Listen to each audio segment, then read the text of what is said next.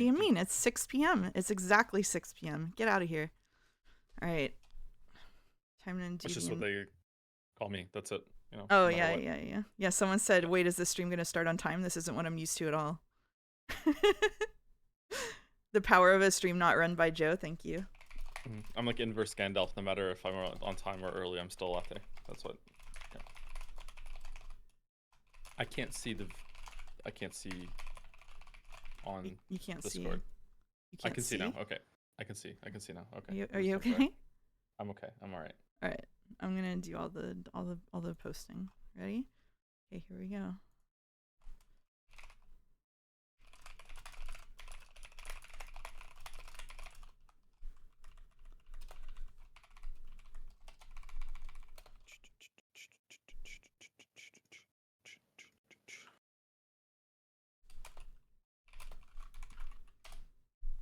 All right. And I'm gonna post in Umineko. Sekimeiya Sundays.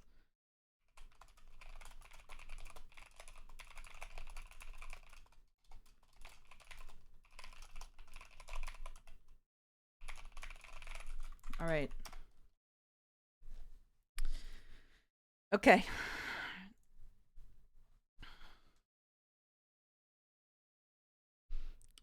Greetings, everyone. Hello. Hello. Are you advertising this in Jad's? Yeah, of course. Oh, no. Okay. I always do that. Oh, do you not want me to? Brace. No, it's okay. Brace for impact. What's most important today? Jesus, eggs, bunnies, weed, or Sekimeiya? I'm voting for weed. Make yourselves known in the chat. A little quiet? Who's a little quiet? You gotta be more specific. Maybe it's me. I am speaking a little quietly, actually. He's mumbling.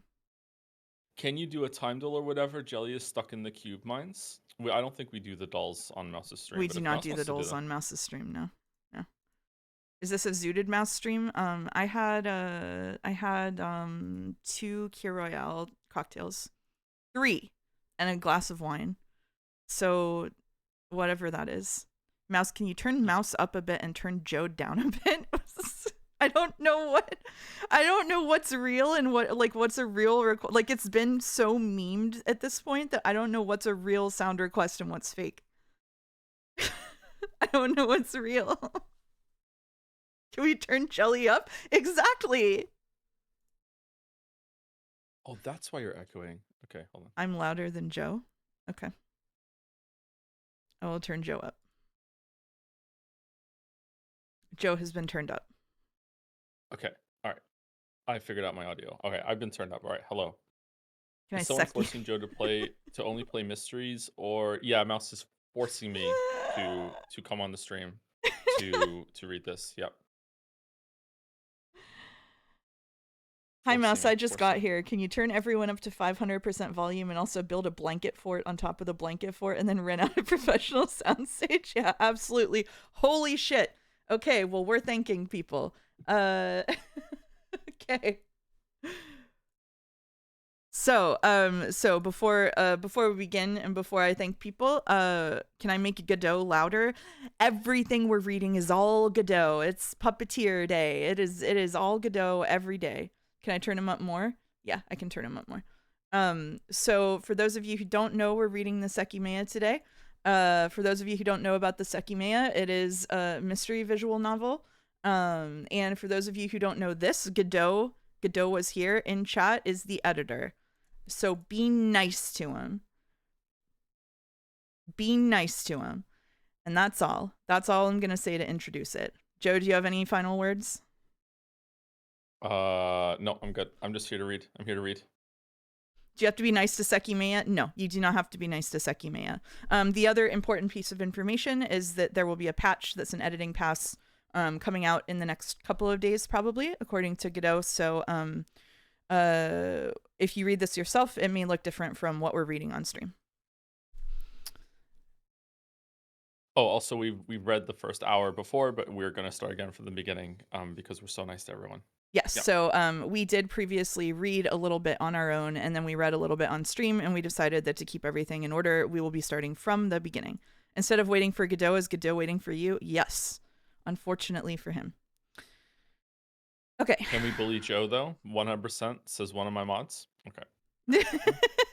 You can bully Joe in my chat, but only if it's like a good natured kind of bullying. If you're actually mean to him, I will alt tab and time you out personally and stop the whole stream because of you. So wow. yeah, that's right. Wow. No, you won't. You won't do it. Don't do that. Don't do that. Yes, I will. Okay. So I'm gonna say thank you to some people, and then we'll have final last words, and then we'll get started. Alpha girlfriend, yeah, alpha girlfriend. That's right.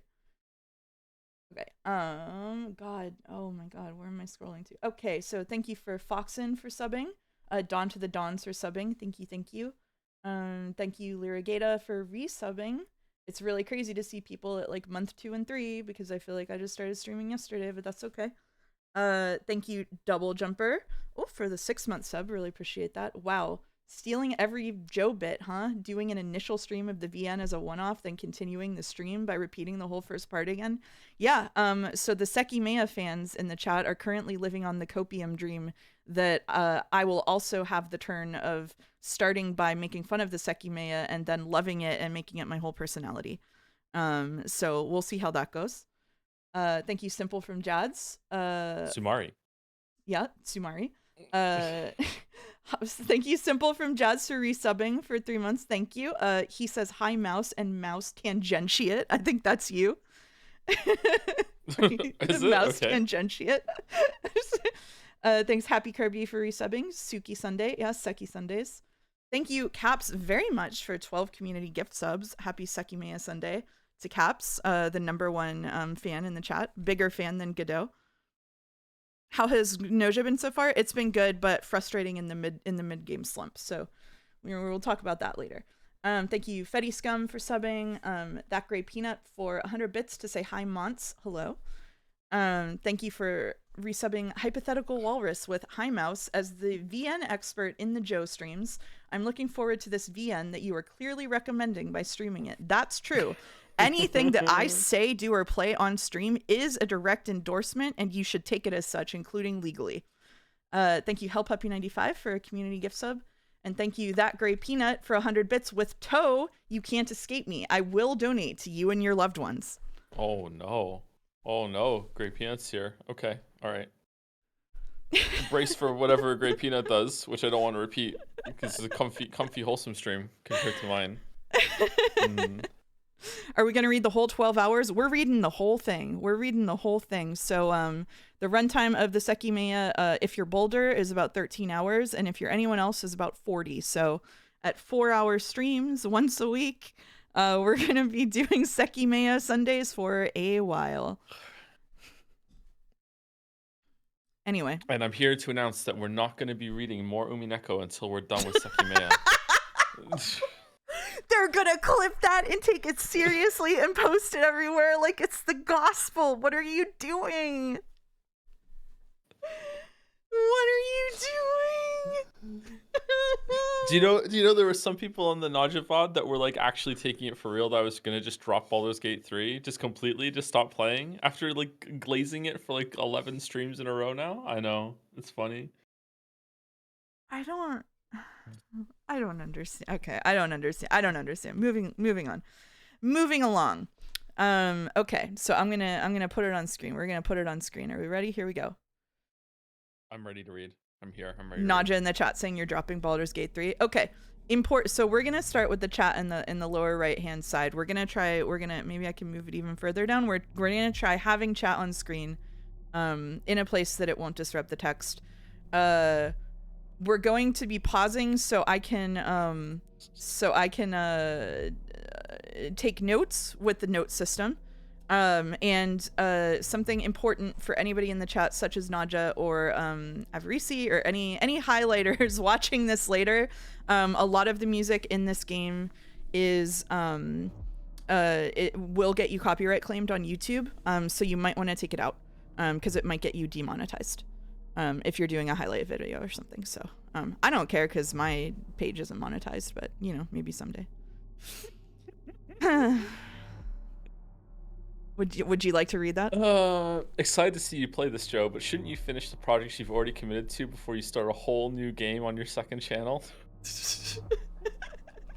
Yeah, so Joe will be finishing the Witcher 3 video before reading the Sekimeiya, and then when he's finished with the Witcher 3 video and the Sekimeiya, then he will return to Umineko. But only after you finish every game in all of the series that you've started so far, right? All the, and all the voted games. And you know what? You know, Rain World, it's time. Lock it in. Lock in Rain World. Perfect. We got to do Perfect. it. Yeah, we got to do it. Yep. Yep. All right. I saw what you said, Caps. And Godot does now have VIP, so Godot has VIP for these streams. Okay. And Steins Gate. Should I do an evil? Should I do evil? Oh, I could do so evil. Okay, I will finish Steins Gate if you could convince Mouse to read it with me. What do you mean? I told you I'm doing evil. I'm doing evil. I'm doing evil. Why are you doing this?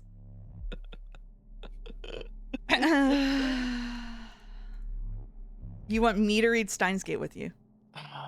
I just want someone to read Steins Gate with me. I need my emotional. Why do you want to read Steins Gate? I don't. I'm just saying those are the conditions, and also $1 million. There you go. Hold on, I pulled it back. What do I get? What do I get? What do I get out of that? Half of the $1 million. You can have half of the $1 million. Right. Yeah. Oh, Godot says, basically we contacted a bunch of independent music makers for permission to use their music. Some of them are under record labels. The dev team is not going to DMCA or fuck with you, but we can't control the few record labels involved as their own entities.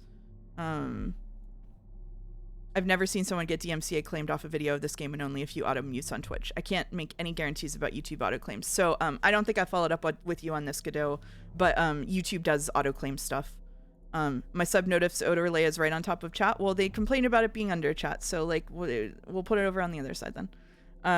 So yeah, so Naja's videos did get claimed. So for the first one that we did. So 2 houses in Toronto. Okay. All right. Alerts have been moved. Chat is not over the minimap. There's only one thing left to do before we start, and that is there is a community member called How You Doin'. How You Doin' is the person who ran the epitaph riddle earlier. How You Doin' is the Mouse of the Sekimeiya streams, #1 Sekimeiya fan in the chat, except they might have to fight Caps for it. And How You Doin' has a birthday this week. And for his birthday this week, I made one promise. And the promise that I made was to sincerely compliment the Sekimeiya on stream. So here we are. And I will say this. I will say that sincerely, from the bottom of my heart, the notes system and the logs are really good. And we're going to use them. Okay? That's the one I was gonna do. No. Pick another one.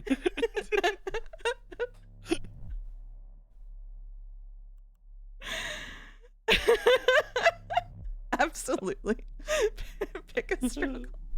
The note system is really good. I think that when it pops up on the screen later, people are gonna pog. Like seriously. Yeah. It's really, really, really good. Yeah. Yep.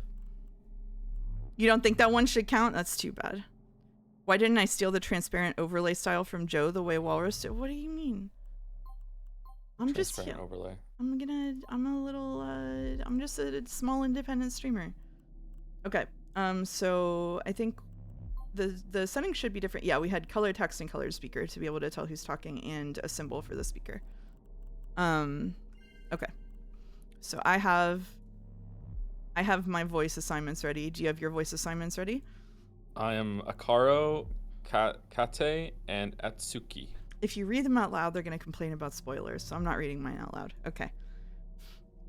And we're gonna swap off narration, and I'm going to start as narration, right? Is that correct?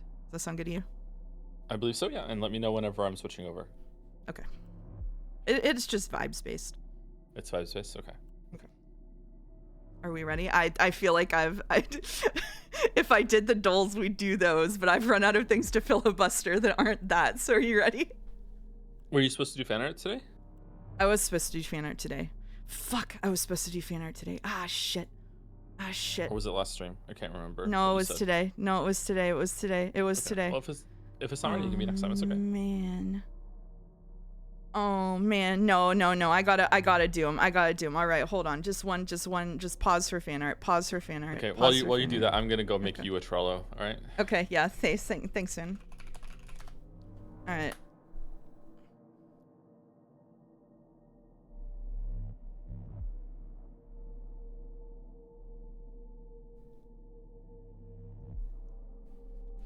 All right, so we have two pieces of fan art. One of them is relevant to today. I'll show that one second. The second is relevant to the Gnosia streams that have been happening. So if you haven't been here for Gnosia, there is a character in it called Shaming who we fucking hate. And How You Doing's boyfriend made a recreation of a fantastic moment on stream, in which we went and talked to Shaming, and he said, "What's wrong, Mouse? You get attacked or something? Better watch your step, or you just might be." And I said, "Thank you, Shaming. Very cool." And then we have this lovingly rendered portrait of the mouse avatar, which I love, sleeping with double tiny little nightcaps on, and a tiny stuffed Joe with a portrait of Astarion on the wall. And then Shaming. Tiny Joe. And then Shaming just sort of yeeting us into oblivion. And then I died immediately. And I said, "What did I do?" And in the back is me just hanging up posters about how much I fucking hate Shaming. Just, he's the worst. So that's really good. That's cute. That's cute. Yeah, I like that a lot. cute. Yeah, that's cute. Okay. Second fan art also from the same person, is relevant for today. So this is a character that we'll meet a little bit later. I'm on Top Gun 12 more hours. We want to go to Rikenshiman. I'm miserable. Miserable. Yeah. So why do we both have tiny avatars? That's cute, actually. I don't know. They're cute. Yeah. I'll take the. I like it better than people drawing you as like life size and me as a tiny mouse. Godot says this is going to be the biggest verse of fan art Sekimeiya has ever gotten, and I'm fine with it. You know what? That's the plus side. That's the plus side of it all, isn't it? All right. I think. Thanks for reminding me of that last filibustering reason, but I think we have to read it now. Ready? Oh, Paketo reminds me that Atsuki is narrating in like talking format, so you might want to start with narrating, just using talking as Atsuki. Okay, sure, I can do that. Excuse me. Okay, here we go. No jodel. No jodel. We're locking in. No jodel. Okay. Here we go. December 15th, 2011. Oh, wait. Okay, we got it. Okay, they can't be mad at us. All right, we got it. Yeah. We know what year it is. All right. Yeah. Okay. 2011. Okay. Fuck you, Dolmek.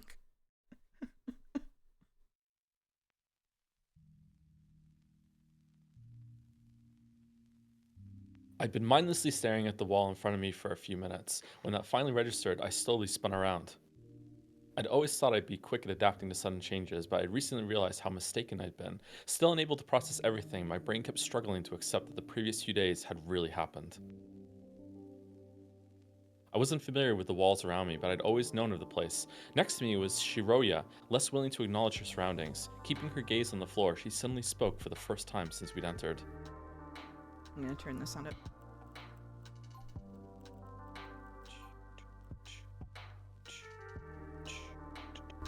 Chill music. Very chill music. Pow, pow, pow, pow, pow, pow. Bleep, bleep, bleep, bleep, bleep. Was that too loud? Too loud? It was fine, it just had a slow start.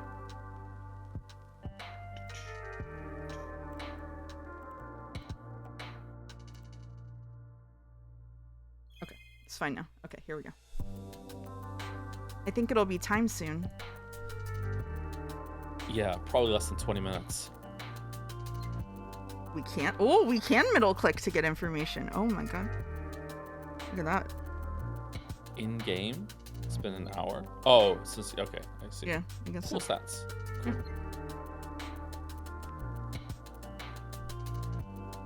That was all I managed to muster. Even though I was still the same Etsuki as always, it felt like I'd been rewritten into an entirely different entity in only a few days. Man, what happened? What's with the resolution? I don't know. I can make it full screen if you want. I don't remember why I had it this way. Is it disruptive?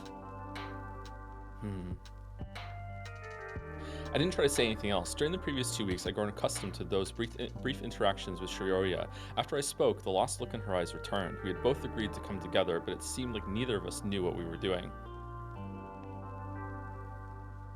We kept awkwardly scanning the vast hall, moving forward tiny steps at a time and awaiting further instructions. Neither of us had any strength. I'd known Shiroya for... Am I saying her name right? Shiroya? I think so, as far as I know. Shiroya for more than 15 years, and not once had she looked so empty. On top of everything, I hadn't been able to make her feel any better. Despite that, at almost 9, we were inside Ashiya Tower. Here it is, the biggest building. The biggest building in Yushibana, the town where we'd always lived. It was situated on the outskirts, and we had never entered it before. From the outside, the tower's contrast with its surroundings was immense. Beyond all the similar-looking houses, its size made it visible anywhere in the town. It was that contrast which had caused it to be called a tower, but it was only as big as an urban building. The structure itself was more or less a cube, essentially as wide as it was tall, but it seemed towering to people who had spent their whole lives in a rural area. It was a place Shiroya and I had always avoided because of the stigma associated with it. A large portion of the citizens were against its existence due to the people who owned it and its unnatural size. I wasn't very familiar with the topic. Apparently, decades in the past, when the building hadn't been anywhere near as large, it had been the Ashiya family's residence. It was known that they were a shady family, but they never suffered any consequences. At that time, they held a silent power over the town, and over the years, it gradually grew stronger. They became the image of Yushibana. Anyone visiting from the outside knew about that family before anything else in the town. Over the years, the old residence transformed into a focal point for business and tourism. I had never immersed myself in the matter, but that was common information that I couldn't even recall where I'd heard first. The place was some sort of museum, and behind it extended a mountain range that encircled Yushibana. It was known for housing numerous caves that held valuable gemstones, so enthusiasts tended to visit often. The Ashiya family had taken advantage of it and utilized their building as a gallery for the different gemstones that could be found in the nearby mountains. And when that happened, the part of the town in favor of the tower strengthened due to the increase of people who specialized in those gemstones. That was what caused a split in the population. The younger residents generally didn't mind Ashiya, while the older maintained their private discontent. That was why we had never entered it, and on top of our more recent circumstances, I thought Shiroya might have been experiencing a feeling of betrayal for simply being there. While I couldn't say I shared that strong of an emotion toward it, I wasn't very fond of the whole thing either. I think this is why it was important to start again from the beginning again, Mouse, because there's this weird intrigue of what the hell happened a couple days before this, because they're like clearly reeling from something, right? Yeah, that's true. How often do you want to swap off narration? Because I'm used to us swapping it off literally between Umineko chapters, so I'm like, I'm used to us reading for like 45 minutes at a time, but I don't know if you want to swap off more often than that. I'm okay with this so far. Yeah, it's okay. Okay, cool. Every 12 hours? Perfect. Yeah. The reason why we were inside wasn't one I could easily put into words. There had been constant publicity about the day's events for 2 weeks. According to Ashiya, they were going to showcase a major discovery, one found in the very same mountains around the town. Ooh. Thank you, August. I did see the poll. But that wasn't something that particularly interested me, and I wasn't sure what to expect. The reason we had come to the tower wasn't anything as simple as curiosity. It was December 15th. Outside, the environment was cold and coated in snow, and while the temperature inside was regulated, we'd been outside for so long that we still felt unpleasant. I glanced at Shiroya, who didn't return my look. Feeling slightly agitated, I turned a little. I could see a line of people who had come thanks to Ashiya's ambitious advertisements. Shiroya and I had been at the front of it for a long time. Next to us was a man I'd never seen before. He was tall and had dark hair, and like us, he seemed distant from everyone else. I hadn't seen him so much as look at me, so I hadn't given him a second thought. So just to be clear, because I was a little confused with this is not us, right? No, this is the man they're describing. Yeah, this is the other guy. I think that we're an invisible head as far as I know, but I'm not sure. Yeah. Not us, yeah. We were next to him because we would go see the gemstone in groups of 3. Since we'd been the initial 3 to show up, we formed the first group. The entrance fee had been expensive, but we paid it well in advance. From our perspective, it had been worth it. We remained by the door that would open at 9, simply waiting for that to happen. At our left was another door that would open at the same time, and according to what we've been told, both led to the main floor of the tower. On that particular day, not many people seemed to care about that, as everyone who could be seen was part of our line. For a moment, I wondered what the big deal was. Yushibana wasn't a large town, so the amount of people waiting behind us was fairly impressive. All that for a gemstone didn't seem quite right to me. But perhaps it made sense, given that it was Ashiya's event. They cared about appearances, as anyone could attest. They were in many lines of business, but the most important one was looking good. Apart from the line, the only other people in the lobby were guards talking with a policeman, a woman behind the reception desk checking everyone's tickets, and a janitor who had been scrubbing the same part of the floor for a while. Sus. So sus. It was all unsettling and alien. The event itself was an abstract thing to me, and my view on the people who ran it was far from positive. All I could do was look at things and wait for it all to start. Just like us. We've been...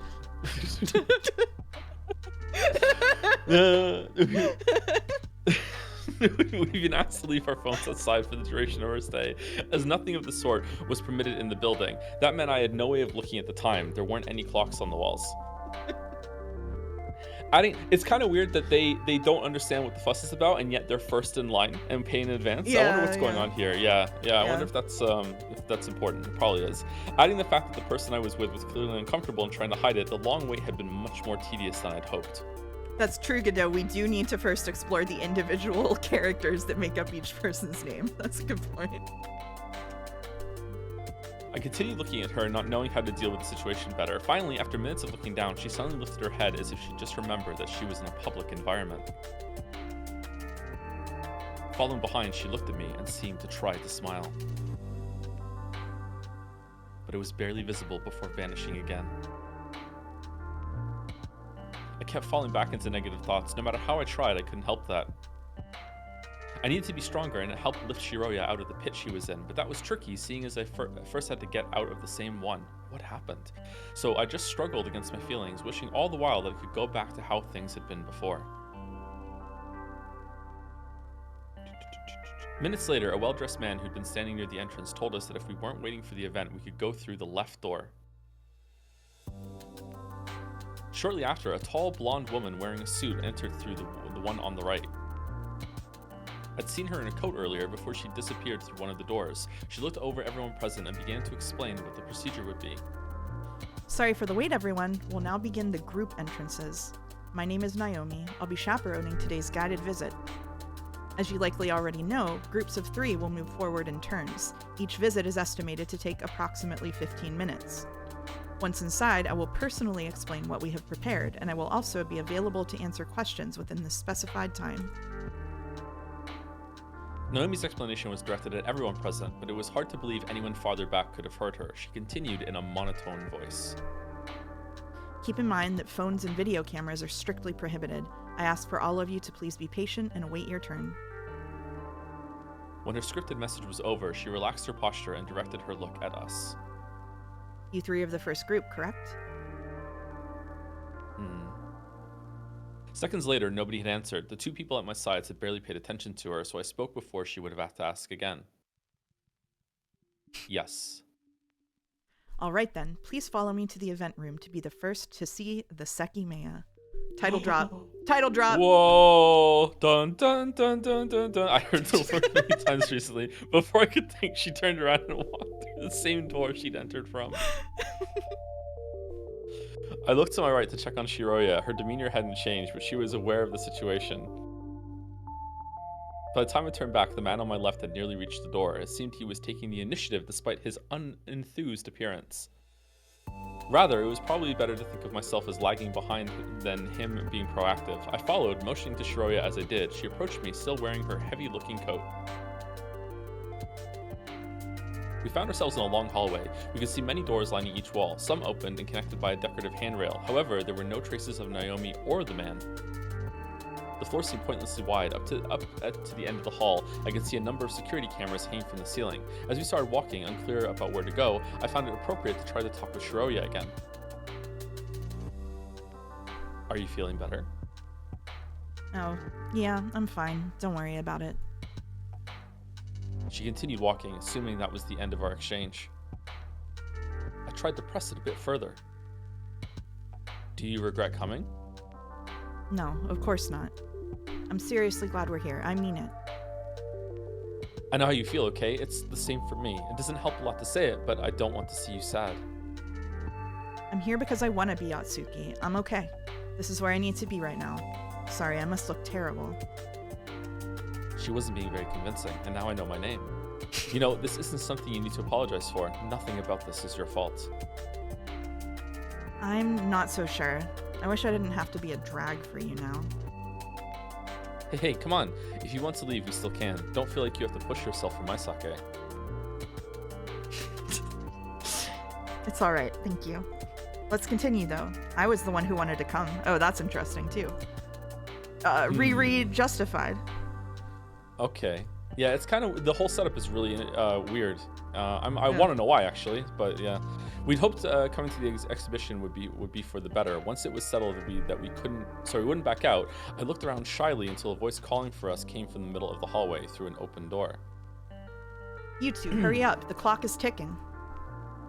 Her unprofessional shout broke the silence and drew us forward. I saw her figure in a seemingly empty room. Through the other doors, there were cabinets covered by red cloths. Good, we're all finally here. Now we can start. Once I went inside, I realized my initial impression had been wrong. The room would have been barren if it weren't for a single cabinet covered by a velvet curtain.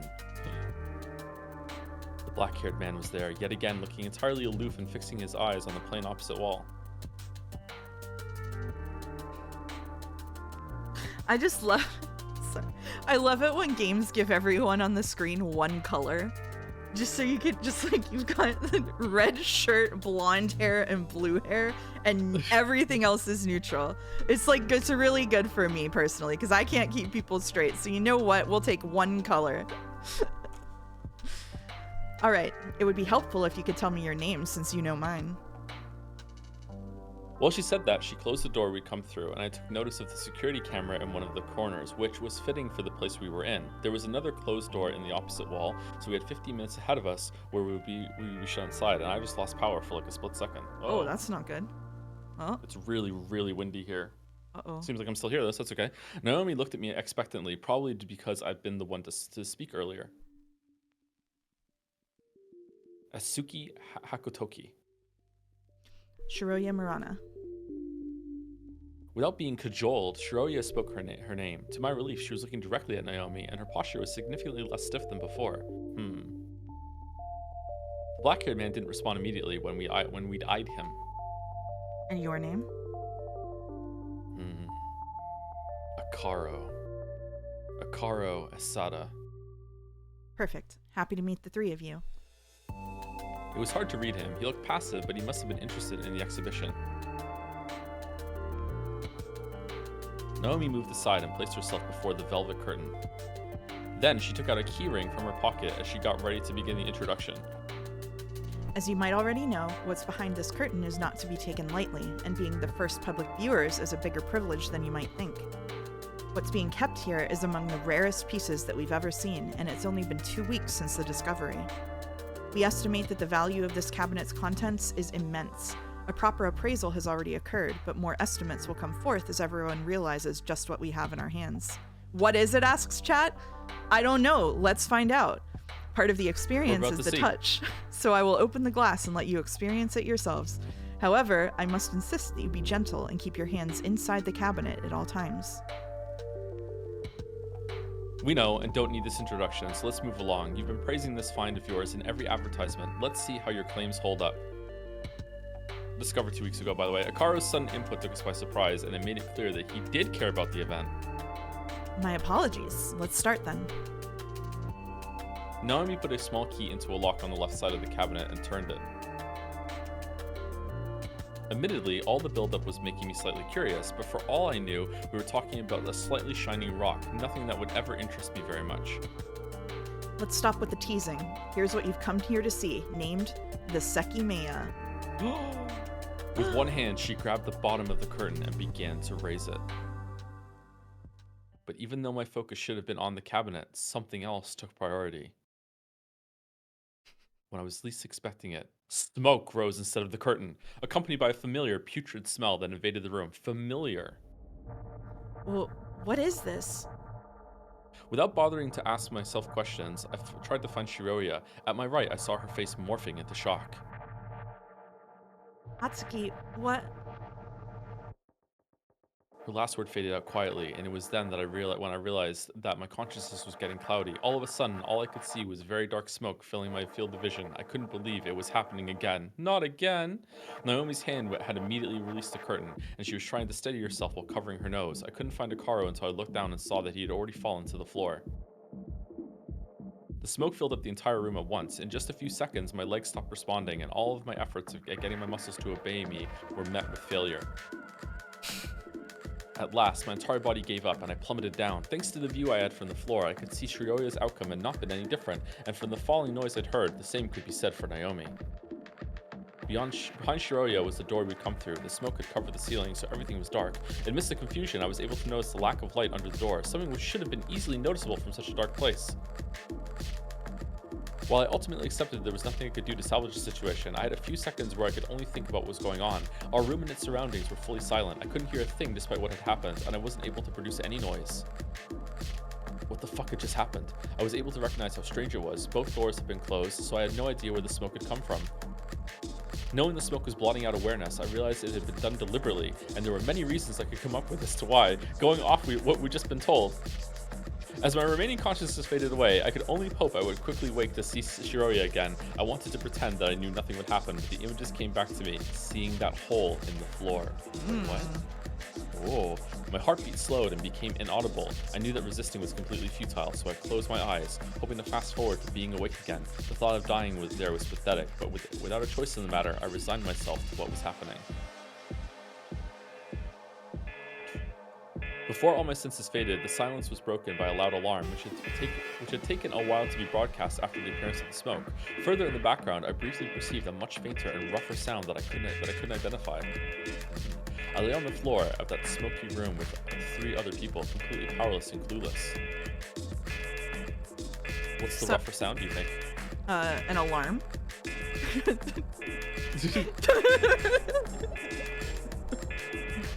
Here's my first hint. It says alarm. You don't use another sound in addition to the alarm? Oh, I don't know, actually. Someone in chat asked, someone in chat asked if I know this VN as well. And the answer is no, I do not. We read like an hour and a half of this before, and now we're rereading it. I did choose to do this while the alarm sound is playing just to be evil, so we were on the same page. Go ahead. Yeah, so Mouse and I can speculate, because neither of us know where it's going. Yeah. It's not like Umineko where Mouse knows everything. Yeah. Soon after the alarm played, the darkness became absolute and all my thoughts vanished.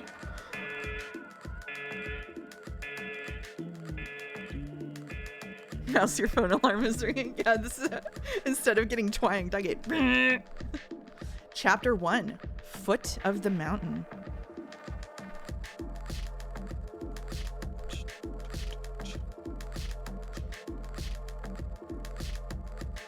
I like the music. Yeah, I also like the music. Why did we decide to play the SEKIMEIYA? I promised Caps that I would read it, and then Caps forgot that I promised that, and then I still did it anyway because I'm honorable. All right. Do you want to read the narration for a little bit? Yeah, sure, I can take over. An indeterminate amount of time had passed. I was a complete mess, and a constant pain pounded against the interior of my skull.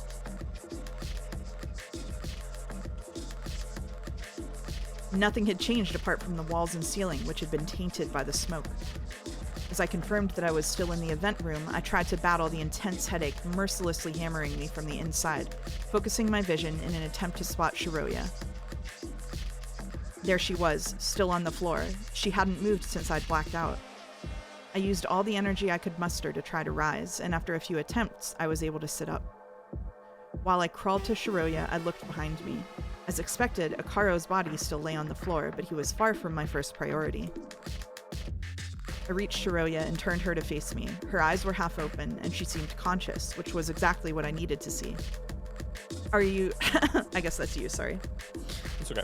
My sentence was cut off by dry coughing that took over my body. It seemed I had inhaled a bit of the smoke, but it might have meant that we hadn't been unconscious for a long time. Yes, I think so. Her eyes opened fully, and she tried to steady herself with an arm. That smoke, was it... Maybe. Listen.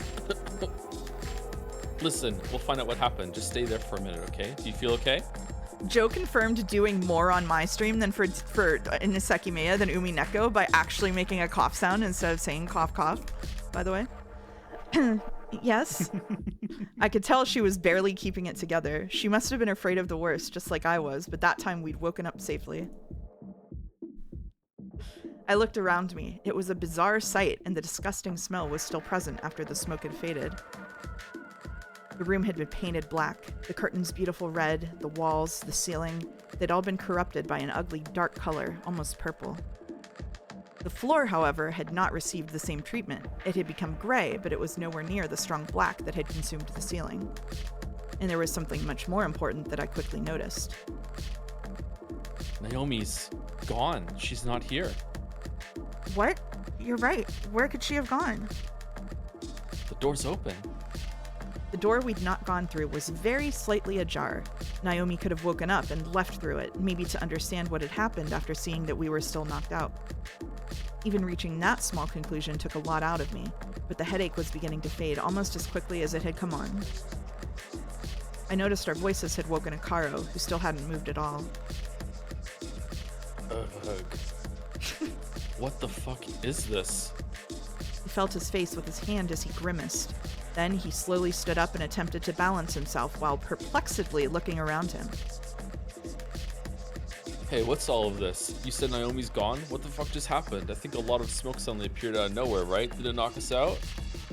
For the first time, he started a conversation with us. Before answering, I began to clean my face, like a cat, with my paws, as the smoke had created a sticky mask on it as well. We can't see him, so I've decided that Atsuki is a catboy. Okay. I have no idea, but yes, that smoke must have had something to do with something in it that made us fall unconscious, meow. And a few seconds before I fainted, a very loud alarm went off.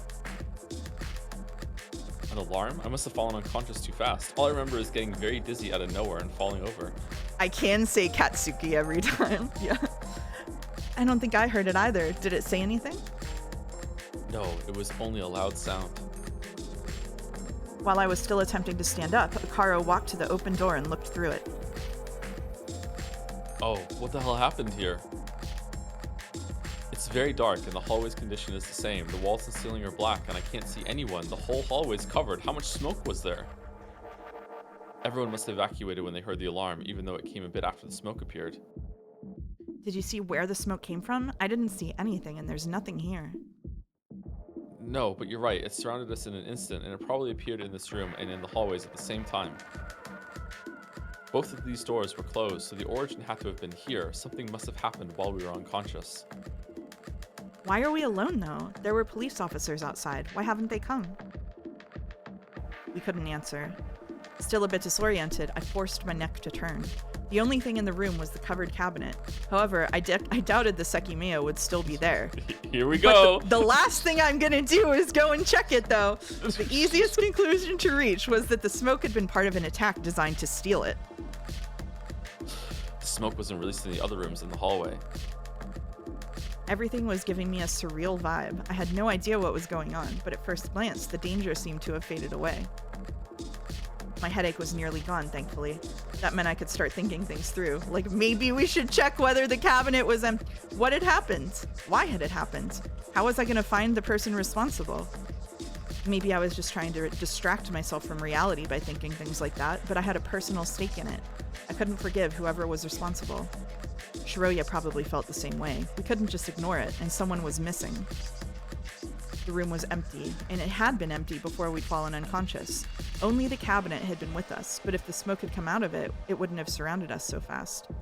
We had been stained, but not as much on the lower parts of our bodies. The ceiling was very dark, whereas the floor not so much. The smoke's density must have been low. Did that mean that the origin of the smoke had been the very center of the room? How did that make any sense? Shiroya staggered slightly. I reached out to try and hold her shoulder, but as my body was still recovering, both of us fell back to the floor. Without looking at us, Akaro walked to the door we'd entered through. So something to note here that I find interesting is that this is the first time that Katsuki and Shiroya have been smoked like this, and they're not telling Akaro that, and they're not really thinking about it much either. So I don't know what that's all about. Or like, am I wrong in that assumption? Because it seemed to me that this is not the first time they've dealt with this. Mouse, no, they said that they recognized it and said not again. But like, yeah. But it's not. But it doesn't seem to be that like the same situation is. Like they're surprised by the deployment of the smoke, but they're not surprised by the smoke itself. Like it seems like if they encountered it before, it was in a different situation. Yeah. If anything, I would say that they're the most suspect right now because they've encountered this thing before. But yeah, the weekly smoking parties, maybe. Yep. Real quick, thank you very much, Crazy Fist, for 10 community gift subs. Really appreciate that. Thank you, Tomboyfriend, for subbing. Chrysostal for subbing. Caps, thank you for gifting a sub to Weeby. Weeby, I hope you're with us for a long time. And thank you, Azrael Cat, for continuing their sub. All right. It happened here too. Yeah, when I fell to the floor, I noticed there was no light below that door. Given how dark the room had become, I thought the hallway must have been just as dark. The smoke was released at the same time, even though both places looked empty. This sounds like a good note to take. Is notes introduced already, or does it like happen later on? I don't remember. That's a question for you, too. Are they always available? Notes? Notes. Okay. What are we noting? What are we noting? Ooh. What are we noting? So here's the notes system, which I complimented. Sincerely, for How You Doing's birthday, we have notes. We have a search that will take us anywhere we want to go. We have a summary. Yeah, we have You can notes. do a search of the whole entire thing that you've seen so far too, right? Yeah, you can. Yeah, and it I think it lets you jump to wherever you want in the text. Yeah, every VN should have this. Yeah, let's make a note. Let's make a note on the first one, After Dark, and just say like something bad happens or something suspect happened to Shiroya and Katsuki before coming here.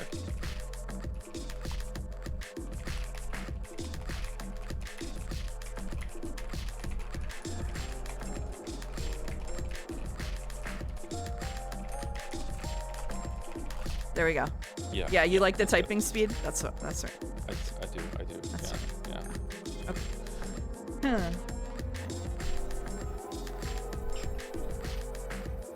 Did you read this already? I think so. The smoke was released at the same time, even though both places were empty. Okay. What the fuck is this about? The woman disappeared, but she fell unconscious too, didn't she? And you're right. Why is no one else here? Although these... No, I will not go back and make the note bold so I don't forget it, Koro. Thank you. Although these points were very strange, I was still relieved that none of us had been harmed. I lay on the floor for a bit, attempting to gather more strength. When thoughts came to me, it was calming to realize they were different from what had recently filled my head. This room connects two parallel hallways, which were attacked alongside this room all at once. Was this done to isolate us? Someone attacked the building to steal the Sekimeiya, right?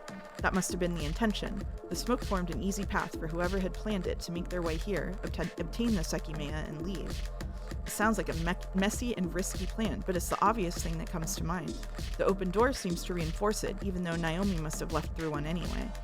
Do I have to conclude that Naomi was part of this, and while we were out, she took the Sekimeiya and left? Pointing this much suspicion at herself? Being a staff member, she'd know many things about the security system, and we were the first group to come, meaning out of the four, she was the only one that wasn't part of the first visit coincidentally. Or I could say that if I knew Akaro at all, I did think he looked distant from everything else.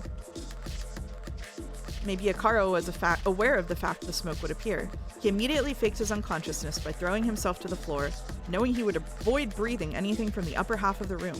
The fact that the floor is barely stained proves the smoke never came down. And yes, correct, we are doing all of this theorizing without knowing if the Sekimeiya is even gone. We are theorizing an elaborate robbery plot without checking to make sure it actually got stolen. That is correct. But we'll check it very soon. Very soon we're going to pull back the curtain. We'll solve it someday. Yeah. Once we're all out of it, he obtains the Sekimeiya. I should also consider that the smoke first arose shortly after Naomi unlocked the cabinet. This doesn't mean much, given she'd fall checking Mary barrels. Thanks, Godot. Given she'd fall unconscious and leave the key available to be picked up. But if whoever did this doesn't know much about the cabinet's mechanism, it makes sense they waited until it was unlocked. But how did they know exactly when that was? Doesn't this mean that they must have been inside the room? Or again, doesn't this mean that only Akaro could have done it? Assuming this precise timing actually happened, how did he trigger the smoke? It could simply be that he gave some sort of signal to someone else outside, but phones aren't allowed here. After we regained consciousness, he seemed to be perfectly fine physically. However, the mass difference between his body and our 19-year-old one's is very noticeable. It makes sense that the substance had a somewhat weaker effect on him. Is Akaro in? Yeah, that's quite a statement. Yeah, and yet he was the one that woke up after the other two. Yeah. Yeah. Is Akaro in possession of the Sekimeiya right now, or did he leave it somewhere? If so, why did he come back? Only to not look suspicious? But this doesn't explain Naomi's disappearance. And how did the smoke appear, or why did the alarm sound late? And what kind of risky plan is this? I grimaced. I was getting carried away without realizing how far I was going. In the first place, it was ridiculous to suspect anyone until I had information, like whether the Sekimeiya is missing. I'm so over it. But I knew I could never let things remain as they were. Someone was responsible, and I wouldn't let them get away. I only had to bide my time. Before I could stand, I realized there was another avenue open to me. There was a security camera on the ceiling. If someone was looking at the footage and the smoke came out of an automated system, this would make a lot more sense. However, it doesn't mean Akaro couldn't simply have been the one to wait for the automated smoke to then follow with whatever plan they had. This must have happened during the first visit for a reason. Hello, Jelly. Thank you for the raid. Welcome, Jelly Raiders. Jelly Raiders. Sekimeiya barrels. Yep. Ryu. It means that whoever was looking at the direct footage would have been the one to activate the smoke system. I was doing it again, almost like a coping mechanism. I had to make sure Shiroya was really okay before anything else. When I attempted to lift my head, my body thankfully obeyed. I stared at the curtain that concealed the so-called Sekimeiya. It was dark, and the substance the smoke was composed of had dried up on it. Can you stand up? I think so. Supporting each other, Shiroya and I slowly steadied ourselves. Then, I realized Akaro had gone to the hallway. Who's this? Tiny Joe. Do Tiny Joe. Nice. Close enough. A shout came from the same area. It was a feminine voice, oops, which at least indicated we weren't alone. We walked to it slowly as I wiped more of the solidified substance off of myself. I was curious to see if the Sekimeiya was still in the cabinet, but we would find that out very soon, regardless. And then they left without checking. Oh. They left. They left without checking the cabinet, Chad. Room without checking. They left. Oh my god. Would you like to take over narration? Or do we want to just when we change? Yeah, okay. All right, go for it. Yeah, when we change rooms or locations, whatever, unless it's a short change, let's do that. Yeah. The hallway was almost as dark as the room. The smoke had coated every light bulb, but since there were many of them, some light could make it past the barrier. The smoke had created a thorough cover on the walls and ceilings. This is very unusual smoke, right? Like, it's like a thick layer on everything, which must have been an intended result. It had set up a dark environment, but that couldn't be the sole purpose. Something had been added to the smoke to create the same effect on every surface it touched. Close to the start of the hallway, near the door Naomi had first appeared through, I saw human figures. Our approaching footsteps were noticed by one, and it rose from its knees.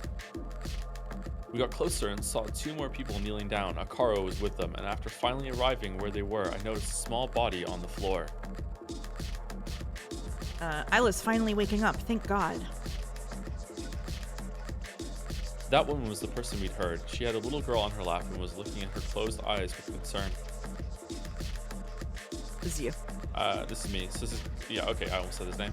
I see, so you three were also not able to evacuate.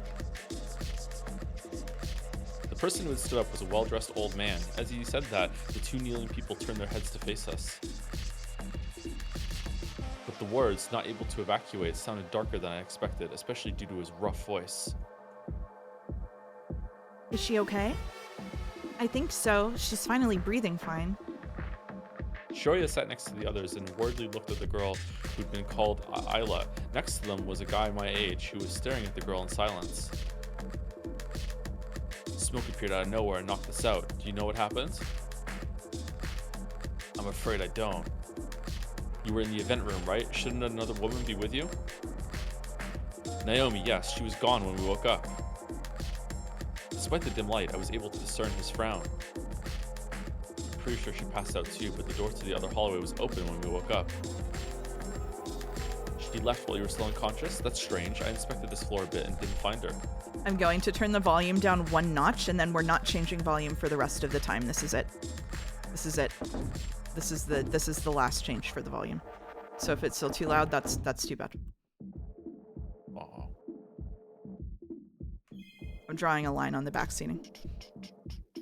Is that strange? Maybe she exited the building entirely.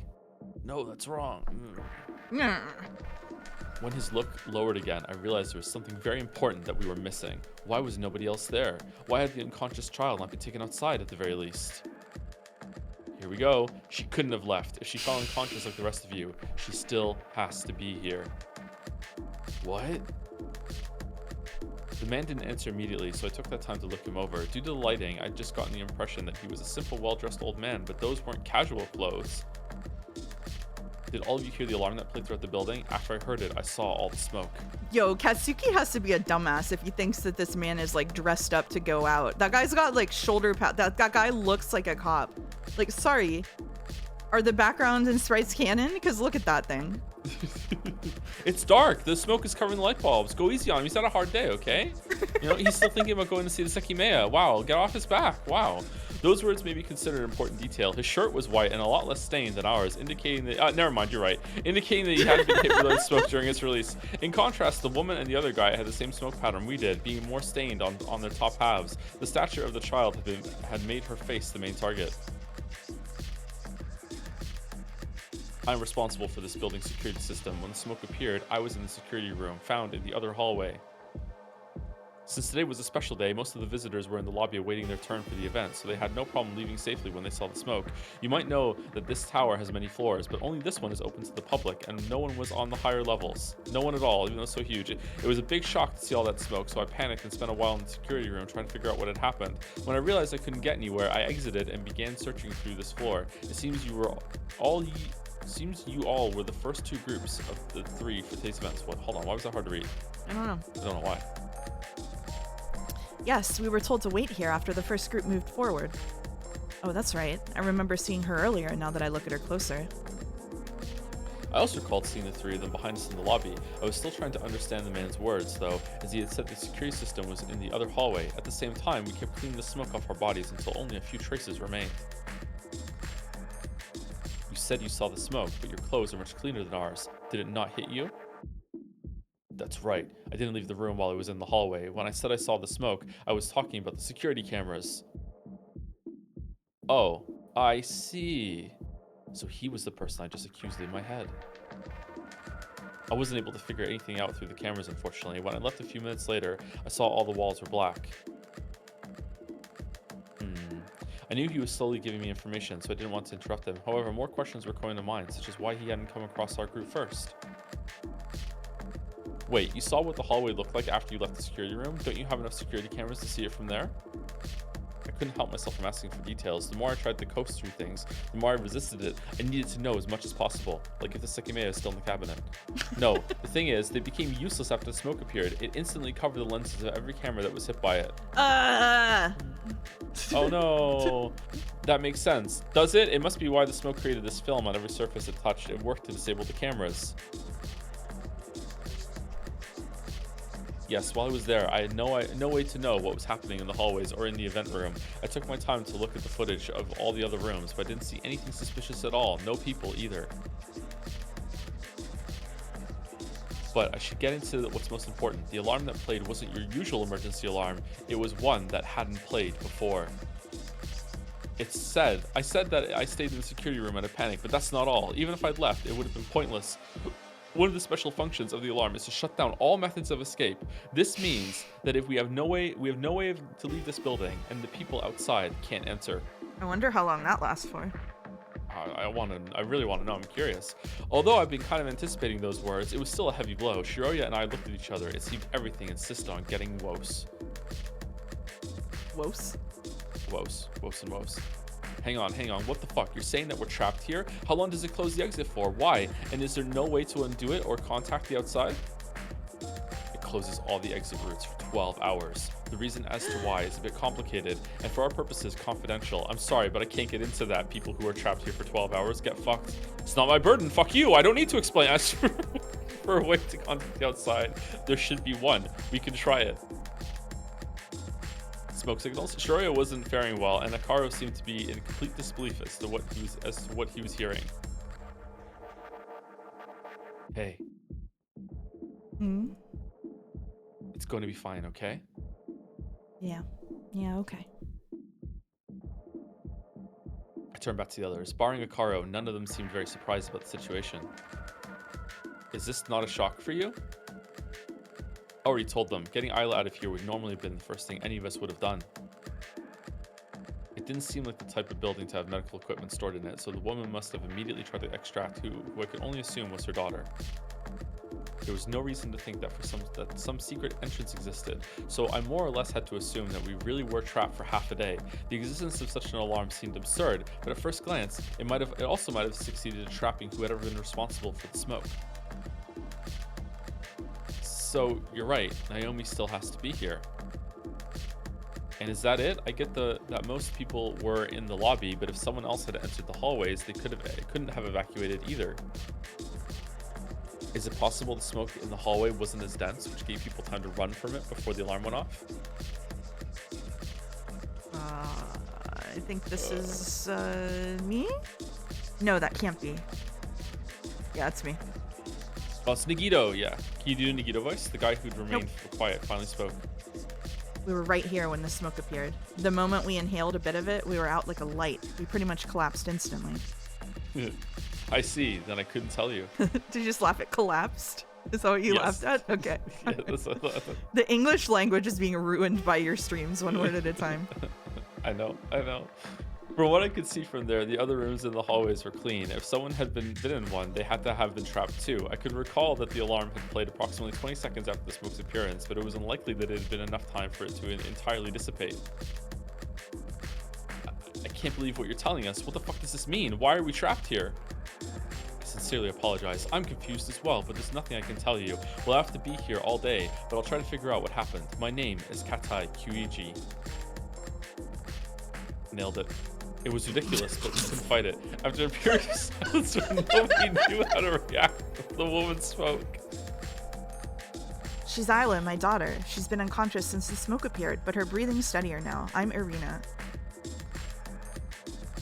I'm Shiroya. And I'm Nanjo. My name's Katsuki. We came here together. How old is she? She'll be 10 in a bit more than a week. Her birthday is 2 days before Christmas.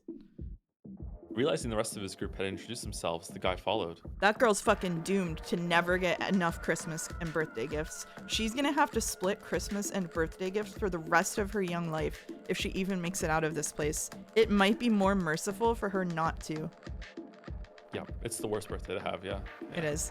I'm sigh. We look back at the man separated from us. Akaro.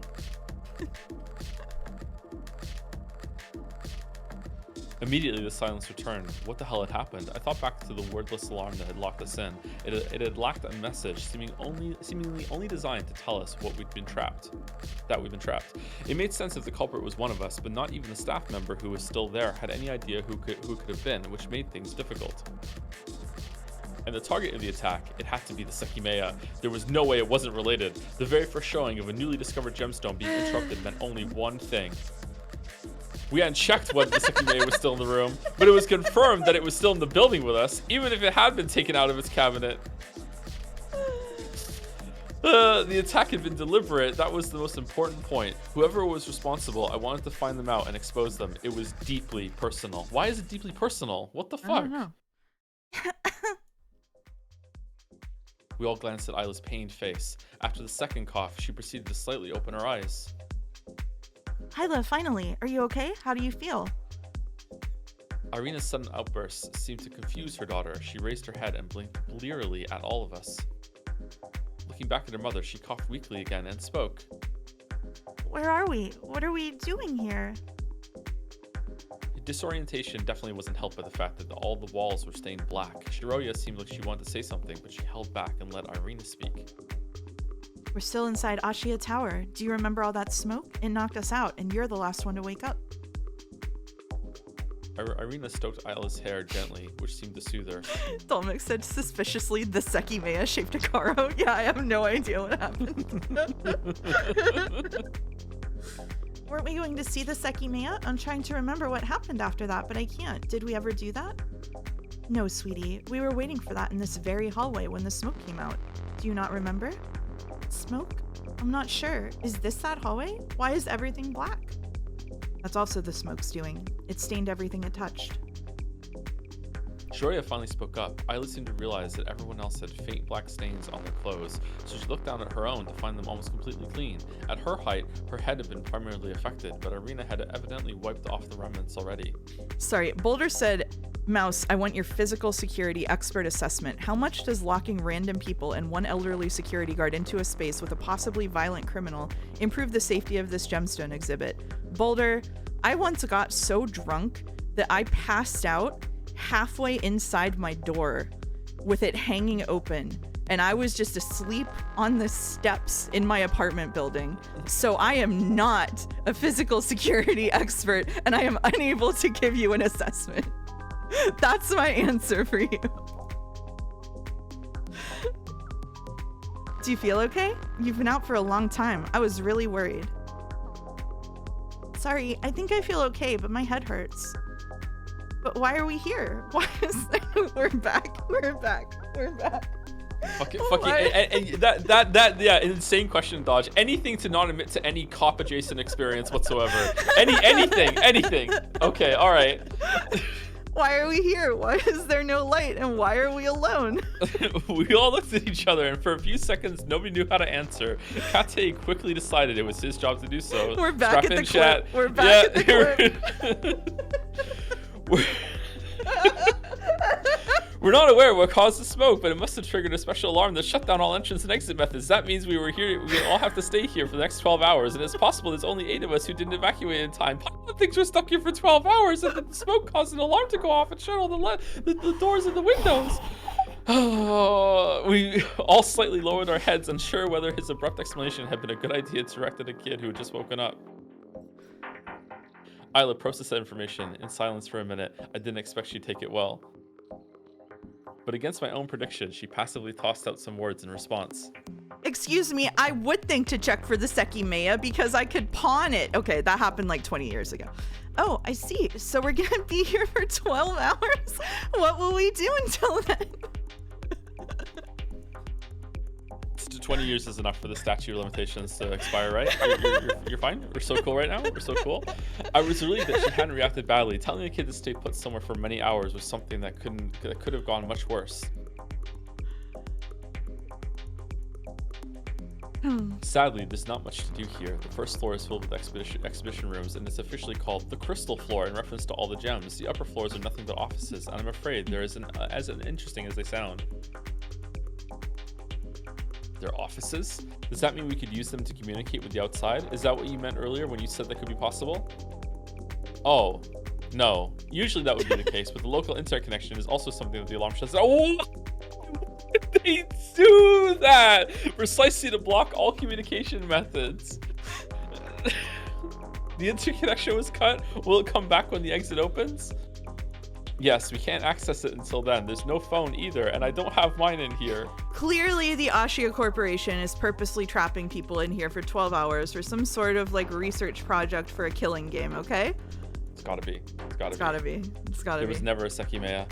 Yeah. What do you mean then? How do we have any way to speak to anyone outside?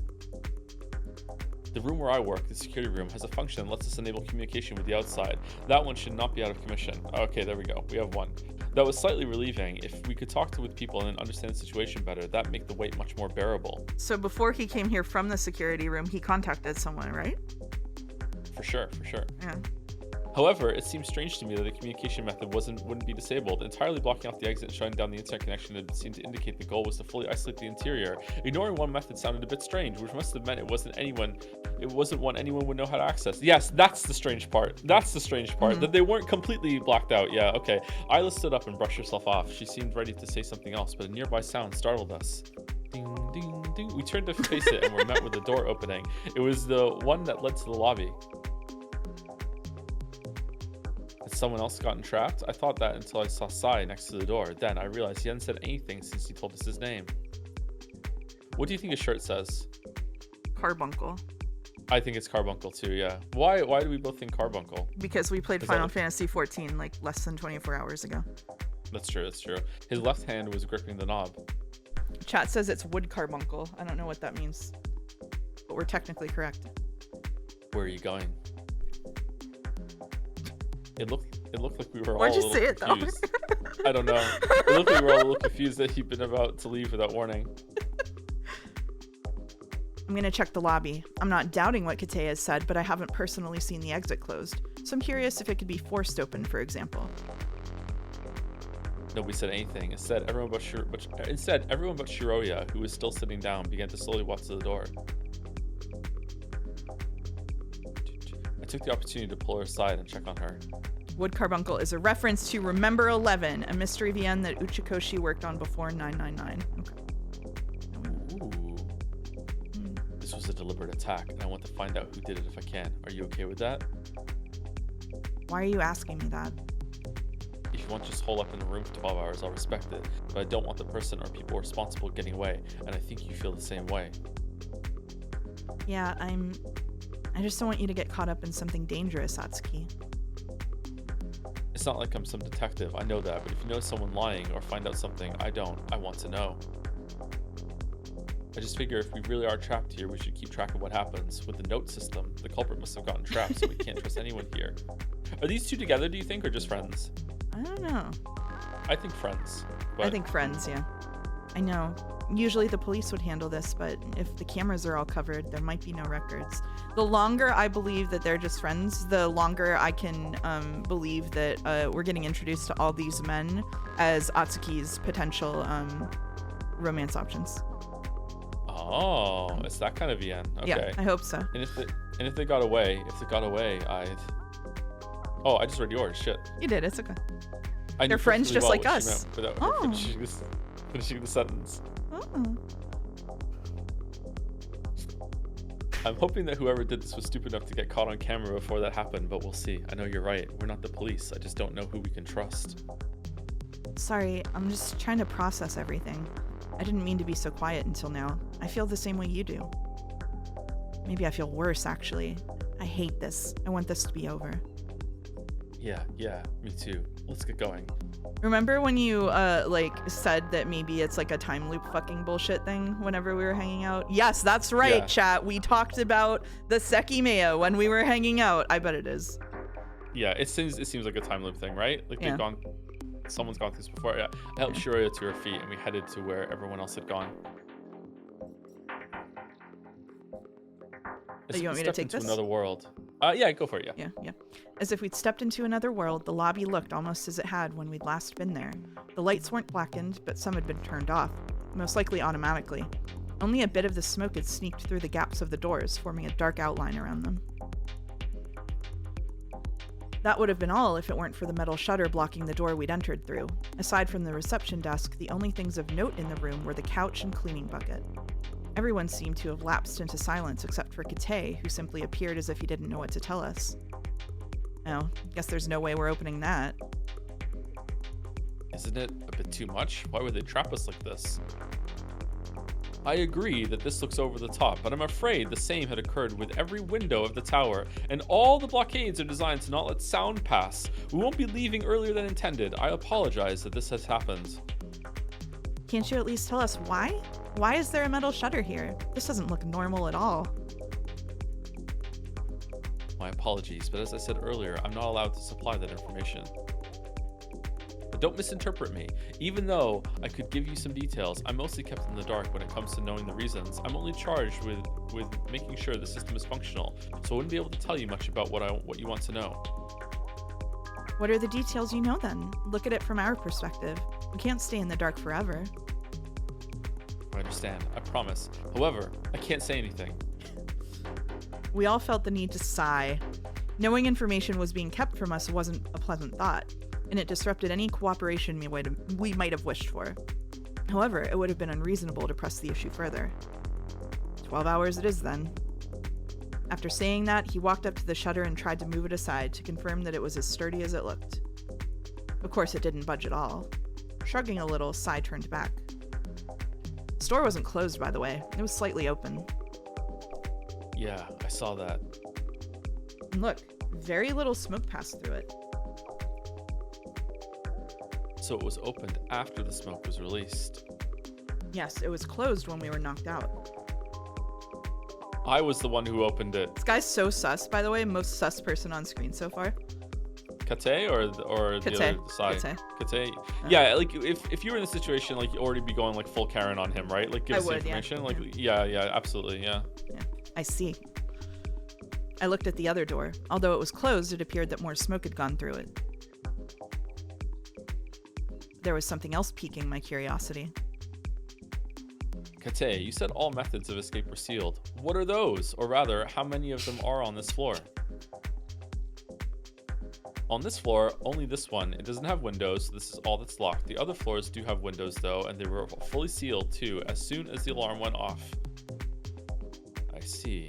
I'd assume the smoke's goal was to isolate the event room to have an easy path to it, obtain the gem, and then leave with it. But that's strange. Strange? I think that's the most likely scenario, too. I say that because the lobby has been left alone. If the goal was to bring the Sekimeiya outside, why wouldn't they also release the smoke here? After all, 2 full hallways were attacked, so why not the lobby too? Yeah, if the goal was to bring the Sekimeiya out during all the confusion, it doesn't make sense that they didn't do it here. I don't know what released the smoke. I didn't see anything in the hallways, but this is a much bigger room.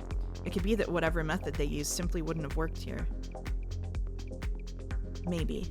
If you wanted to block off the security cameras only to then be spotted in this hall, your plan obviously wasn't very well thought out. Could it be that leaving with the Sekimeiya wasn't the goal of the plan? Or maybe that they intend to do it later? Is it realistic to think anyone could alert everyone with smoke, leave with this incredibly rare item, and not be caught immediately? Even if the cameras were blocked, once outside, you're still one of the last people to exit and wouldn't be allowed to leave freely and unexamined. There is something that comes to mind, and it's why I only asked about this floor's escape routes. The lobby was never used to escape. Now, Kate says the windows on the upper floors are sealed, meaning if they are not, they provide a feasible way out. Keeping in mind that the alarm came late and we never actually saw the Sekimeiya at any point, including after building entire hours worth of theories on hypothetically building a plan for robbing it, could it be that by the time we stepped into the room, it already wasn't there? The culprit could have gone up a floor to escape through the windows. Kate hasn't spoken about the footage of this time frame, so he might not have been looking at the cameras. Then again, even if the cameras spotted the culprit, they'd be able to leave through a prepared window route and flee immediately once outside. Then, use an automated mechanism to create the smoke and lock the tower right before the Sekimeiya is ever shown to the public. For the people outside, this would make it look as if it's still in the building and entirely obscure the time in which it was stolen. We started our session a bit later than expected because Shiroya and I were slightly delayed, but even if we'd gone faster and seen the missing Sekimeiya, it wouldn't have meant anything to the person who'd successfully stolen it, since we'd be locked inside. If I assume some cameras recorded the culprit leaving through the window, it doesn't make sense that the smoke would then be deployed. However, if they also had a way around those cameras using another method, it'd give off the illusion that someone who got trapped must have been the one to steal the Sekimeiya, and only after the smoke showed up. After all, the lobby was left untouched, and no one would have left through it after the smoke appeared.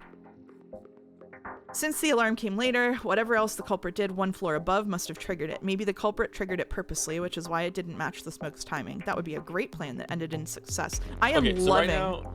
Sorry, go ahead. Go ahead. I was just gonna say I'm loving the idea, like this, because we're reading this out loud, especially, I'm loving the idea that like the rest of the room is just watching him stare at the ceiling for like 7-minute periods while he constructs these in his head, and he did nothing, not just absently, just in his mind palace.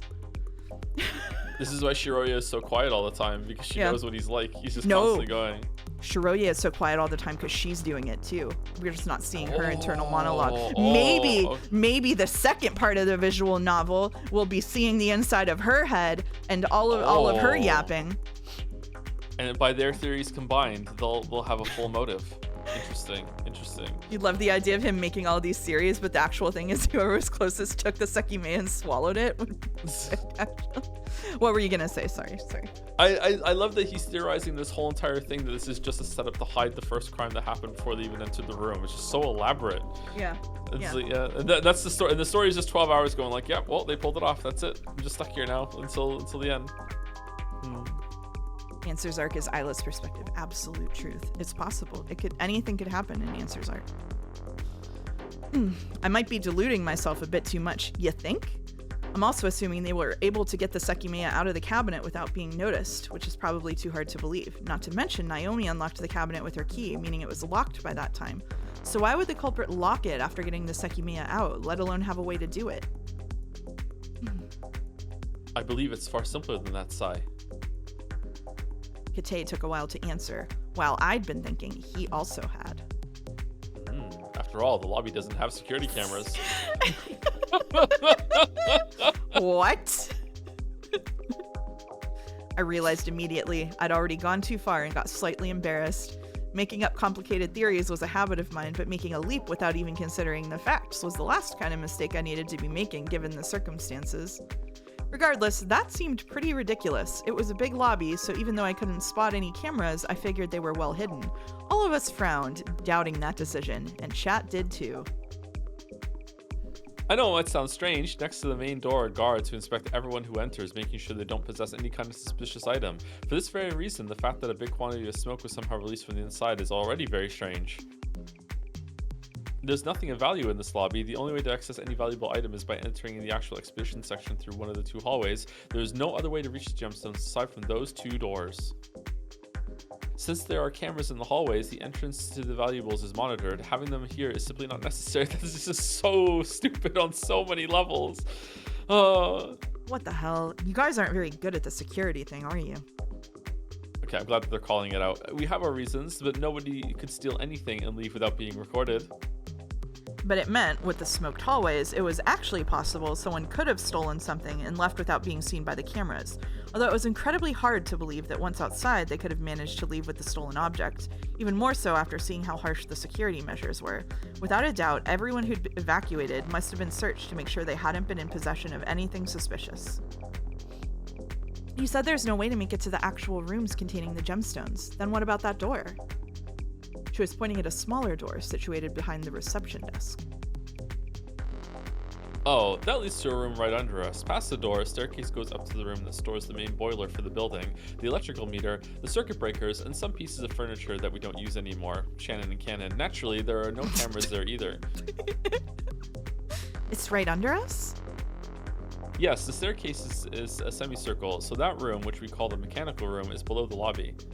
What about that computer? Can we use it for anything?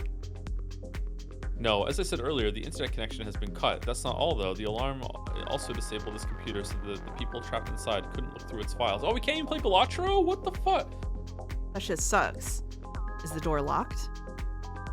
It's not. Since it's right behind the reception counter, visitors can't enter it. It's so dumb. The system is so dumb. Literally all it takes is like 10 seconds of social engineering and someone distracts a security guard and someone waltzes right past them. Or like someone creates a distraction on the other side of the room. I doubt the room could have been used for anything regarding this incident. Even if someone managed to make it inside, they would have needed a key to access the breakers, and it's not like the lights went out.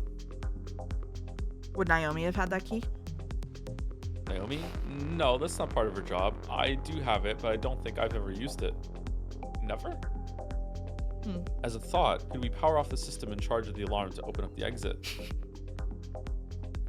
No, of course not. It'd be a big oversight if a thief could go there, force open the lid, and then break free. Not every circuit could be handled from that room, only the basic ones that power on lights and such. Essential operations like the security system and maintenance functions can't be turned off.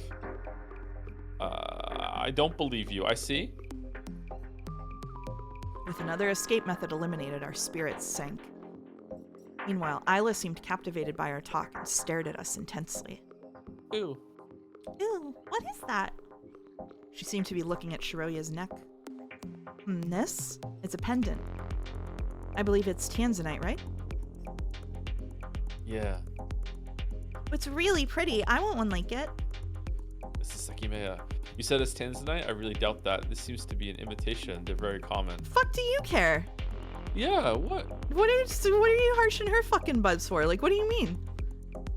Is that so? I don't know. Shiroya gave him a terse reply, obviously displeased. Yeah, she should be. Fuck that. If it's not, then that gem must be worth an immense sum. It doesn't matter, though. I really like it. Isla, you wanted to say something else before, right? What was it? Yeah, we came here for the Sekimeiya, right? I just wanted to go see it. She glanced down, expecting to get scolded, but nobody reacted that way because this 9-year-old girl, or whatever, was the first one to think of looking for the Sekimeiya. There's no way it's still there, right? What even was it? Sai began looking at me and ended his sentence at Akaro. Sai began looking at me and ended his sentence at Akaro. We hadn't mentioned that we hadn't yet seen the Sekimeiya, so since I had freely spoken about it having been stolen, it was only natural he had assumed we'd seen it missing. Yeah, of course. Actually, we don't know. We never saw it. We were gonna check on it when we woke up, but Arena's shout interrupted us. Are you serious?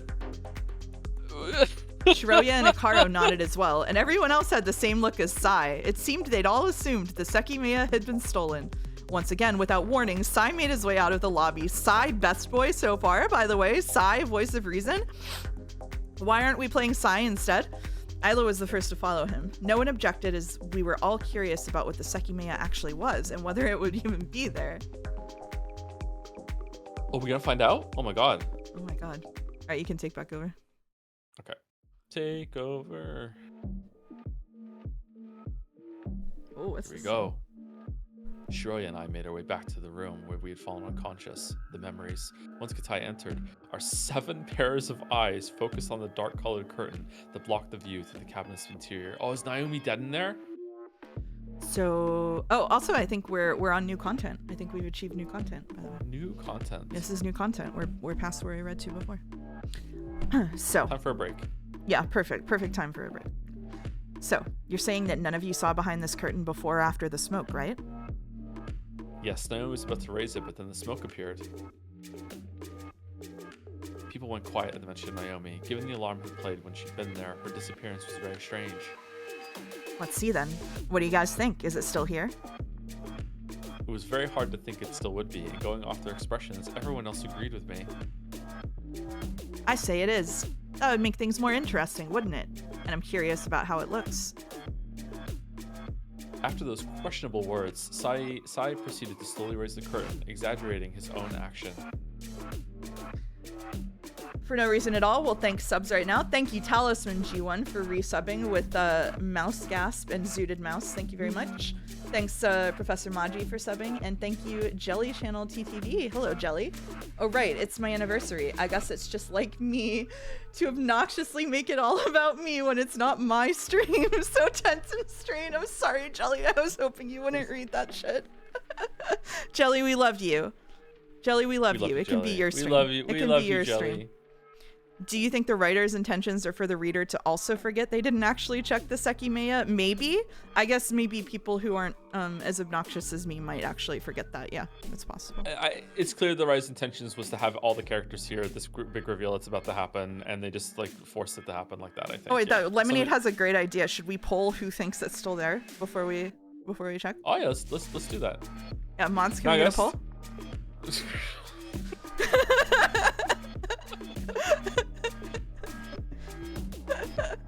Everybody can vote. Is it there? Have you seen Baldur crashing out about Katseye this whole entire time? No. Baldur, who has read the fucking story? No, I didn't. I was reading.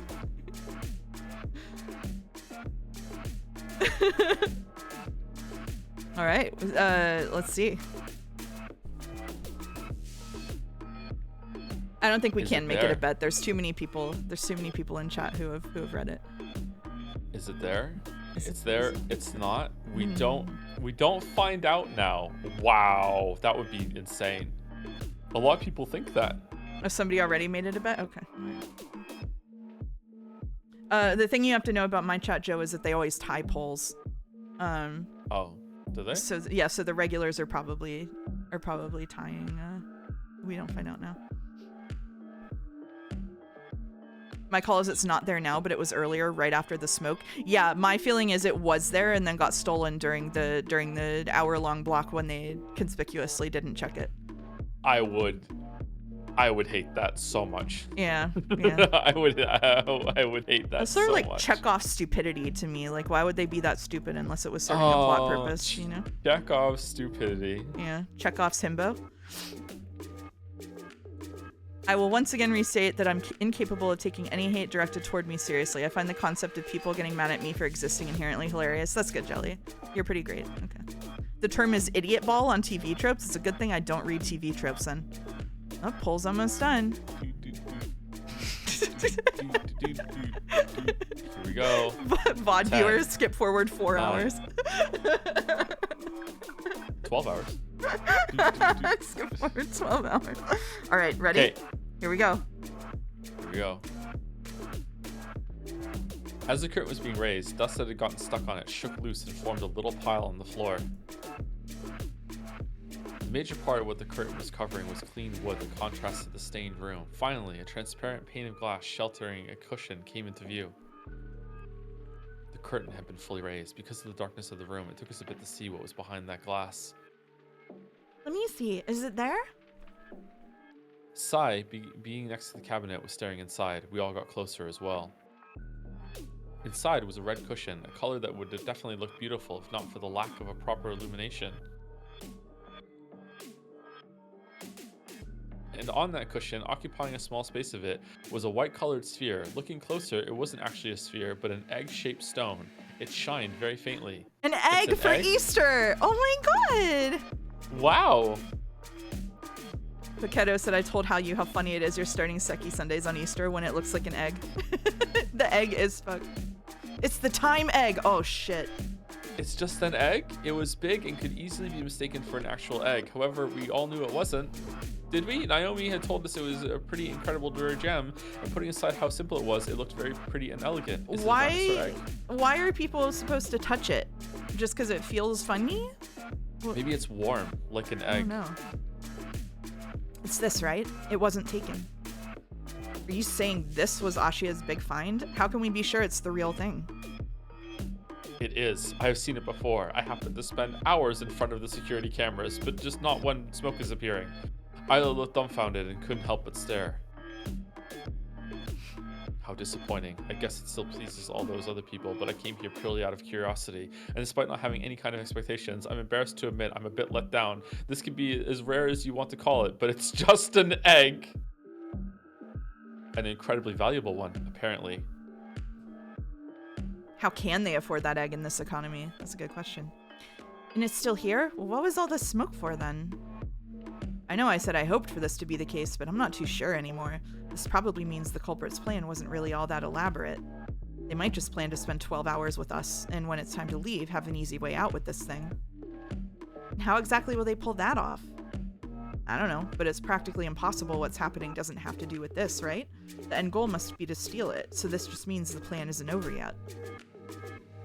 I'm not so sure. Hey Katai, do you know if Naomi was aware of the existence of that alarm? Naomi? She should have not been, but I couldn't tell you for sure. Why? Wait, the people here weren't aware of the security measures that might kick in? Really? Imagine this for a... Oh, no one would work here if they knew they were going to be stuck here for 12 hours if there was a security glitch. Yeah. Imagine this for a second. Naomi's job was perfectly positioned for this. She acted confused when the attack happened, but was prepared for the smoke. However, the alarm that locked her inside didn't factor into her plan because she wasn't aware of it. Atsuki, you said you'd heard the alarm a few seconds after the smoke was released. Do you know how many approximately? Oh, yeah, 20 maybe? Yeah, 20. Yeah, I was counting. Yeah, 20. Yeah. So 20 seconds later, pretty much everyone is unconscious and Naomi hears this alarm. By this point, she doesn't know what that is trapping her in the tower. If she had, she wouldn't have pretended to be unconscious until we all woke up. Would have. But she didn't. Instead, she obtained the Sekimeiya thanks to her key and left with it to proceed with her plan. Then she found out that she was trapped, and then she just brought it back, Lameo. I'm not sure how it continues now, or how she intended to escape, but she realized that the exit had been blocked off. Katai said this was a very specific alarm that hadn't gone off before, so it makes sense if she didn't recognize its sound. We're gonna find Naomi dead. We gotta be. Yep. Yeah. Yep. Locked in. Well, as she finished searching for an exit or a way to continue with her plan, she thought her only choice was to come back and play the confused card, but as she was coming back, she probably heard me opening the door and backed out. It's clear she's the most suspicious person in the building. It's possible she was listening to us and heard that we didn't look behind the curtain. By leaving before doing so, we gave her a chance to look innocent. When we were in the hallway, she simply entered the room again and placed the Sekimeiya back in the cabinet. Now it's possible to find her playing dumb or pretending to be knocked out somewhere, claiming she was disoriented and trying to assess the situation. It's impossible she's not trapped in here with us. How long were we knocked out for? Is it said that? I don't think it was determined. Okay. There are no clocks anywhere on the walls, which is done purposely to make it harder for us to figure that out. Less than 12 hours. Thank you. Yeah, true. True. Yep, there are no clocks. I see. That would make sense. It could very well be that this top secret alarm only played whenever someone tried to get the Sekimeiya out of here, and she hadn't been informed of it. Sai shot Katai a glance, clearly displeased that he had to make that assumption based on limited information. Come on, we haven't found her yet, so shouldn't you wait to draw conclusions until we do? For all we know, she's looking for a way out to help us. You're right. We can't assume that Naomi is responsible, and we need to establish something that clears her name a little bit. Even though you guys just tried to explain things with a delayed alarm, it doesn't make a lot of sense to me. Naomi's job was to explain everything about the Sekimeiya and make sure the expedition happened smoothly. An alarm that's triggered when the Sekimeiya is removed is something she would know about, so thinking she was unaware of it is pretty ridiculous. And while her position is convenient to orchestrate this, it also makes her a very strong suspect from the get-go. August says, can you imagine if the 12 hours thing turns out to be a lie? It's almost certainly a lie. They wouldn't have removed all of the possible ways of telling time. Like, there are not even any windows, I don't think. They have to be fucking with it. I can't be sure of this, but before the time I heard the alarm, I did hear the sound of a body falling, and given all three of us were already down on the floor, it must have been Naomi's. On top of that, what if it was someone on the ceiling that just Mission Impossible down onto the floor, but the rope was too long and they didn't realize it? On top of that, the glass hadn't been opened, so if she opened it while I was on the floor and triggered the alarm, I think I would have heard it. I'm kind of surprised that part of the experience of this incredibly rare gem is touching it. What the fuck? That's weird. Yeah, they want you to touch it because it feels like an egg, and you go, oh, that's weird. Touch the egg. Yeah, touch the egg. God, it's an egg. Who would steal the Sekimeiya, Batman or Spider-Man, when they're clinging to the ceiling? Spider-Man. Batman doesn't do any crime. What are you talking about? In the opening scene, when you see the building exterior, there's one window per floor except the top floor too. Yeah. They talked about windows on the top floors, but nothing down here. All right. Not to mention how risky this is. Surely she would have waited until all of us were definitely unconscious to get the Sekimeiya out. This also implies the alarm was unstable. Even if she triggered it by opening the cabinet she had previously unlocked it, the alarm would have gone off when someone forced it open, not when someone opened it after unlocking it. However, there's one thing that's totally impossible, and that is that the Sekimeiya was first stolen and then brought back. Wait, what? Karo seemed intrigued to know why his idea was incorrect. Remember the curtain back then? Oh, because the dust was on it. Oh, I think I see what you mean. Hold on, decoy dust. The black substance had already dried on the curtain just now. As Sai raised it, a bunch of those particles fell on the floor, and none of them stayed on the curtain. So it didn't move after you left. It is not possible to touch the glass without moving the curtain. The Sekimeiya must have also been here when we woke up. It could be that Naomi brought back the Sekimeiya while we were still sleeping. That wouldn't contradict anything since the substance might not have fully dried on the curtain by that point. That doesn't make sense either, though. She would have only done that if she hadn't accounted for the alarm. So if she gave up on her plan and placed the Sekimeiya back before we woke up, she would have also closed her eyes and laid on the floor as if nothing had happened. Regardless of what the exact events had been, the Sekimeiya was inside its cabinet. What had the point of what had the point of the smoke been? What had triggered the alarm, and what would happen next? It still felt surreal. Everything that had suddenly happened. That wasn't a bad deduction by our boy there. That was all right. Yeah. Yeah, it was okay. Can I touch it? What? No, don't. Isla had been staring at the Sekimeiya with an astonished face, maybe because it seemed to be the core of everything. Touching it must have sounded almost dangerous. Why not? Naomi was gonna let us do it. Is this even open? It looks like the glass is shut. It shouldn't be. According to what Naomi said earlier, the key she had must have unlocked it. If it's open, you should be able to move the glass. Let me see. It's open, yes. I can scroll the glass down. The glass had a little opening to put your fingers in and push it down. If the lock was open, we'd be able to move it. From the looks of it, it was not a very sturdy or wide piece of glass, so breaking it with force seemed possible too. Sai scrolled it all the way down, and we fixed our eyes on the Sekimeiya, no longer protected by any layer of security. Isla extended her arm slowly. Nobody except Arina looked concerned about her doing it, but I could tell that Shiroya was still agitated by the fact that none of them wanted to drop everything and find the missing person. Before Isla got to touch the Sekimeiya, she spoke. I'm gonna touch the Sekimeiya. Oh, okay. It's cold. You're right, actually. The air inside the cabinet is cold. Oh, right. I was told about this. Apparently, the Sekimeiya must remain in a cold place. This was a very basic thing everyone was told, and it sounded very important. If it gets warm, it'll hatch. Yeah, it is an egg. Why would that be needed? I'm afraid I'm clueless. This is why the temperature inside the cabinet is very low, though. That sounds interesting. For whatever reason, the Sekimeiya had to always stay in a cold place, or at least that was what the Ashiya family had instructed. Sorry, August wants us to make a note. The Sekimeiya dragon egg has to be kept cold.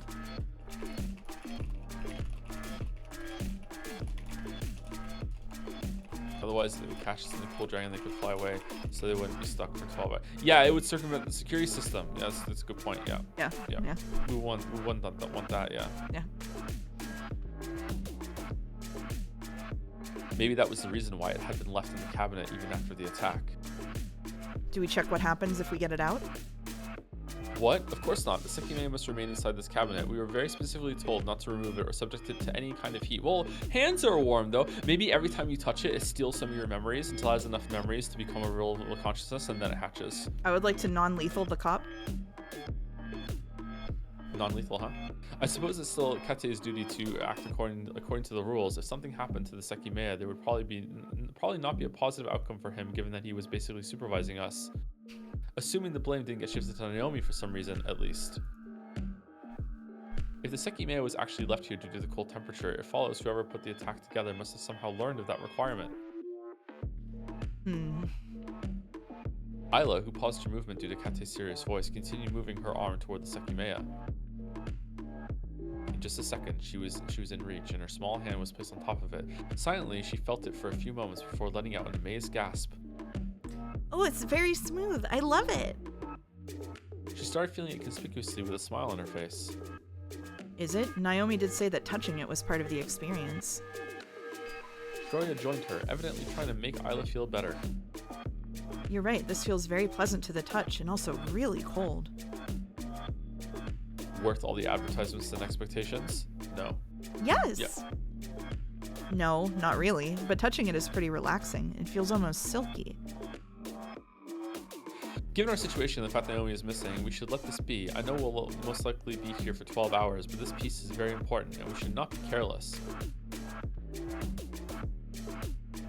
Sai and I were going to be the next ones to touch it, but we had to respect that. Without responding verbally, Isla and Shiroya removed their hands from the cabinet. Katai's request was a reasonable one, and we still had more important things to think about. Even though 6 of us had come to see the Sekimeiya, only Isla seemed to have a legitimately strong interest in it. Alright, so the only 2 of them touched it, so now if they die, the Sekimeiya will bring them back to life. There we go. And everyone else can die permanently. There we go. That's it. I'm on my supernatural bullshit. Bullshit. All right. I looked at the left side of the cabinet, expecting to find something. There was the keyhole Naomi had used to unlock the glass. It says it here, unlocked. This is how Naomi unlocked the cabinet. Katai, do you know how many keys can open it?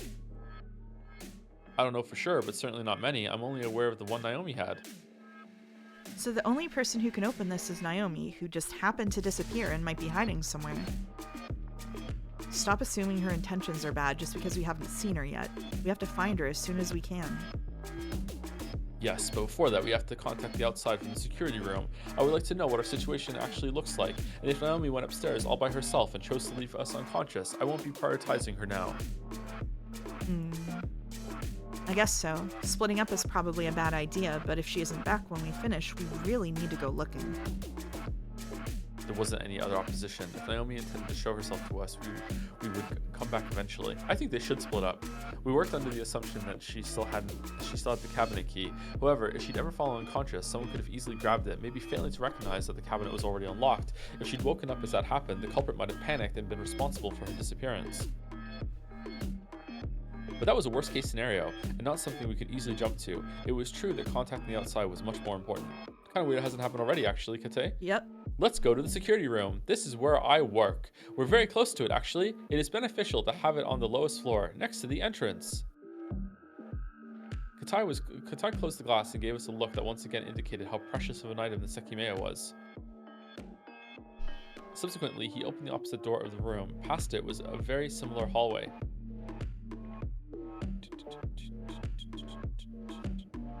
Like in the other one, the ceiling and walls were stained by an ugly dark color. It had been a while since the smoke's release, so the substance had dried up fully, letting more light pass through.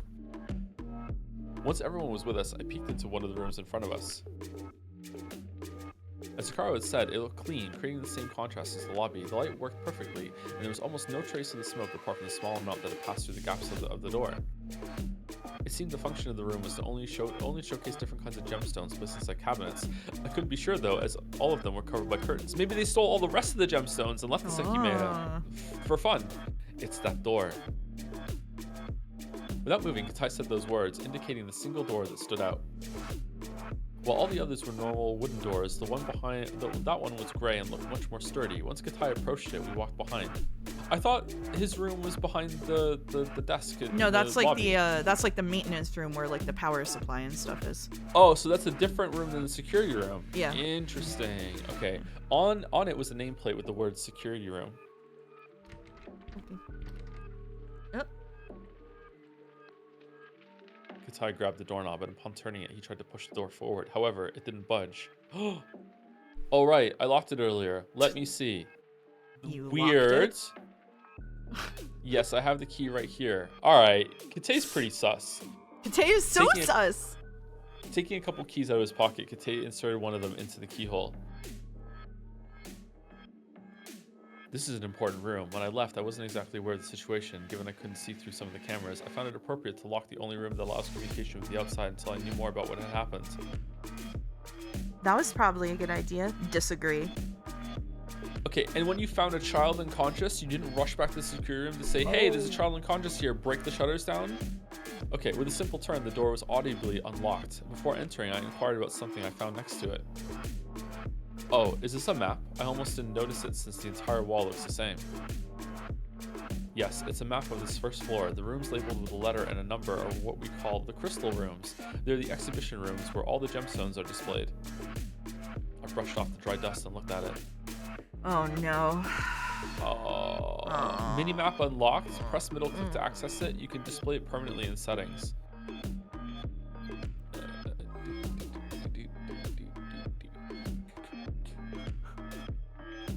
Yeah. Which one's the Sekimeiya room? Event room? The one with 2 doors, presumably. Yeah. As Katai had said, the map only showed the first floor's contents, and it seemed stairs and an elevator would lead us to the others. It was the only floor that was usually open to the public, so there was a large number of rooms to visit. We found ourselves in hallway A next to the security room and had much left of the whole floor to look through. I was requested to put the chat over the minimap, and I will not be moving it. Thank you. At a notable point, the event room was the only room that connected both hallways apart from the lobby and the perpendicular hallway C. As expected, there were bathrooms too, so we wouldn't have to worry on that front. Thank God. Thank God. There's light coming from the end of the hallways. That means the horizontal one wasn't hit by the smoke, right? Yes, only these sections were. Katai, who claimed to have slightly inspected the floor, showed us exactly where the smoke had been released.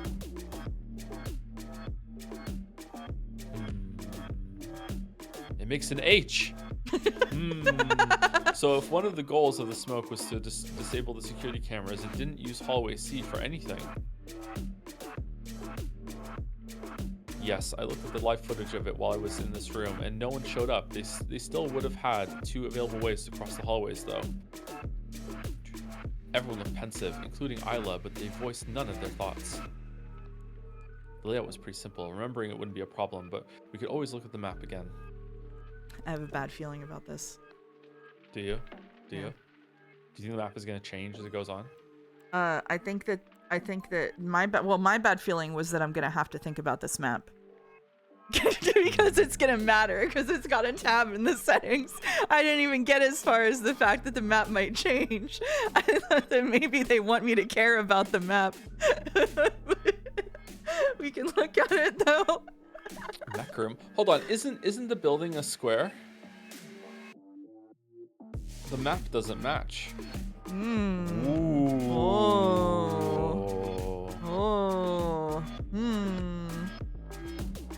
Uh-oh. It's also to track the most recent place you were in, with the smaller dots being older. Oh, that's actually... Okay, that's actually interesting. Neat. Yeah, I like that. that. Yeah, I like that. Okay. So this was the one, A3 was the one where we went in and looked at all of the colored gems, covered gems. Wait, what is the mech room? Oh, that's where they keep one of their sentinels. There's 12 of them, one for every hour that we're in here. Yeah. Because I waited until everyone was done examining it to open the door. Thank you, Boulder.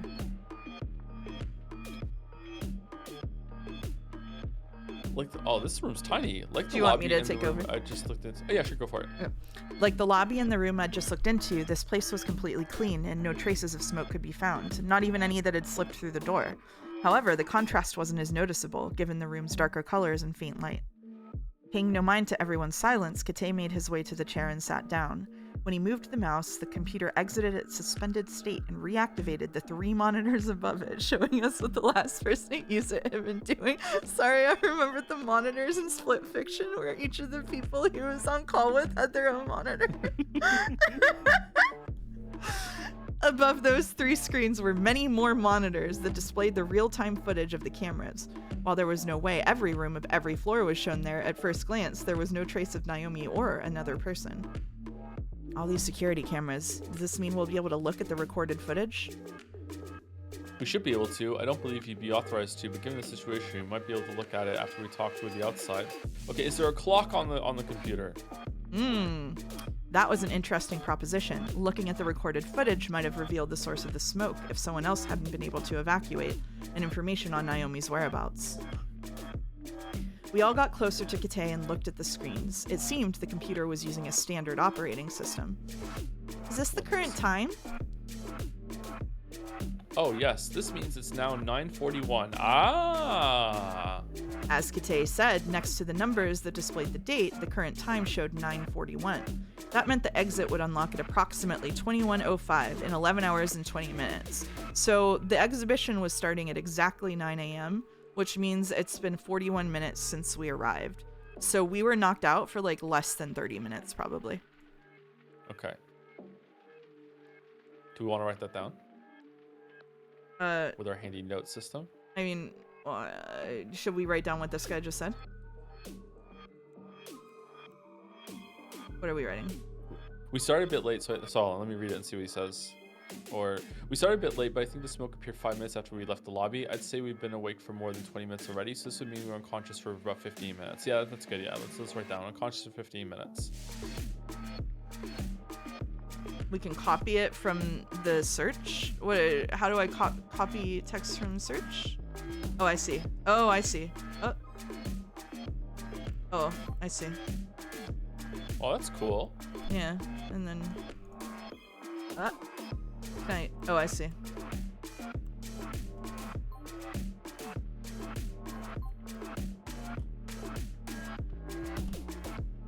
Okay. All right. Made a note. Interesting. Okay. Yes, this matches with the amount of time I stayed here after I saw the smoke. Shortly after that, the alarm went off, so I knew I was already trapped. During that time, until I exited, I stayed looking at the cameras. I also tried to use the computer to look up information about what happened, but the alarm even shut down my internet connection. Wait, what? Why would it do that? You said you still have a way to communicate with the outside, so why didn't you use it? Oh, I did not find it appropriate. My top priority was to find out what was happening here, so I focused on looking at all the cameras that remained functional. Don't you think a very good way to find out what was happening would have been to ask the outside? You might be right, that could have been the smarter choice, but I did not think it through well enough. I'm just stupid, Lamayo. So, even though the internet connection is cut off, you have a communication method? Yes, this computer is connected to all the computers on the upper floors. Even though there's no connection, a way exists to connect with the Ashiya family, and only the security staff knows about it. It does not use the normal internet connection, and it was designed in case of emergencies. So, if you weren't here, we have to spend 12 hours locked up not knowing what's actually happening and without a way to communicate with the outside world. Rodney said, congratulations, Mouse, for being the top SEKIMeiya streamer ever. Thank you so much, Rodney. Thank you so much. It's all thanks to Joe.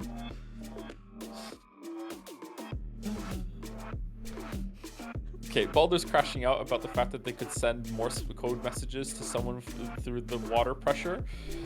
What the fuck are you talking about, Baldur? Who's gonna be monitoring the pressure at the water company?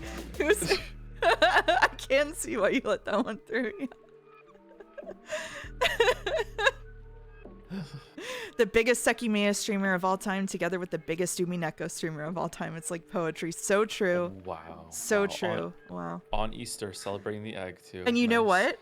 I What? held you at gunpoint and forced you to stream Umineko, and you held me at gunpoint and forced me to stream SEKIMeiya, so it's perfect. It's true. It's completely perfect. at gunpoint. Yeah. Okay. Yeah. Everything was held hostage. Yeah. Yes, it sounds rough, but this alarm doesn't get triggered lightly. What? We should just be content with the fact that I stayed inside. I wouldn't have been doing my job if I'd evacuated. We didn't want you to evacuate. We wanted you to. Okay. I'm so cool. I'm so chill right now. Nobody had anything else to add, so Kate proceeded. Deep within many folders, he started up a program that contained a very simple interface. After inputting a username and an encrypted password we couldn't read, he pressed the enter key. Bloop. The small window shifted into a much larger and empty one. The first thing we noticed was a loud, unintelligible audio feed was being played. Seconds later, a video appeared in the center of the window. This character is Joe? Okay. Is this a car? Yeah, it looks like a car seat. Everyone looked at Kate, but he shrugged and kept watching. The video was probably live, and the echo was obnoxiously loud. We could hear many people talking in the background, but it was impossible to make out any words. We continued staring at the screen, unsure what we were actually looking at. Is anything going to change? Nobody answered a question they couldn't answer. After more than 15 seconds, nothing had changed, and the audio continued playing. This is for communication, right? Can they hear us right now? They actually should be able to. Hello? Can anyone hear us? Hello? Can anyone hear me? Amidst the messy noise, we noticed one of the voices was strengthening. I'm from Ashiya, talking from inside the tower. Is anyone there? Oh, yes, it's coming from inside. There's finally an incoming connection. My apologies. Hello? Is this working? Do you see me? Oh shit, a bop? Whoa. Ooh. The camera was manually moved by the person who sat in front of it. Still inside a car, a police officer was uncertainly fixing his eyes on the lens. Yes, by the looks of it, you're aware of the situation. Kate said that because Ashiya Tower could be seen through the car windows. A great deal of police officers were in front of it, and I could see that the metal shutter looked just as ridiculous from the other side.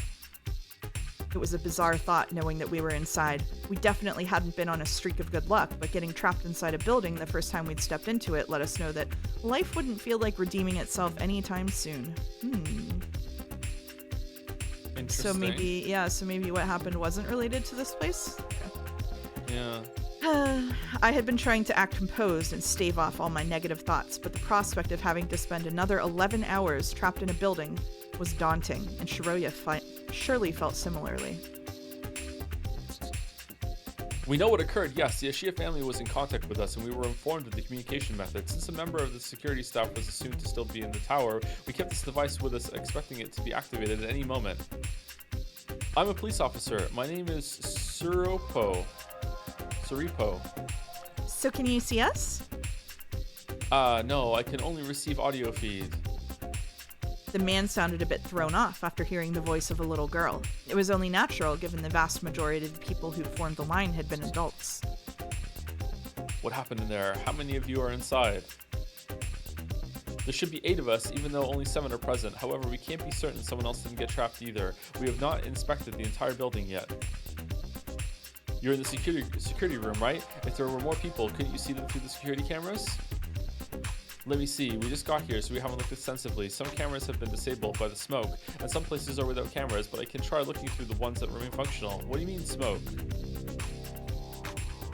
Since the number of monitors wasn't enough to display all the live cameras at once, Kate started to move through them with a program that seemed to manage the entire system. Presumably, only the first floor was being monitored continuously, being the one with unfettered public access. He was able to change all the cameras being displayed at once, making the process simple and brief. And Naomi, who had another camera inside this room, which knew what cameras being switched to, was doing an elaborate dance out of all the security cameras as they became active in order to stay off the system. My God. I know this, yeah. As he'd said, the only thing to be seen through a handful of them was a black screen created by the smoke. Even after the substance had solidified, there was no chance we could see well through it. Strangely enough, the last cameras that Kate displayed showcased a much different environment. The first floor had contained all the exhibition rooms, and from there it had only been dull offices. But some of the cameras were displaying a bedroom. Wait, what? This must look odd to you all, correct? Do you know the story behind this place? This was the Ashia family's residence until a decade... Oh, God. Until a decade ago. Then its purpose changed. The work floors began to be added. There's going to be secret passages and shit. Here we go. This is why it's called a tower. The townspeople saw that the floors kept being constructed, and they started to call it a tower sarcastically, as if it would never stop increasing in height. I don't know if Ashia liked the name of it, or if they officialized it to counter its negative connotations. You might have also heard it called the Ashia skyscraper. There's gonna be secret passages, and they're gonna be able to just like rotate parts of the building and like swap other rooms in, like fucking Clue. It's gonna be great. Yeah. There's gonna be like a secret cult room and rituals and shit. Like, yeah, for sure. Yeah. Okay. Yeah, absolutely. All right. What you're seeing is in the very top floor, where when the structure was expanded. For a while, the living area was kept as the highest floor, and now it's referred to as the Ashia floor or the attic. It's not possible to enter it without a very special key. One I most certainly don't possess. In fact, I have never set foot inside it, despite monitoring these cameras daily. Meanwhile, the cop on the other side is like, "Sir, this is a fucking investigation." Of course, the cameras were installed after the place stopped being their residence, and they were only placed in some of the rooms before continuing was deemed necessary. Why is there a fucking camera in the bedroom on the fucking top floor with a special key, but there's not one in the lobby? What? As an OSHA inspector, I'm crashing out. I'm so sorry. I'm so sorry. How quickly could the police get through the shutters that are blocked in the door? I think fucking 40 minutes. I think it would take less than 11 hours, yeah. Of course, the cameras were installed after the place stopped being their residence, and they were only places that were necessary. The initial reason was to make sure they were preserved well, given that it was of great importance to the Ashia family. They were installed with the thought of someone breaking in, expecting to find unguarded hidden information. However, the installation process was never completed. Well, I don't know many of the details. I can say that not one time I've seen anything of importance happening inside. Oh, you look a lot then, do you? That sounded interesting, but it didn't mean much to us. Those cameras still showed an entirely desolate space. Every room with a camera is empty at the moment. This doesn't account for places like bathrooms, areas where the cameras are blocked by smoke, the lobby, other staff-only rooms, and the section of the attic that's not monitored. I'm just curious, but this room doesn't have a camera either, does it? I didn't see it on the monitors. No, it doesn't. For now, the number of us in the building is no lower than 8. We haven't been able to find the 8th person yet, but she must be here. I'm talking about Naomi Kavka, another staff member. I understand. Give me the name of everyone present. I will add Miss Kavka to the list. I am Kyuiji. I'm the main person in charge of the tower security system. Everyone else I have with me is a visitor. Understood. What are your names? We're not going to do everyone, are we? I'm Arina Majutsu. My daughter, Isla Majutsu, is who spoke earlier. I'm noting it down. Akaro Esada. I'm noting it down. Atsutsuki Hakutoki. Shiroya Murana. Sai. Sai what? Just Sai, what are you, a fucking cop? Sai Yomiya. All right, thank you. So adding in Miss Kapka, these are the 8 people we know for sure are currently inside. This will be helpful. Yes, right now she has to be in a place we can't see from here. The chances someone else is too are slim. Do you have a warrant? Are you being detained? Am I being detained? Yes, for 11 hours. So how's our situation looking? We'd also appreciate having information. We don't have much to work with, only the testimony from people who were inside at the time. Given all the visitors were in the lobby, we don't have a comprehensive rundown to give you. Unidentified smoke appeared on the first floor, and shortly after, an alarm went off. An effect of this alarm was to seal all the exit routes. No, wait, yeah, fuck Sai. Thank you, Sai. We already know this. Why was the alarm triggered, and how can we leave? There's one thing that triggers the alarm. According to what we've been told, it's forcing open the Sekimeiya cabinet. What do you mean? We were just there now, and the cabinet looked fine. Not only that, but when the alarm went off, I was in the room with that very cabinet, and I didn't hear anything happening to it. That sounds strange. This is reliable information that's been provided to us, so I don't know if it's possible something else triggered it. Maybe the system broke. Yeah, Lol. okay. Yeah, maybe. Yeah. Fuck it. It just fucking broke. Okay. What's for sure is that we just observed the Sekimeiya. Everything there is intact. I'm sure the Shia family will be glad to hear that. I'll tell them immediately. However, that is as expected, seeing as all that was stolen were a few gemstones of little value. Ooh, wait, what? Everyone had a hard time. Oh no, it's just you. It is me. I was just taking a moment for how the fuck do they know what got stolen when the building is locked? How do they know that the only thing that got, okay? How do they know that the only thing that got stolen was the few gemstones when the incident isn't over? How do they know? Like, who checked that? Everyone had a hard time processing that last sentence. Meanwhile, Surapo looked to be sending a text message. Sorry? Most likely to Ashia, assuring the well-being of the Sekimeiya. What do you mean what was stolen? Maybe there's like an under security system that they like monitor the weights on all the podiums and shit. Like, well, naturally after the alarm went off, it took a while to confine everyone who had evacuated. A young individual carrying a black suitcase dashed off, so they were pulled aside. Inside it, we found various gemstones that belonged to Ashia. Oh, okay, red herring. That individual had refused to say anything. However, it's been assumed that some part of their actions triggered the alarm. If you say the Sekimeiya cabinet hasn't been damaged, though, that puts some doubt on that conclusion. Red herring, red herring. If their plan triggered the alarm, how did they manage to avoid getting trapped? We don't know, but since nothing's wrong with the Sekimeiya, this seems to confirm the goal was to divert everyone's expectations and steal a bunch of regular gems while everyone in charge thought that they knew the next target.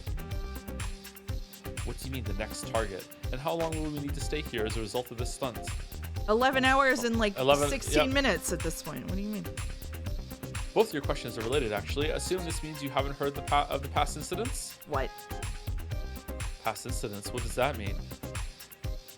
I read about it not too long ago in Yushi News, about how Ashia Tower had suffered another robbery yet again by a group called Zin, I believe. Yushi News was a monthly newspaper that released a compilation of all the recent news. Given our town wasn't very big, it was a popular way to keep oneself updated, but it wasn't something I often looked at. Exactly. The Ashia family and Zin have a history together. Even though Ashia are perceived as a major force around, when they attracted people interested in their business, they inevitably drew in competition and enemies too. That part was majorly taken by Zin, a long-running group that specializes in robberies of valuable objects, alongside similar criminal activities. When the Ashia family became an established and wealthy entity, they also became a great target for Zin. The fact that they had developed such a calm environment meant their security measures were far from prepared. It's rumored that Zin is a small group of people who work together and put a great deal of effort into their plans. Not a single time have they been caught, which evidently gave them a very strong reputation that most people came to know. While for Yushibana residents, the Ashia family might not look like an almighty entity, in a slightly bigger picture, they're not one at all. This led to them focusing on expanding themselves before even foreseeing or trying to prevent these attacks, which have only been getting bolder. The first one happened 2 years ago. The security at the time was nothing special, so it looked like a small job, not anything of particular note. However, since then, the attacks increased in both scale and frequency. I couldn't tell you how big this group calling itself Zen really is, but they haven't stopped tormenting Ashia. Alright, who in here is a part of Zen? Yeah. Stopping them has been pretty problematic, and now they're attacking in broad daylight with mass panic like this. At least we assume they're involved here. Had such a battle actually been happening in the town I'd always lived in, I had purposely avoided that entire side of it, but I hadn't heard of Zen even once. I could vaguely recall having heard that Ashia Tower had been robbed, but I'd never imagined the events were at such a large scale. Do you want to take a break soon, by the way? I have no idea how long this scene is going to go on for. Yeah, I was gonna say we take a break at the end of the scene, but like it might be another 20 minutes, right? I guess so. Let's see if it's gonna break at the end of this page. Let's see. It's a bit still. The music does slap for a break. Yeah, we'll go till the end of the page here, and then we'll break. Okay. No one I frequently talked to had an interest in the topic, so if it was common knowledge, I'd never been told. Ashia had always felt like a taboo, and I'd never personally researched them. I think the last time this happened wasn't too long ago, right? I was scared to bring Isla here, but she was really excited. For no reason at all, we should take the break while she's on screen. Yes, if on the 24th of November, 21 days ago, Zin last attacked. Ignoring the latest security upgrades, they made their way in during the night and stole a lot of valuable gems. It was one of the strongest attacks Ashia had suffered to date. It's not Noja. I can't press Z to take the text off the screen. That's something. Correct. Nothing actually indicates Zin were the ones involved, and in fact, nothing ever does. However, the way everything goes smoothly and all of Ashia's efforts are proven futile screams Zin to everyone. So this time Ashia took it a step further, right? Perhaps we'd all been thinking that. It looked like we'd simply been caught in the middle of a rivalry, and Ashia's latest move had imprisoned us. Pretty sure that's the end of the page. Well, that was the end of the page. Yeah, mouse click. All right. Mouse click. Okay. All right. Mouse bites. Break time. Break time. Mouse bites. Break time. I'll leave this up because the music is a bop, and we'll be back in like 5-10 minutes. Sounds good. I'm gonna make it tea. Yes. Okay. Sounds good.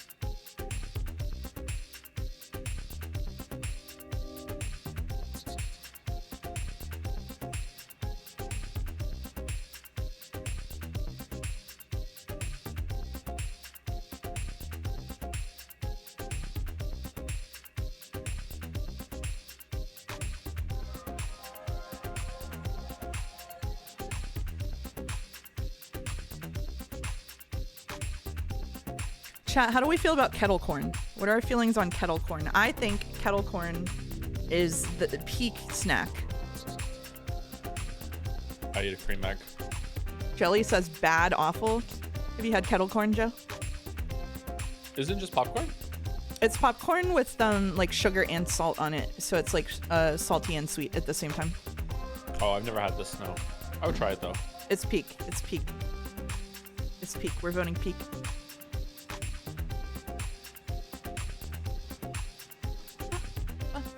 I like salt popcorn. I like sweet popcorn. I've never had salt and sweet popcorn. Oh, it's so good. Kettle corn is the name because it gets made in big old kettles at like county fairs. They do big old kettles full of it, and then it's really like crispy and crunchy because they make the popcorn that way. That is all popcorn? No. Does it look kind of caramelized on the outside? Yeah, kind of. It depends. The other thing that they do at fairs that I fucking love is they do like nuts. I know the chat's gonna love this. They do like nuts, and then they make sweet, salty. Oh man, it's so good. Have I tried chocolate popcorn? Yeah, it's good.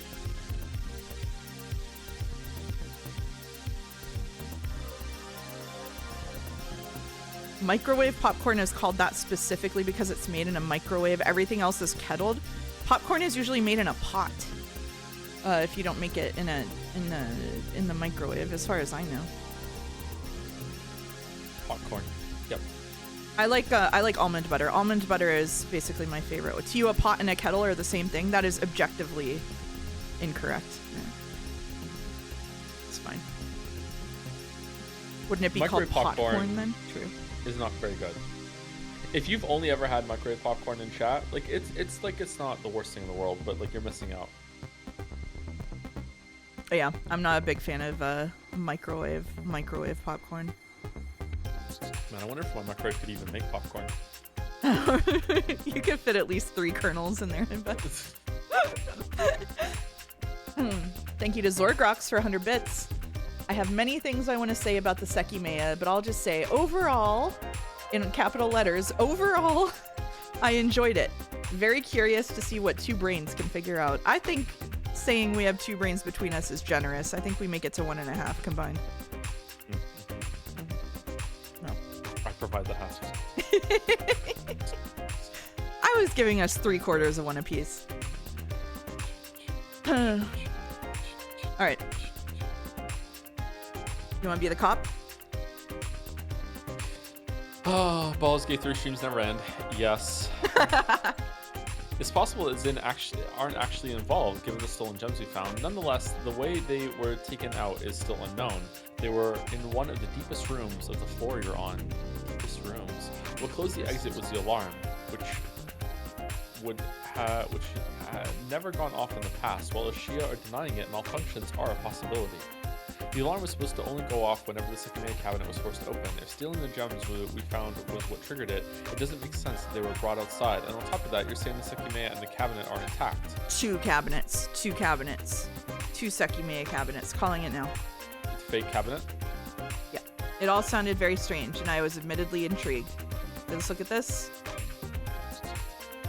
2 cabinets. I don't have a good way to back it up with this map, but I'm saying there were 2 cabinets. The music is loud. Joe's quiet compared to the music.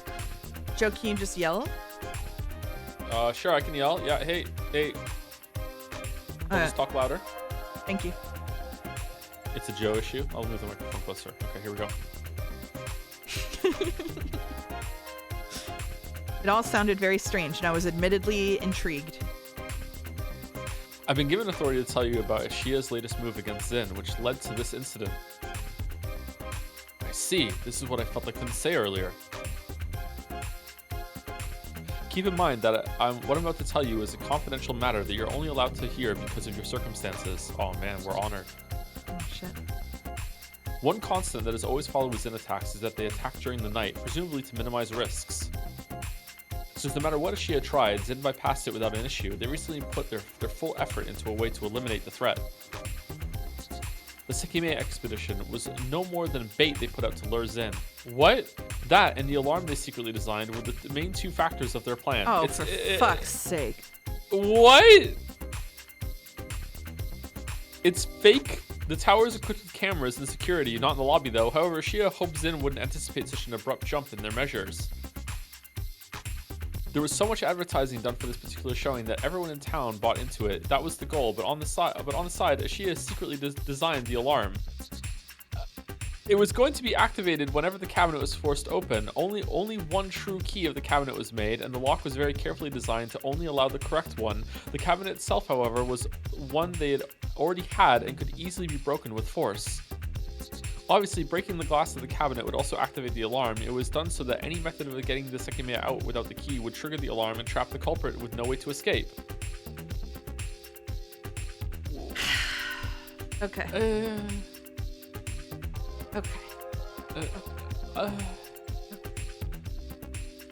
Couldn't they be telling this to the Zin member inside the room now then? Yes. Yes. Yes. I would start breaking things right now. Well, just generally, or if you were in this room? If I was in the room, I think I would start breaking things. I think I would go and like bang against the shutters and stuff. I think I would be like I would be irate. Yeah, I think so.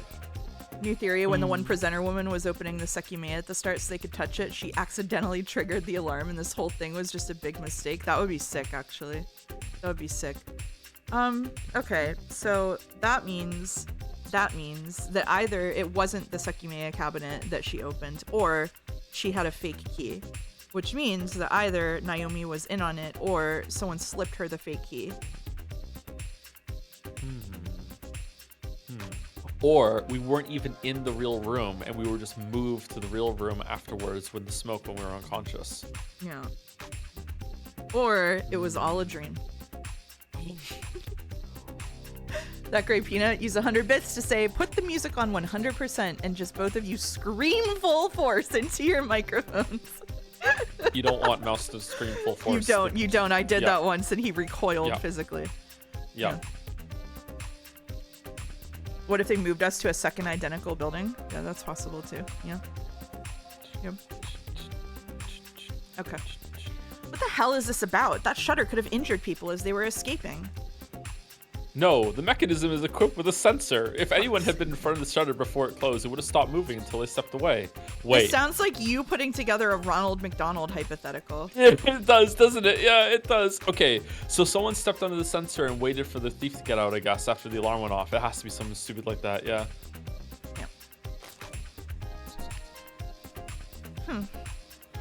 We all kept silent at the realization that our situation was far more unusual than we'd thought. Sorry, this is unhinged out of context. It's like Ronald McDonald. Like, you don't get it. You just disagree with the premise. You don't understand. You're full. If you're full, you're full. You just can't eat anymore. That's the point. So now we have to have Ronald McDonald to show with magical French fries to keep force feeding you until you understand the fucking premise and go along with it. Mulder said on my blog, this line of text is just labeled with "This defeats the security system."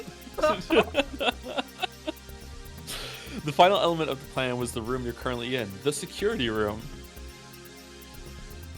The alarm, along with blocking off all methods of escape, has other smaller functions such as disabling the elevator, some lights, and communication methods. The maximum time the exit was going to be shut was 12 hours. Maximum time? Does that mean it can be less than that? Yes, but please, don't get your hopes up.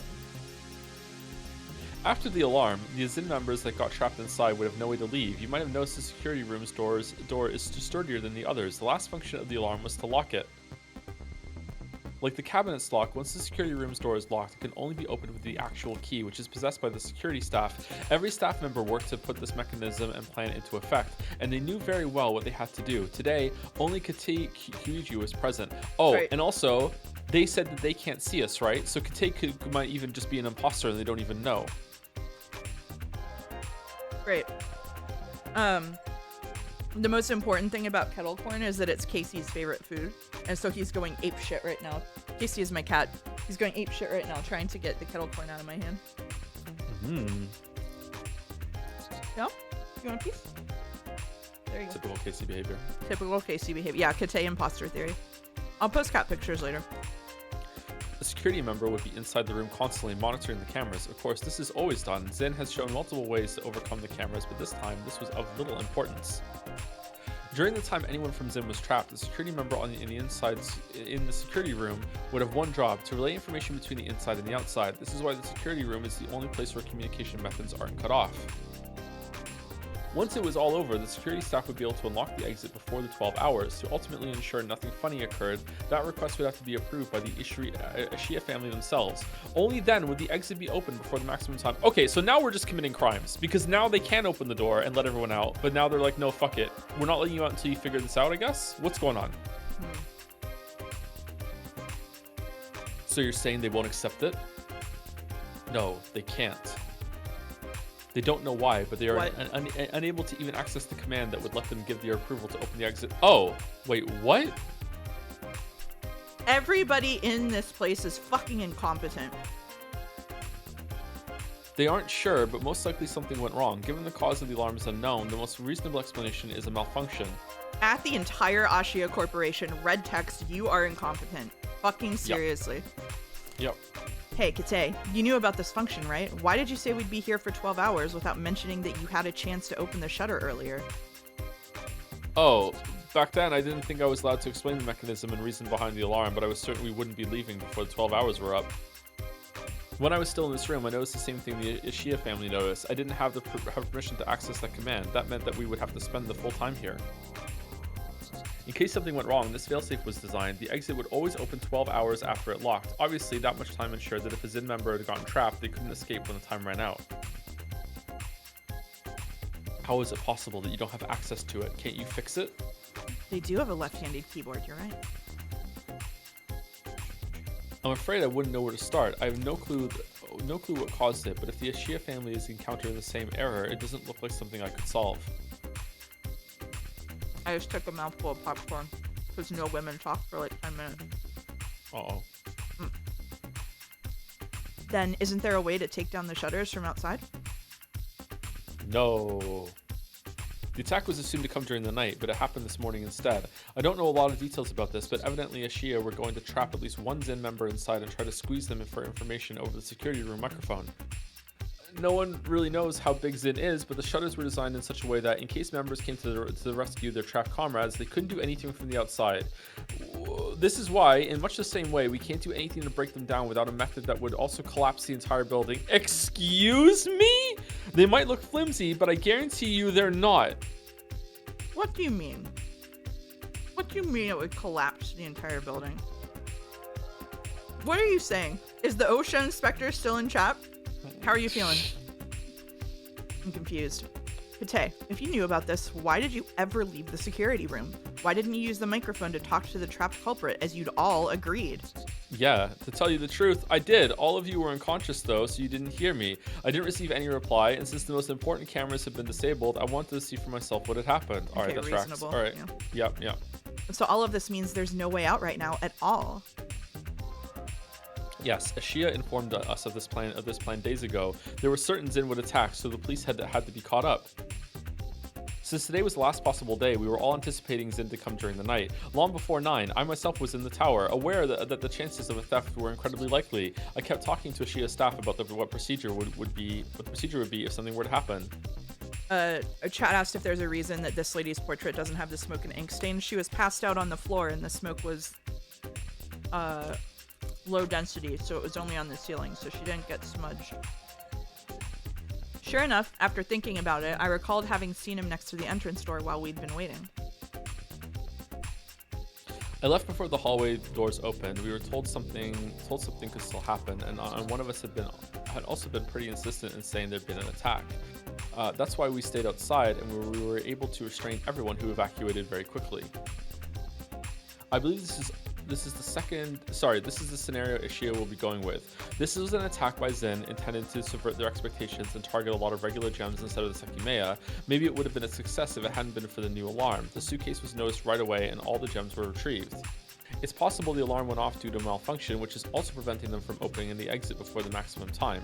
Right now, all they can do is wait and tell you guys to do the same. They don't believe anything else has happened and will most likely be calling this their victory. It's very likely they intend to compensate the people who got instantly trapped once the time runs out. I should fucking hope so. I'm sorry, I can't be of more help. While some details are still unclear, it all more or less makes sense. Okay, alright. You don't even need to hope so. They could fucking sue. Imagine the people that are missing their shifts at their jobs and shit. This is crazy lawsuits waiting to happen. This is unlawful detainment. Like they've basically been kidnapped by this like stupid corporation. Like that's crazy. It's like Air Canada on purpose. It's like Air Canada on purpose. It's like flying with Air Canada. 1980s Japan. Ah, shit. All right. Shit. Is there anything else you should tell us? I don't believe so. There's nothing you should worry about besides having to be there for a while. I personally apologize for all the inconvenience, and I'm sure all of you will be indemnified? I don't know that. What does that mean? What does that word mean? Indemnified? I mean, I think it means that you'll be cleared of Compensated? crimes. Indemnified? Yeah. Does it mean you'll be cleared of crimes or compensated? It's one of those Compensate for harm or loss. Oh, there you go. Also secure against legal liability for their actions. It's both. Oh, it's both. Oh, okay, cool. It's both. What an efficient word. Cool. Wow. All right. Excellent. Nobody wanted to mention that someone among us might not have been, quote, innocently trapped. And instead, we stayed silent, thinking about the hours that awaited us. Was that really everything, though? Was it all just a malfunction? Was Zin actually involved? I knew many things didn't quite add up. What the hell happened to Naomi on top of it all? Recently, there had been a similar attack in Yushibana, where smoke had also been released. Assuming that Zin were involved in the attack on the tower, it was a pretty easy leap to assume they'd been behind the other. So what are we gonna do? 12 hours is a lot of time. Can we go to the Sekimeiya again?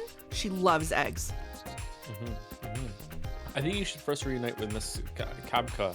After that, make sure not to do anything Ashia might not be happy with, or they could find a way to avoid compensating you. Suripo forced a smile and was about to put an end to the conversation. Sai's gonna say something. Suddenly, out of the 3 computer monitors, the leftmost one went black. What? What just happened to this screen? Sai, who was the one in front of it, was first to react. Let me see. It's possible the computer stopped recognizing the screen. 1 second. Sai's overreaction threw everyone off, including Suripo. That was because we'd only been looking at the middle screen, and the computer was still working. The leftmost screen had been displaying nothing but an empty part of the desktop. Regardless, Sai quickly grabbed the mouse Kate had used earlier and navigated to the screen configuration settings. At least you aren't using some custom operating system. I know what I'm looking for. See, how strange. The left monitor isn't being detected at all. Does it matter? The computer didn't actually shut down, did it? Oh no, obviously not. We can still see and hear you. Sorry, I was just confused. I don't know what caused it though. It just stopped detecting it out of the blue. You'll have time to figure it out. For now, there are better Suripo never finished that sentence. Before he could, the other 2 screens also went black. What happened now? It wasn't only the screens this time. The computer seems to have shut down too. How? What the hell? Shiroya, Arena, and Isla were looking upward. It seemed the 3 computer screens weren't the only ones to have turned off. All the security cameras too? Oh no. The light works, so it can't be a power outage. Did a cable get disconnected? Kate crouched under the desk and looked behind the computer. There's nothing that looks wrong. He pressed the power button multiple times, but the computer refused to start up. What the hell just happened? Was it Naomi? Naomi? We were almost done with Suripo, and it was time to look at the recorded footage. If it implicated her, she might be responsible for the computer shutting off. Is she listening to us? She's so dead. She's so dead. That girl is so dead. She's dead. She's super Kate dead, sprinted out of the room and looked at both sides of the hallway. He even peeked at the lobby. While he was out and everyone's focus had diverted to the door, I noticed something behind me. Sai had just taken his arm away from the leftmost monitor. When he noticed I was looking at him, our eyes met, and there was a spark. Like one I'd never felt before, and he smirked. Before I could think, noise filled the room again. Kate came back, panting. It seemed the possibility of being spied on in his workroom had really gotten to him. We didn't have to ask to know he'd found nothing. If this was achieved from outside the room, do you know how it could have been done? No, that should be impossible. If power was cut to the room, how did the monitor go off first? Yeah, before the rest of it turned off? one monitor going off first makes no sense whatsoever. Is that side just fucking with them? Is that why he's smirking? Huh. I don't know. As I said earlier, underneath the lobby is the panel that handles the tower's electricity. While it isn't incredibly well protected, it should be impossible to power off the main computer from there. That sounds very strange. Are you sure it wouldn't be possible? I've worked here for many years, so yes. Maybe we should go check anyway. No, it's impossible. I agree. Let me go with you, esteemed visitor. Without waiting for a reply, Sai grabbed me by my shirt and lightly ushered me out of the room. Ooh. Hey, wait. He didn't wait.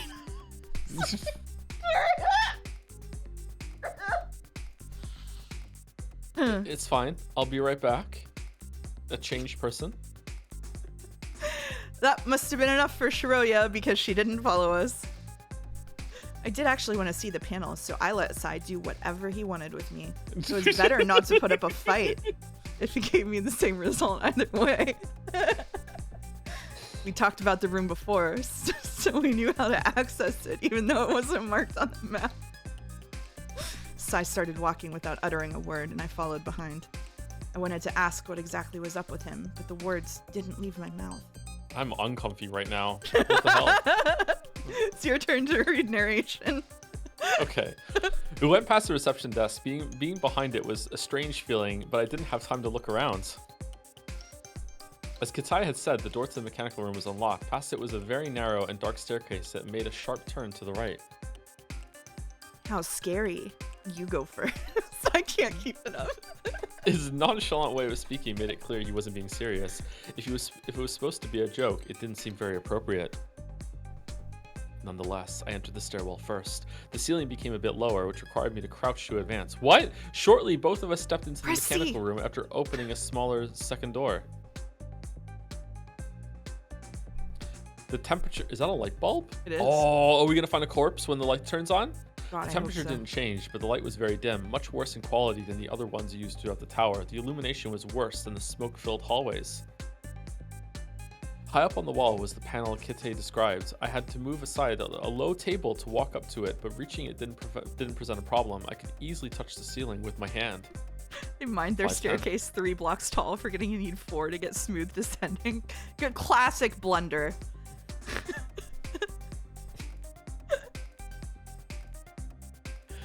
I looked around me. Past all the cobwebs, I could see the boiler Kate had mentioned emitting a constant buzzing sound. There were also small, worn-out pieces of furniture littered around, presumably because nothing bigger could fit through the staircase. It seems he was right. All the switches are on.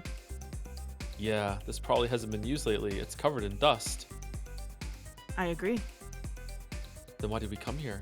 The panel was protected by a plastic cover with a key lock, and every switch had a label on it. They were hard to read, but one labeled security room, I'm fine, I can read, I swear, just like all the others, was on. Can I ask something? Hmm? Do you believe a word of what Kite has been saying? What? What do you mean? That took me by surprise. Maybe not so much the fact that he'd been suspecting Kite, but that he'd asked me so suddenly. I mean what I said. Everything that Kite has said, there's no way you believe it, right? From the beginning, when he found us, when he claimed to have searched the entire floor without finding your group, about having monitored the cameras and having tried to open the exit, remember what he said, that he hadn't found it appropriate to try to talk to the outside and instead kept looking at the available cameras? You can't seriously tell me you believe that. I don't know. It's true that I've thought about that some of his claims sounded a bit off, but this might be bringing it a bit too far. I can't definitely doubt what he said, that he panicked and prioritized figuring out what was happening before trying to contact anyone. It's strange that he didn't find us, yeah, but he said he hadn't thoroughly examined the floor. He has been helpful to us and let us know about how to contact the police. I don't think he's as suspicious as you think. Then I'll put it bluntly. I guarantee you that everything he's said has been a lie. Don't trust any of his words. Oh, okay, that way. Okay, all right. How can you be sure? You're free to not believe me. I told you this because I thought you'd realized it earlier. He smiled the same way as earlier and left the room with a shrug. From his face, all I could make out was that he was trying to have fun, but I couldn't tell if he was just messing with me. He's flirting. I went upstairs. Through the door, I saw Sai in hallway B. I wanted to shout at him, but I caught up to him instead. Oh no. Where's hallway B? Hallway B. The one with the bathrooms. Yep. There's hallway C ahead, the one that's clean. Do you feel like investigating the upper floors? What? Let's go back. He ignored me and kept walking forward. Instead of repeating myself, I felt like being the one to ask something. What do you think happened to Naomi? I couldn't quite grasp Sai's behavior, but he was also trying to piece things together. I might have agreed that more than met the eye was going on. He didn't seem unintelligent, and since his approach appeared different from mine, his input might have been useful. I couldn't tell you for sure. Kate seemed fine looking through the monitors, but it was also not his priority. This probably means that either he doesn't think much of Naomi's disappearance, or that he knew we wouldn't spot her, even if we looked through all the available cameras. Are you sure she really passed out? I'm almost certain, yes. Then it's hard to believe she regained consciousness before a person as big as Akaro did. If she really inhaled the smoke and wasn't there by the time the three of you woke up, the easy explanation is that she was moved. Who would do that though, and why? How about the only person out of all of us who was conscious at the time? But why?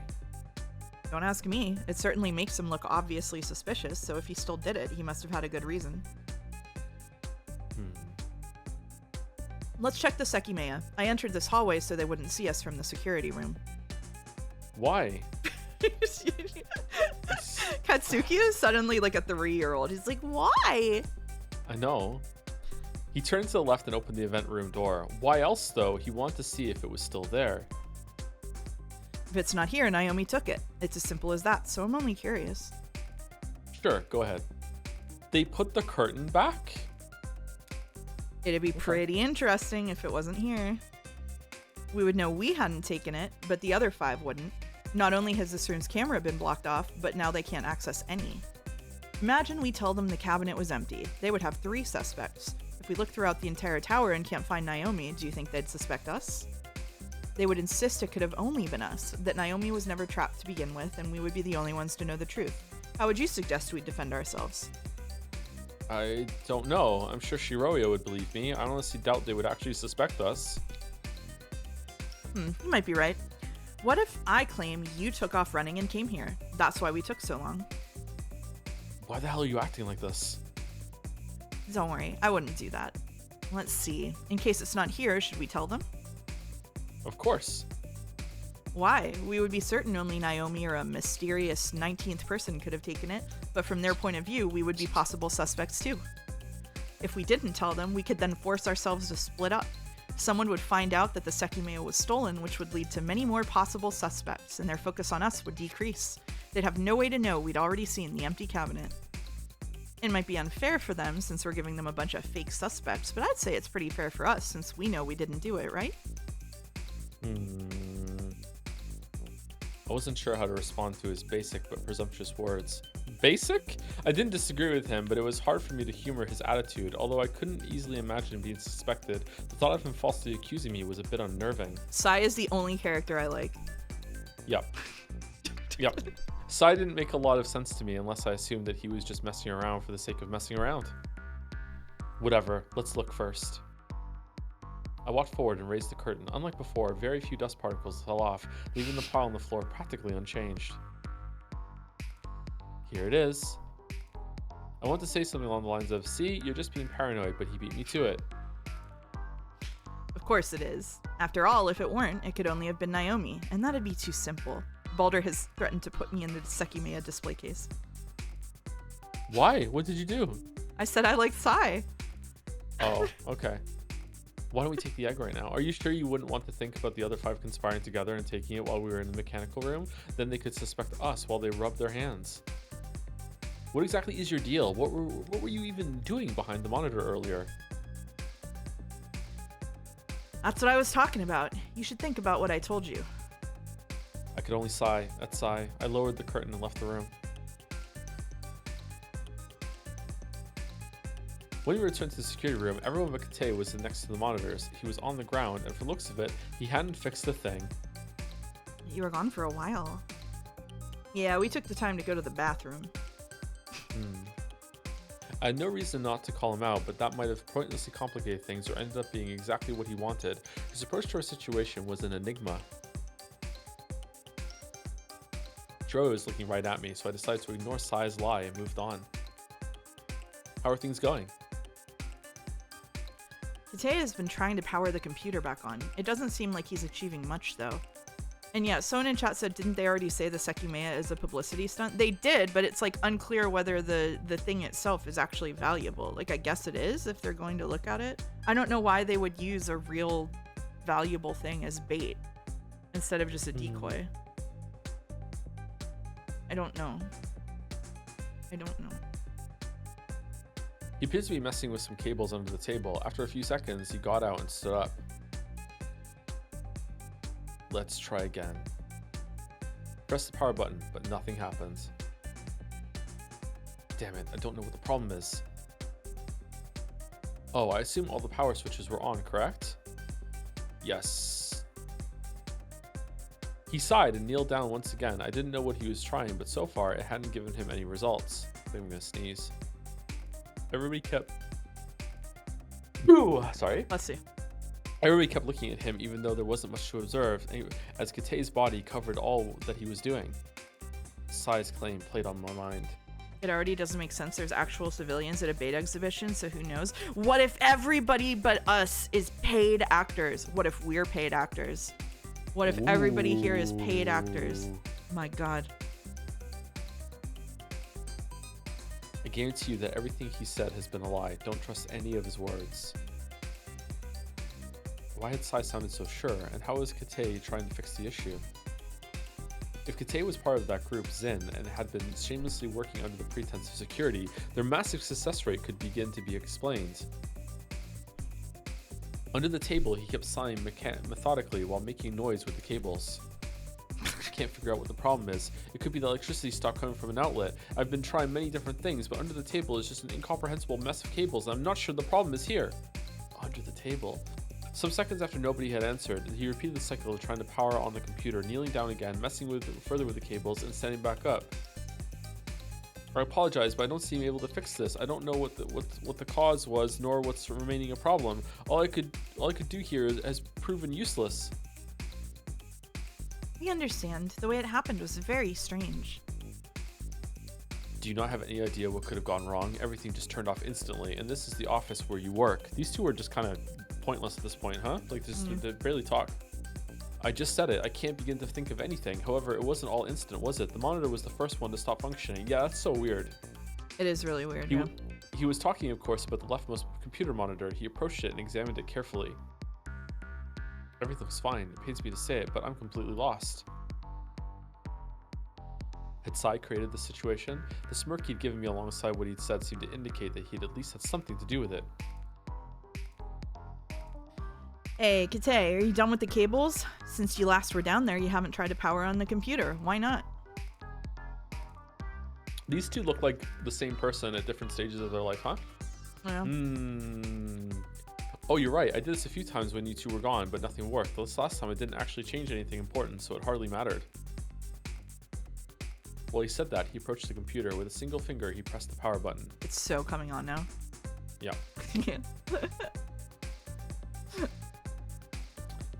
In the blink of an eye, the middle screen lit up and a sound that indicated the computer had begun to run echoed throughout the narrow room. Sai met Kate's eyes quietly, and Isla was the first to break the silence. It's finally working, right? Great. Yes, it seems so. Do you think you were the one to fix it? There's no way. This is as strange as it powering off. I really don't even think I ended up changing anything since the last time I tried it. How bizarre. Yes, it very much is. Do you think this was also done from outside the room? I can't tell. It's possible the delivery of electricity was the problem and that it just fixed itself. Wouldn't the system have powered on automatically if that had happened? Possibly. What could Sai have just done to this computer? Good question. Wha- Magnets. Katay sat. This is Magnus. Katay sat back on his chair and grabbed the mouse once the computer had finished booting up. After bringing the keyboard closer to him, he logged onto his user account. What happened to the cameras, though? Even though the computer had been brought back online, a dozen powered-off screens still remained on the wall. This computer is connected to the entire tower. That includes the computers upstairs and the security system. I must first initiate the program that will display the footage up there in real time. Upon saying that, he double-clicked on the security camera logo, and a program with a messy interface covered the entire screen. This was running earlier as well, but it was minimized. The cameras won't be shown without it open. After looking at the taskbar icon, I did recognize it from earlier, and it was the same one he'd used to change the cameras being displayed. Katay introduced gibberish as the username and a password that was shown encrypted for us. After he pressed the enter key, access was granted. Alright, this button will start up the system. Below the text, logged in as Katay Kyuiji, was a button that read initialize camera monitoring, which Katay quickly clicked on. However, upon doing so, an error window showed up. The text couldn't detect video footage was written on it. What? What the hell does this mean? I've never seen this error message. Yeah, seems kind of self-detected. Is it not letting you display the footage? Yes, usually after pressing this button, the screens would turn on and automatically display the live feed the cameras are recording. What if you check the saved footage? Yes, that's what I was going to try. The cursor, controlled by Katay, hovered over and clicked on the archive footage button. Once again, though, an error window followed. Obnoxious sound appeared. Wait. Followed by obnoxious sound appeared. Okay, continuing the text. No archive footage detected. No camera system detected. Uh-oh. Okay, what the hell is this? This has never happened before. It's outright saying the camera system isn't being detected. Sai made his way out of the room and returned before anyone had time to be confused. I looked at one of the hallway's security cameras. It's showing a tiny green light. That means it's currently functioning and recording, right? Yes, if the green light is there, it means the camera is recording. So the problem here is that we can't currently access the live footage or look at the recordings. The cameras still work. Yes, I think so. For some reason, the computer won't connect to the system. So where's it recording? Looking at the recorded footage so easily sounded too good to be true anyway. I've been doubting we would find anything in the recording since the relevant cameras had been disabled by the smoke, but it was true that it could have given us crucial information, especially regarding Naomi. Well, let's talk to the police again. They might know what caused this. You're right, we should still be able to do that. Should we? Give me a second. It's not gonna work. It's not gonna work. Katay did everything he'd done the last time. When the small window appeared, he inputted a password and pressed the enter key. Access denied appeared in red letters below the login information. What? Access denied? What the fuck does it mean by that? Whoa, first F-bomb? That's what I was about to say. Of the last 10 minutes? I know I'm repeating myself, but this has never happened before. Did someone swear in this game already? Second F-bomb? Is it? Okay. I'll try again. He re-entered the login information 4 times, but that same message kept appearing. Mod search fuck?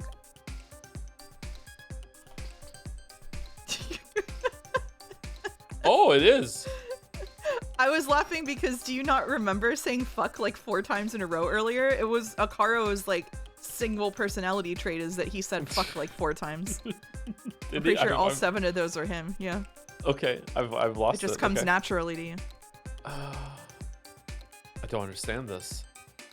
Is that saying that your authority has been revoked? Ooh, what a way of saying that. It must, but why? Why would that happen now? It's not like we can contact the outside to ask. I know you said earlier that the alarm cut off access to the internet, but everything's out of order anyway, so there's no harm in checking. Yes, you're right. It might not be disabled. Katay double-clicked on the browser icon, and we were met with a white screen containing the text, "There is no internet connection." To further make sure, he typed a common URL, but the same screen appeared, and then he just started playing T-Rex Runner. I guess we won't be that lucky. I'm sorry, I don't think I can do anything about this. It's okay. It's not your fault. If we can't access the security systems or connect to the outside, our priority should be to investigate this whole building. Naomi's still a mystery. That's true. We should try to find her and gather any useful information we can. But how could this have happened? I don't understand it. The timing was too coincidental. Did Ashia remotely power off the computer to revoke my access? All I could do with it was talk to them. Maybe the problem with the security system is a side effect of whatever happened. I will stay here for a bit while you go. I have a couple more things to do. Such as? Well, I'd like to investigate more about what caused the shutdown. The security system not being detected is very strange, and in addition, it seems my authority might have been revoked. You must understand how odd of a situation this is for me. I'd like to see if I can figure something out. 4 hours later. Oh, I left caps lock on. My bad. However, there are a few things I'll work on for sure. This computer is still connected to the rest of the tower, so I can undo a few smaller effects of the alarm. I could try to give power back to the elevator and some lights. Wait, what? Those don't you really require any kind of login. I'll catch up with you all at once I'm done. What the I don't know. I see. That sounds fair to me. We'll go then. Should we really be splitting up? It'd be better if we moved in groups at least. There's no real point to any of you staying here. I'm the only person here who knows how to access these parts of the system, and it would be better to have the elevator available than not. Go on ahead. Okay, he wants to be alone. Interesting. All right, good luck. It's weird to think that Naomi is out there and hasn't tried to reach us, so I'm a bit worried. You're right. Let's go with them, MEIYA. Everybody started to look a bit more tense in the hallway, maybe because we hadn't yet seen anything beyond the first door, or maybe because the reality of being trapped was creeping in. I looked at the cameras and noticed that the tiny green recording light could only be noticed on some of them, as the dried smoke fully covered a good number. We walked together a few steps until we all stopped silently. Our task was to investigate a huge building we had never entered before, only to track down someone who could have been hiding with malicious intent. Isla started talking casually to Irina about their daily life. I didn't disturb them, figuring it was better if Isla remained as calm as possible. Yeah, shouldn't Irina and Isla stay in the security room with the security officer? I leaned against the wall next to Shiroya. I didn't think she wanted to talk, so I kept quiet. The handrail made the position uncomfortable, but I tried not to mind it. Instead, I focused on thinking. What exactly had happened in the security room? What had Sai done? I looked at him. He wore a silent, carefree expression, appearing almost on a different plane from the rest of us. Oh, new art. Earlier, when I looked at him after Kate rushed out of the room, he took his hand out from behind the leftmost monitor. What exactly did I see?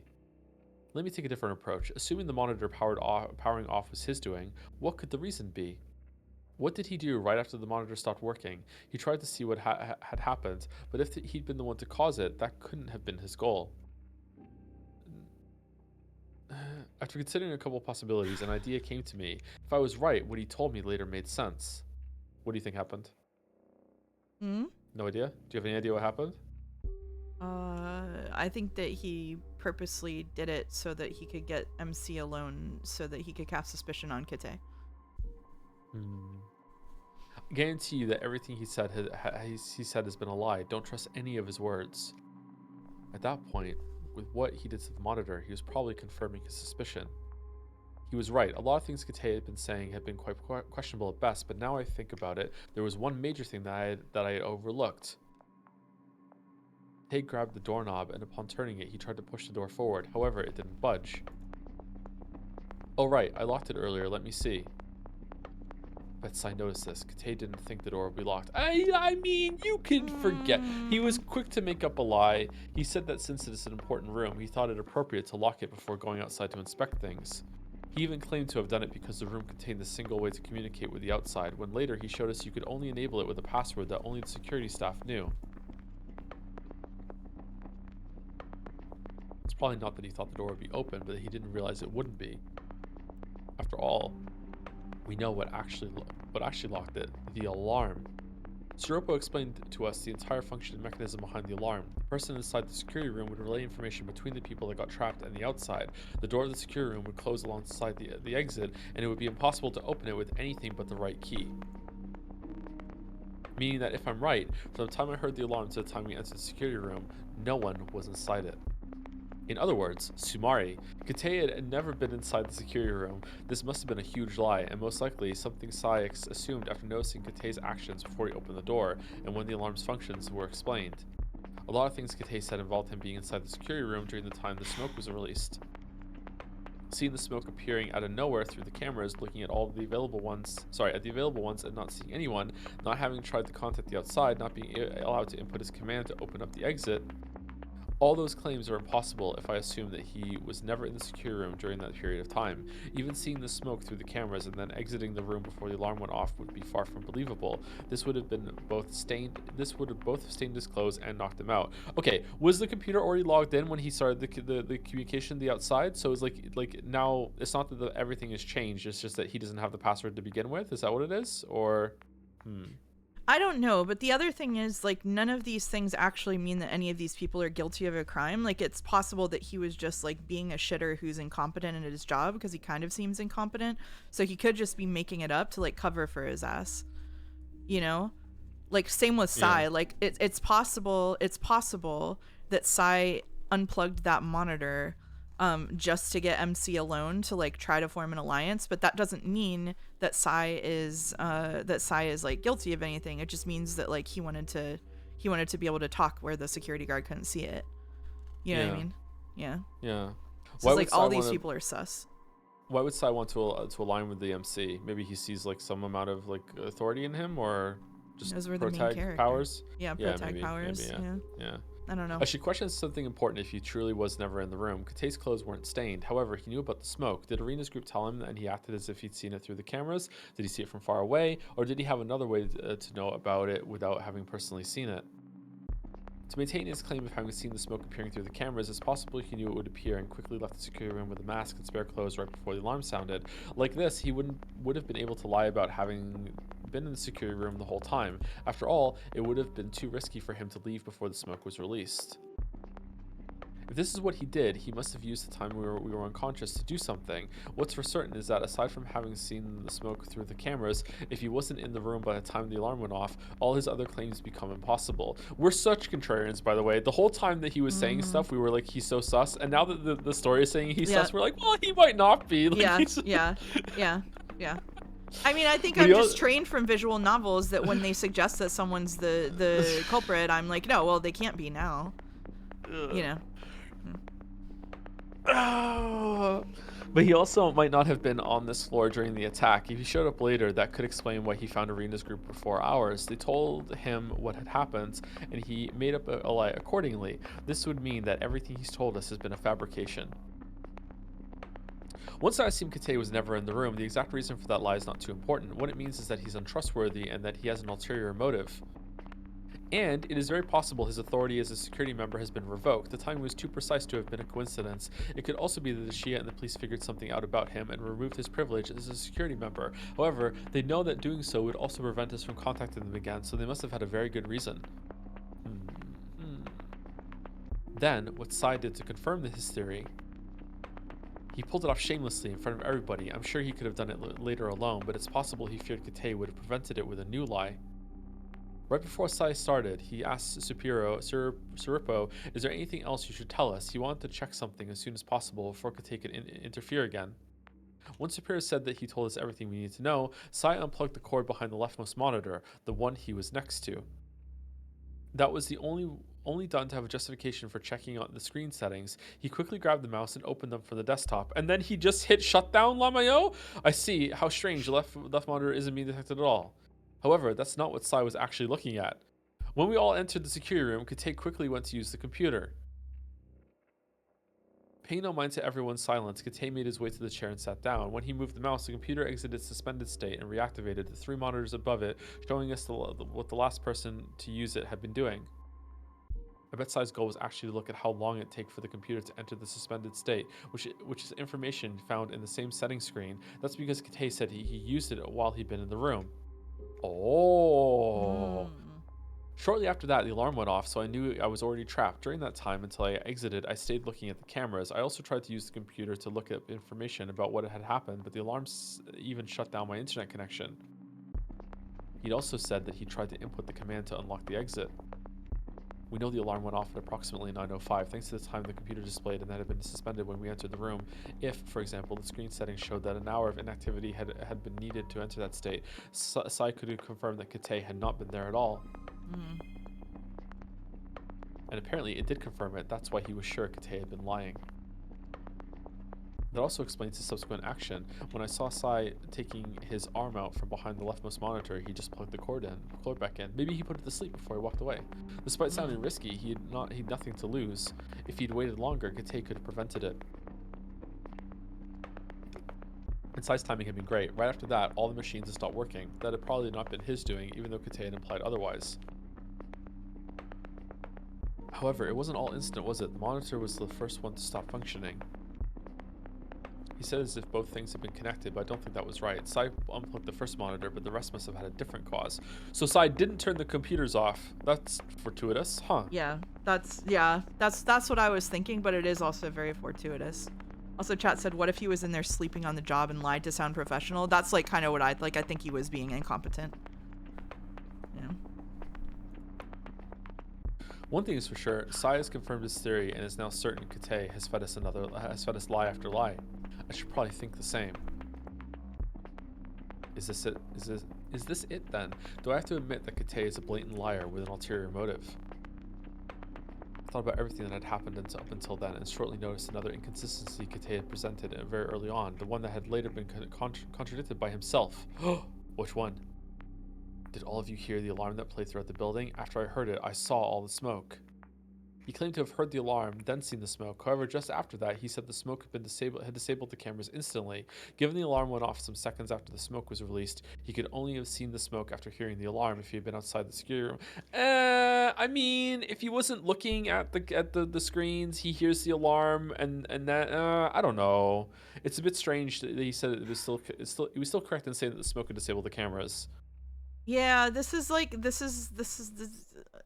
I mean, maybe we don't need to believe everything the MC is saying here or think that it's dependent on sound logic. Yeah. I mean, this is assuming that people are always like speaking completely perfectly and are always doing. Yeah. I don't know. Yeah. If he planned his phrasing well enough to make it sound as if he'd been inside the room to the point of realizing that the cameras would have become useless, it follows he wouldn't have mentioned the huge inconsistency of having seen the smoke after hearing the alarm. If there's a reason for this, it must be that without looking at the monitors, he knew the smoke would have left them useless. However, he must not have thought about it too hard, or else he would have never contradicted himself so blatantly. Wouldn't the smoke have also maybe been seen in another camera that wasn't in the affected area but could still see into that area? Because there's hallway C wasn't smoked, right? And there must be cameras in hallway C that might be able to see the smoke in hallway B. Is that how it is? I don't think you could see. I don't think you could see, maybe if it was here, but there were no camera. If you go to the bathrooms at the top right with your mouse right now, because my mouse can't go there. If there was a camera right there, and it was pointed down, it was looking down. I see. Yeah, it wouldn't have been hit by the smoke, but it still would have seen the smoke fill up hallway B, right? Yeah. Is there there must be overlap with the cameras like that? I think. I guess that's possible. Yeah. Yeah, I don't know. This is one simple way this could have happened. If he designed the plan, he would have known the effects of the smoke, but would not have thought of what they would have entailed if he'd truly been in the security room.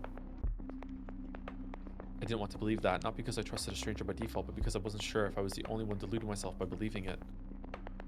I went back to my previous thought. Could Kate have still been inside the security room until he'd left it before the alarm had played? That would have made him a bit more trustworthy, even if it wasn't much. The problem was, once again, his unstained clothes. Even if he changed clothes, his hair and face would have been noticeably stained. Technically, there was a way to get around that. I knew hallway B had been hit by the smoke by the point I noticed the lack of light under the door. However, I couldn't be sure the same thing could be said of hallway A. The third of the last section had been inundated. We'd only seen it filled with smoke after waking up. Delayed smoke? Even though realistically, if he had left because he saw the smoke through the cameras, he would have mentioned that hallway A hadn't yet been stained by that point. The only confirmed fact is that he wasn't in the room from the time the alarm went off to the point we entered it. It could be that he saw the smoke disabling the cameras, left the room, and then the alarm locked it. If this happened, the smoke in hallway A must have been released afterward. Finally, if I'm only pointlessly trying to reduce the number of lies Kate has been spitting, it could be that he was in the room but never touched the computer. Then the suspended timer wouldn't mean anything, but lying about having used it seems pointless.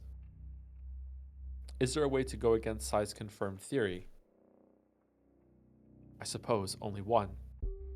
If the computer's current time is incorrect, the time shown in the screen settings can be refuted. Oh. Considering that when we talked to Supero, at no point was the actual time mentioned. If, when we checked the time, it wasn't actually 9:41, it could all hold up. Yeah. Mm-hmm. If the computer was an hour behind, we could have been asleep for a lot longer. Yep. Earlier, I was going to say, what if they had been asleep for like a full 24 hours and didn't even know that they had looped around to a whole other day? But there's no way you would feel that when you woke up, right? Yeah.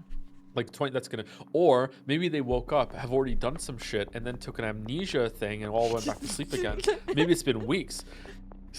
If the computer was an hour behind and the real time was 10:45, we would have been unconscious for longer than we thought, and everything could fit. Kate could have been in the security room, and enough time for the suspended state to be reached could have passed. However, the single last possibility was denied by the only person who didn't fall unconscious, Kate himself. Yes, this matches with the amount of time I stayed here after I saw the smoke. Maybe he's just bad at time, Lamayo. It seemed it was unquestionable. For one reason or another, Kate had lied about what he'd been doing during the incident. He hadn't been where he should have been, and he had continuously claimed to do things that wouldn't have been possible. Before we'd all entered the security room, he hadn't been fast enough to think that the alarm would have locked the door. He had simply tried to open it manually, as he hadn't locked it himself. What is Kate after? Why did he lie so much? After all, he was the one who told us about the way to communicate with the outside. All of his actions have been strange. Hang on, I haven't considered this, but what if he isn't who he claimed to be? Can't believe it took this yapper this long to get here. I know. Could it be that he isn't actually part of the security staff? He refused to explain anything because it would have been confidential, but then Suripo didn't have an issue doing so. What if he simply didn't know anything? The only thing he said was that we'd been locked inside the building for 12 hours and that he knew of a way to communicate with the outside. His clothes weren't stained, but he knew about the smoke. He had a safe place he should have stayed in, but he wasn't in it. He had the security room key, but he didn't think the door would be locked. He had investigated this floor, but he hadn't looked in the event room. And he had a bullshit ass reason for not making this shit shorter than 12 hours. If this was all his plan, it could have been that he borrowed the name Kate, an actual security staff member, not only his name, but also his clothes and room. Then, the clothes of Kate we know had been wearing, stained by the smoke, would have been disposed of. Suripo admitted that a security staff member hadn't evacuated the tower, and he was familiar with the name Kate Kyuiji, but this could simply mean that the real Kate Kyuiji is still trapped with us. Maybe his body was hidden in a spot out of the camera's reach. Oh no. Suripo talked to Kate, but he was a simple police officer and no way to confirm that the voice belonged to the actual staff member. On top of that, he never actually saw it. Yeah, that's what I said earlier. Yeah. He's stupid. Do you want me to take over? That was a lot of fucking reading. Yeah, sure, go for it. Okay. Since I couldn't arrive at a conclusion, hello, chinchillas, I lowered my head after having been lost in thought for a while. Shiroya was standing near me, looking almost as detached as I was sure I did. Shiroya? Hmm? Are you okay? Yeah, I am. I rubbed at my face with one hand and pulled her aside, speaking in a hushed tone. Shiroya, it's fine. We're fine. Naomi's fine too. You can't let this stuff get to you. Dead. She's so dead. She's so dead. I'm not. Don't get sucked into some depressive loop, okay? I'm here. We're going to find her. He is so protective of her. He is. Good night, Weeby. I mean it. Alright, I'm sorry. It was just the camera footage is... The police will recover it. You're right. Somewhat satisfied. Oh, sorry. I patted her shoulder and stepped back into the middle of the hallway. Close by, Isla, who had finished her talk with her mother, was walking to the event room. We were supposed to investigate the building, but we had all silently agreed to wait a bit out of either anxiety or hesitation. Where are you going? Oh, they told me the button to look at her was H, but that's not working, so I'm sorry. Where are you going? I want to see it again. Without further explanation, she quickly made her way into the room. Irina followed behind her. The rest of us did the same, since staying by ourselves didn't seem very useful. The previous 2 weeks had been difficult for Shiroya and me. I knew the cheerful Shiroya I was useful. I knew the cheerful Shiroya I was fond of would take a longer time to come back, but all things considered, both of us were handling the situation pretty well. I was just concerned about pushing her too far. Did they have a friend die? They're talking like a friend Yeah, died. Yeah. yeah, yeah. Maybe the egg helps you speak to the dead, and that they came to talk to their dead friend. Or it brings them back to life. Yeah, it's a Oh, special egg. Yeah. special egg. Isla was in front of the cabinet. I entered the room just as she was about to uncover the curtain, and Hikaru inside came silently after me. Look how pretty it is. Now that the light has gotten a bit better, I like it even more. I agree, it's got a very elegant look. Hikaru and Sai walked in further. However, once Hikaru stopped, Sai did not. He placed himself in front of the cabinet and stared at the Sekimeiya. In the same way, everybody else just stared at him while he thought to himself. Then, with the same neutral expression, he scrolled the glass down. What are The you egg doing? disappeared. Instead of responding, he reached to touch the Sekimeiya. Or that's what I first thought. Instead, he grabbed it and took it out of the cabinet. Hey, what's up with you? Didn't Kate say not to take it out? I guess he did. However, right now, he's in the security room doing God knows what. What are you trying to do? Isla extended her arm and let out a charming, "Can I have it?" Yeah, of course, here. I looked at the camera in the upper right corner and saw the flickering green light. After handing Ashia's precious gem to the 9-year-old, Sai answered Akaro.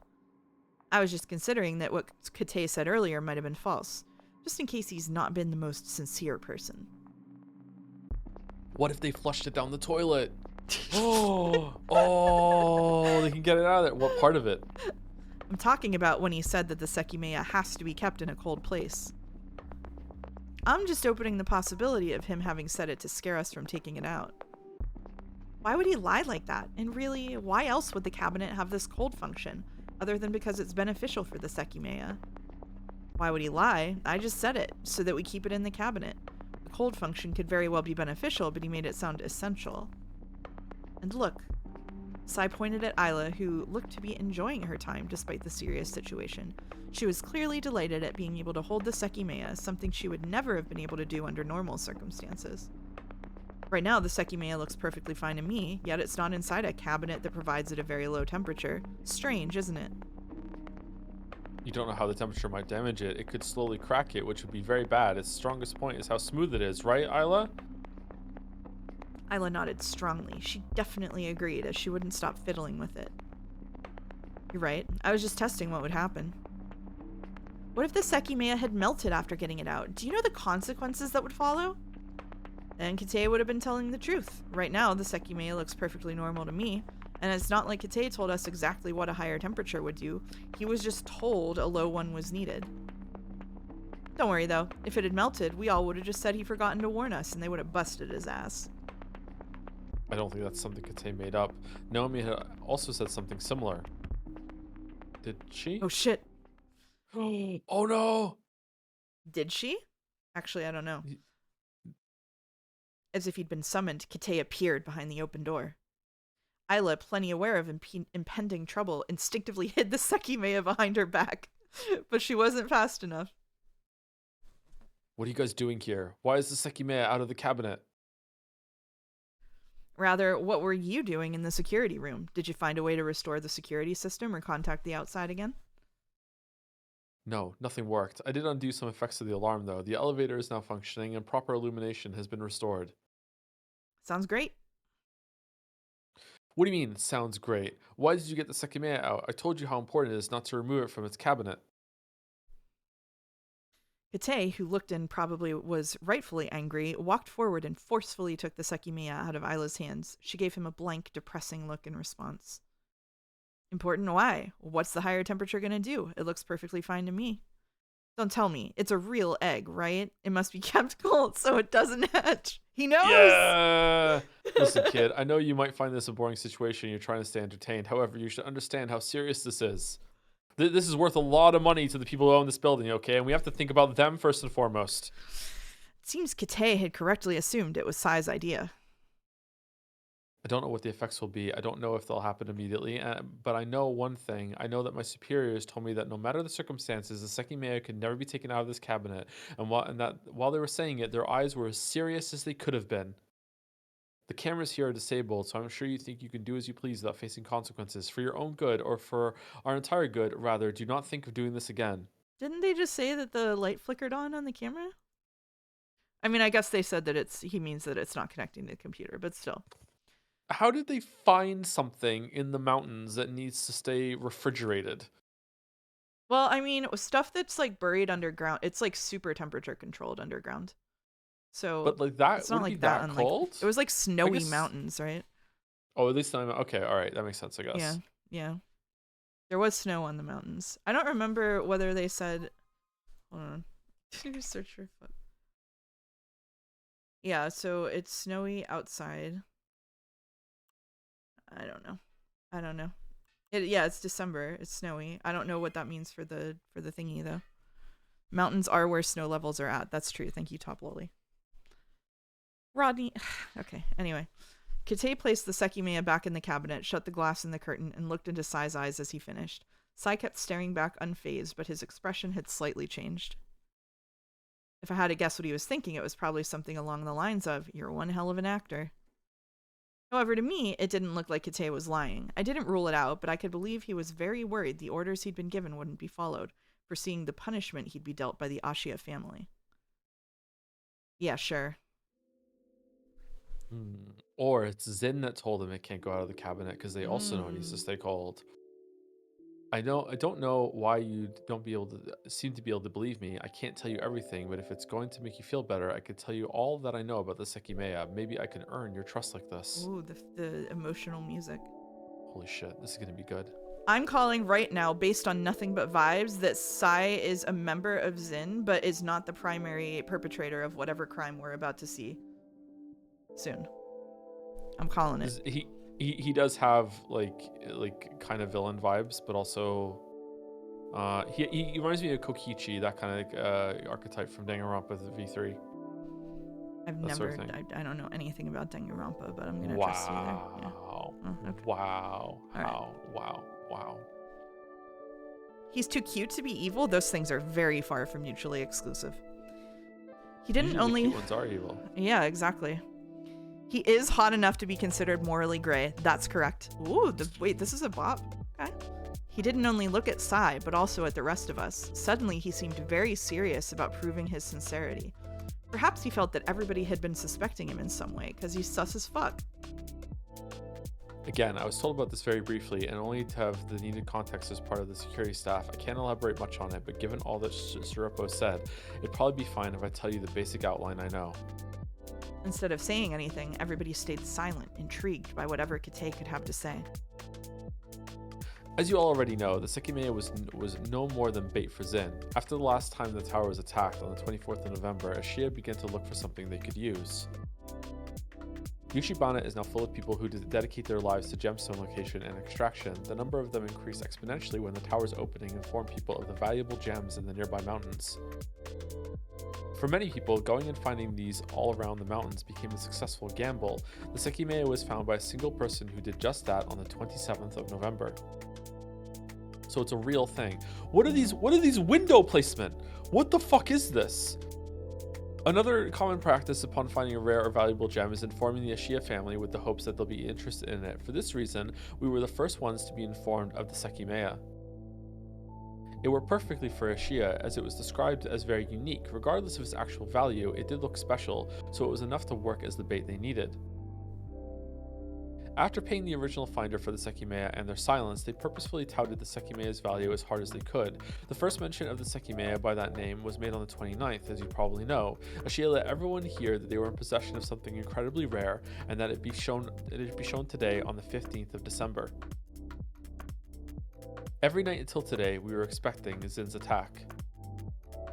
Everyone was led to think Ashia had the rarest find in a while, so, as Shapiro said earlier, regardless of its actual initial worth, after all the publicity, the Sekimeiya was incredibly valuable for Zin. We sold many tickets for today's event. You all saw how far the line of people extended in the lobby. Upon realizing Zin could pass up on this bait, Shia still went with the second option, which was following with what they'd said and letting the Sekimeiya they praised nonstop be seen. So it's real and fake. Okay. Naomi was instructed into spitting out a bunch of made-up facts about it. Oh, okay, and about its worth during her guided visit to try to justify all the buildup. To add interaction and lengthen the visit time, the visitors were going to touch its surface, but only inside the cabinet. Oh, to add interaction and lengthen the time. That's why. I see. To tell you guys the truth, Zin did actually attempt to steal the Sekimeiya once. Surupo had no reason to inform you of this, but almost as soon as its existence was announced, Zin made a move for it. As you can see, their plan ended in failure. We even came close to catching someone from Zin for the first time, but they were able to escape. This was almost Ashia's success, but this information was never published, even though it would have been seen as Zin's first failure. The reason was that they wanted to keep it up the charade and put the plan in motion to catch them for real. The Sekimeiya wasn't in this building yet, so the mechanism we had designed wasn't activated. Additionally, even though Zin were the ones to try to steal it, Ashia had no way to prove it. Since the circumstances were unusual and everyone knew they wanted to defeat Zin, people could have thought they made it all up, as no members had been caught. I'm starting to think Zin doesn't even exist, to be honest. That's all I can say about this. Now the cold temperature rule was not something Ashia realized, but something the original finder instructed. They said that according to the time they spent with it indoors, to preserve and to make sure the Sekimeiya wasn't damaged, it had to always be kept at a cold temperature. And they just went along with it. The fact that they knew that putting it in at a high temperature would damage it implies they did so at one point and noticed the damaging effects. However, as you said, Sai, after you took it out for a bit, it still seemed to be fine. They probably did the same and found out that leaving it for longer could be harmful. Ashia did not particularly care, so they naturally accepted and followed the single rule without much of a concern. This cabinet, alongside others that also possess temperature functions, already existed, so it was a convenient place to keep it after stylizing it a little. Since it was found pretty high up on the mountains behind the tower, the temperature there was already very low. Okay, there we go. At their request, the location where it was found was revealed to Ashia. I like that I said I'd take narrator duties over from you shortly before you began a 10-minute exposition through a character. Yep. I was trying to help. I love it. It's okay. It's all right. It's all right. A vast mountain range surrounds Yushibana, which I'm sure you see daily. On Air Rune, a mountain close to this building, there is a little upward path that was much more visible a few years ago. That part of the range has almost been abandoned because when the reason to go to the mountain switched to gemstone extraction, it was determined that not many were to be found on Air Rune. This is a lot of information. Eventually, up in the mountain is a small field that's pretty well hidden. It's not easy to spot, but you have to deviate onto a smaller path. All I was told was that it's a fairly hidden place, and it's just full of fucking Sekimeiyas. Okay, there we go. There, this was found, growing. Kite pointed at the cabinet.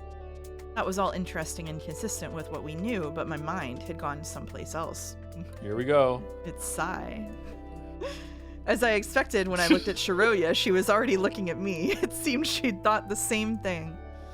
Bizarre as it sounded, the location Kite had just described matched perfectly with the place where we used to play as kids. Aw, for fuck's sake. Past that grassy terrain, there used to be a cabin she and I would frequently visit. Oh, for fuck's sake. Okay. It was the same mountain, the same narrow path, and maybe the same plain and grassy field that would now be covered by snow.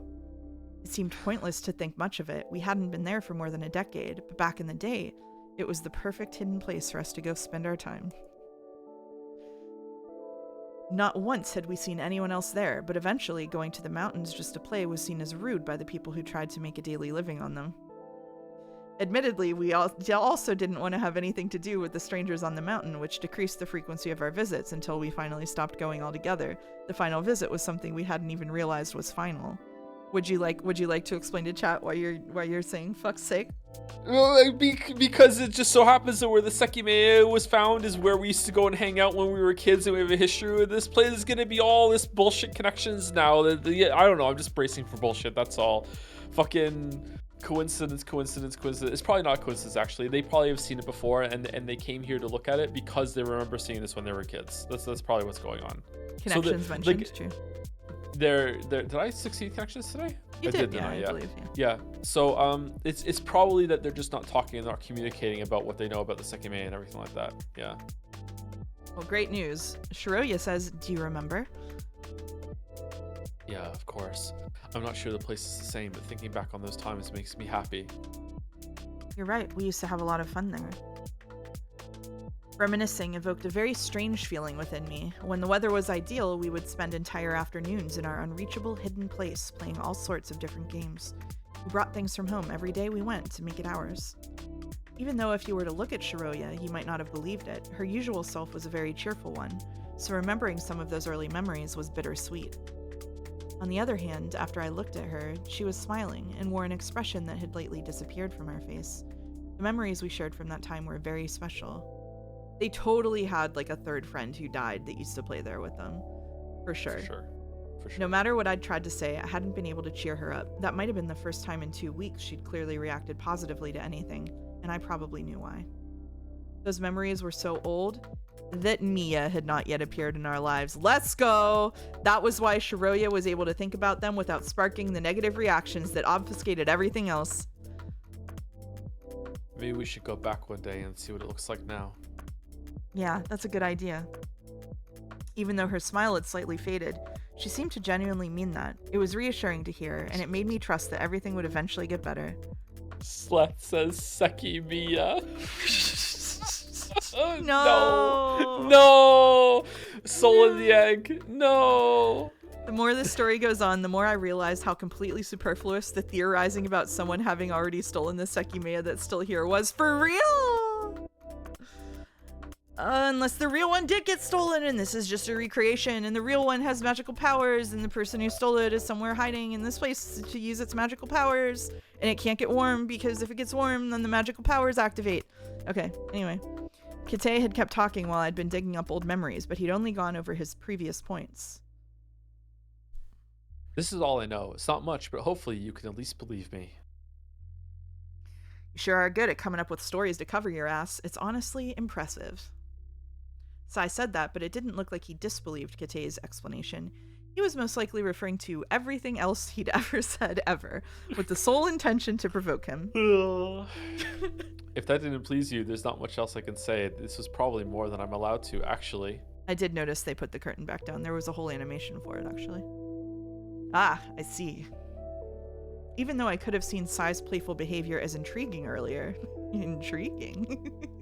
It had become off-putting. After shifting my thoughts to some of my childhood memories, the thought of getting out of the tower was much more appealing than being alone with him in a dark room again.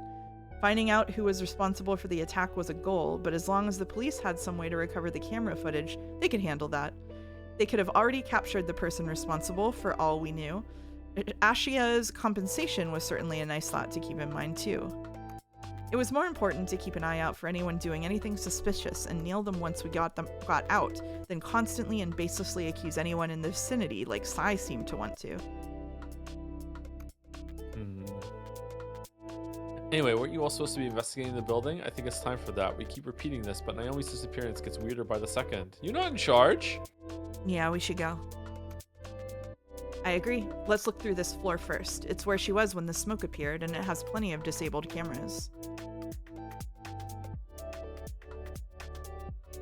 We made our way to Hallway A. Finally starting to inspect the huge building was an imposing task. A lot of time had already passed, so I had no idea what to think of Naomi's disappearance. She was either incapable of reaching us or didn't want to. How do we do it? Do we split up? Here, I learned how to do this for you. There she is. Oh, thank you. Thank you. No problem. No, let's make the situation clear first. Funny things can happen later. Let's enter every room in this hallway and then move on to the other one. After we're done with this floor, we'll move up one at a time. Yeah, let's begin there. Irina looked at the crystal room in front of the security room. It was the one labeled A1 on the map. The crystal room. A1. Crystal. It's the one closest to the lobby. What Final Fantasy sounds are these? Given the floor's layout, if there was someone who wanted to avoid being seen, as long as we didn't split up, they could easily achieve that. There were 3 different ways to make it from one hallway to the other, so we would never be able to rule out a sneaky moving culprit.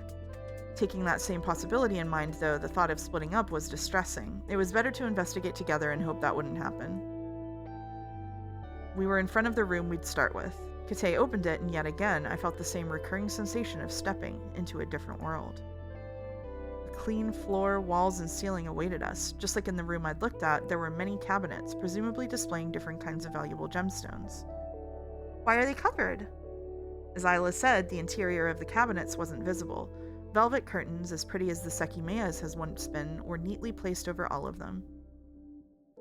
Oh, yes, this is something that we do every morning, except on Sundays, when the tower is closed. Well, at 9, the floor opens to the public. It isn't until 9:10 that the showcase cabinets are uncovered. This is purely done for dramatic effect, and honestly, to give the visitors the impression that they're about to witness something very valuable. Oh, can I? Yeah, of course. Let me raise them up for you. In the same manner that Kate might have seen it done daily through the cameras, he carefully rolled up every curtain, letting us see what they were hiding. As amazed as a little girl trapped in a building could be, Isla lit up while Kate uncovered the next mysterious interior. Sai looked at it with a similar face, even though I couldn't help but question it. Cabinets in those rooms were different from the Sekimeiya's. They were lower to the ground, and on top of them was a screen of glass that sheltered the gemstones. Wow, look at this black one, Mom. Isn't it pretty? I love it. Yes, it's one of my favorites so far. I wish I could wear it as a necklace. We were all glad Irina was with us and treated Isla as if they were in a normal visit, letting her feel comfortable. Shortly, Kate finished with every cabinet. They had all contained gemstones of different shapes and tones. Some also had a brief explanation below them, detailing where they'd been found, along with the name of their finder.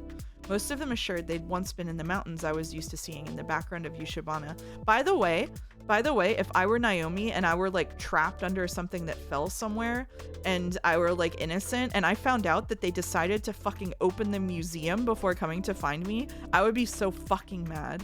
I would be really fucking mad. Despite the events and my lack of interest, I spent some time looking at each one, immersing myself in them without noticing it. I didn't think it was the best way to spend our time, but everyone seemed to be doing the same. Do you like this one?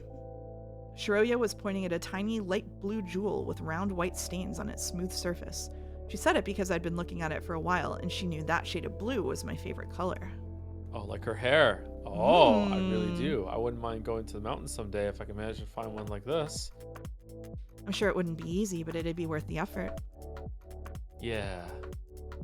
After having talked about going back to our personal playground, I started to really look forward to the time when we'd visit it again, spending a day trying to find a gem as pretty as that one.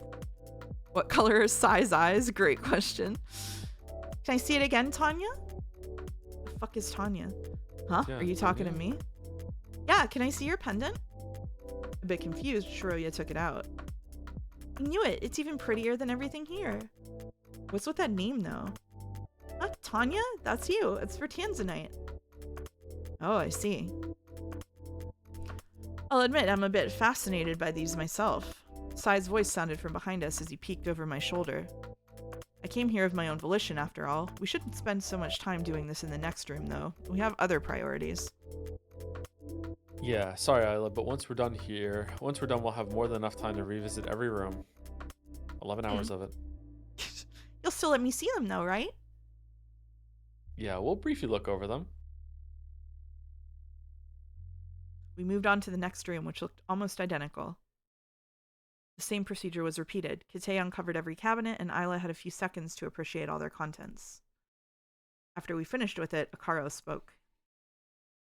Do we really have to look inside at the inside of every cabinet? It's only slowing us down. What if there's a body inside?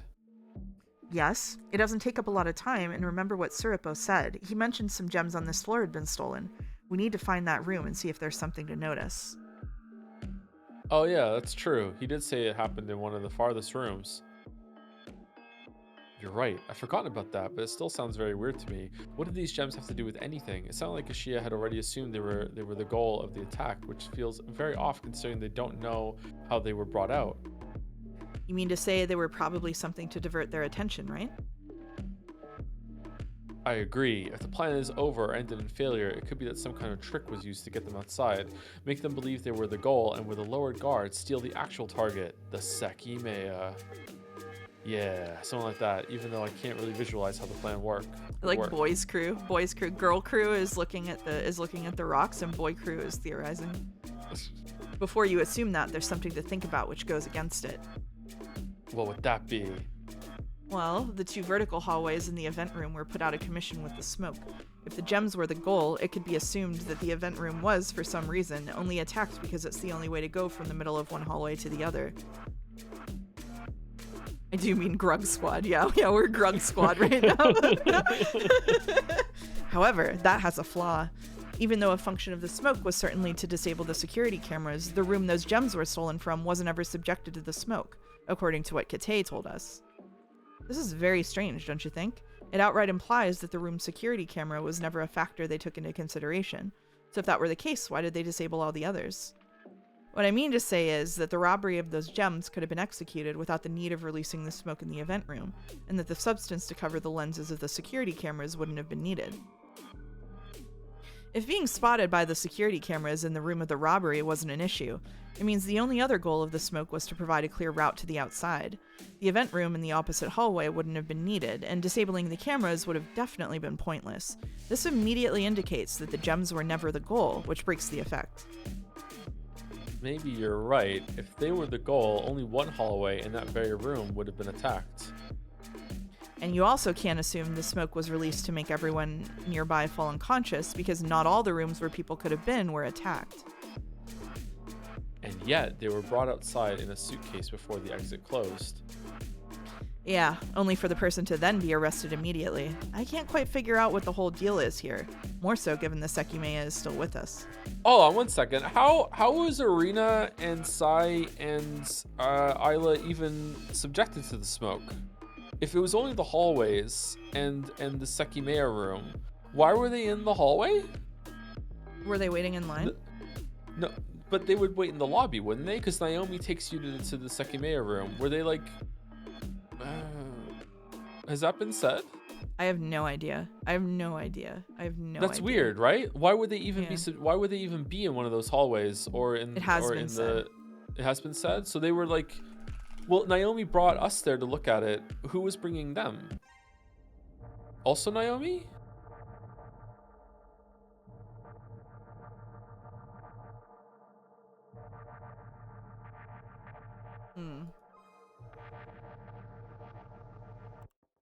Let's see. Someone just told them to walk forward? Oh, they said they were told to advance?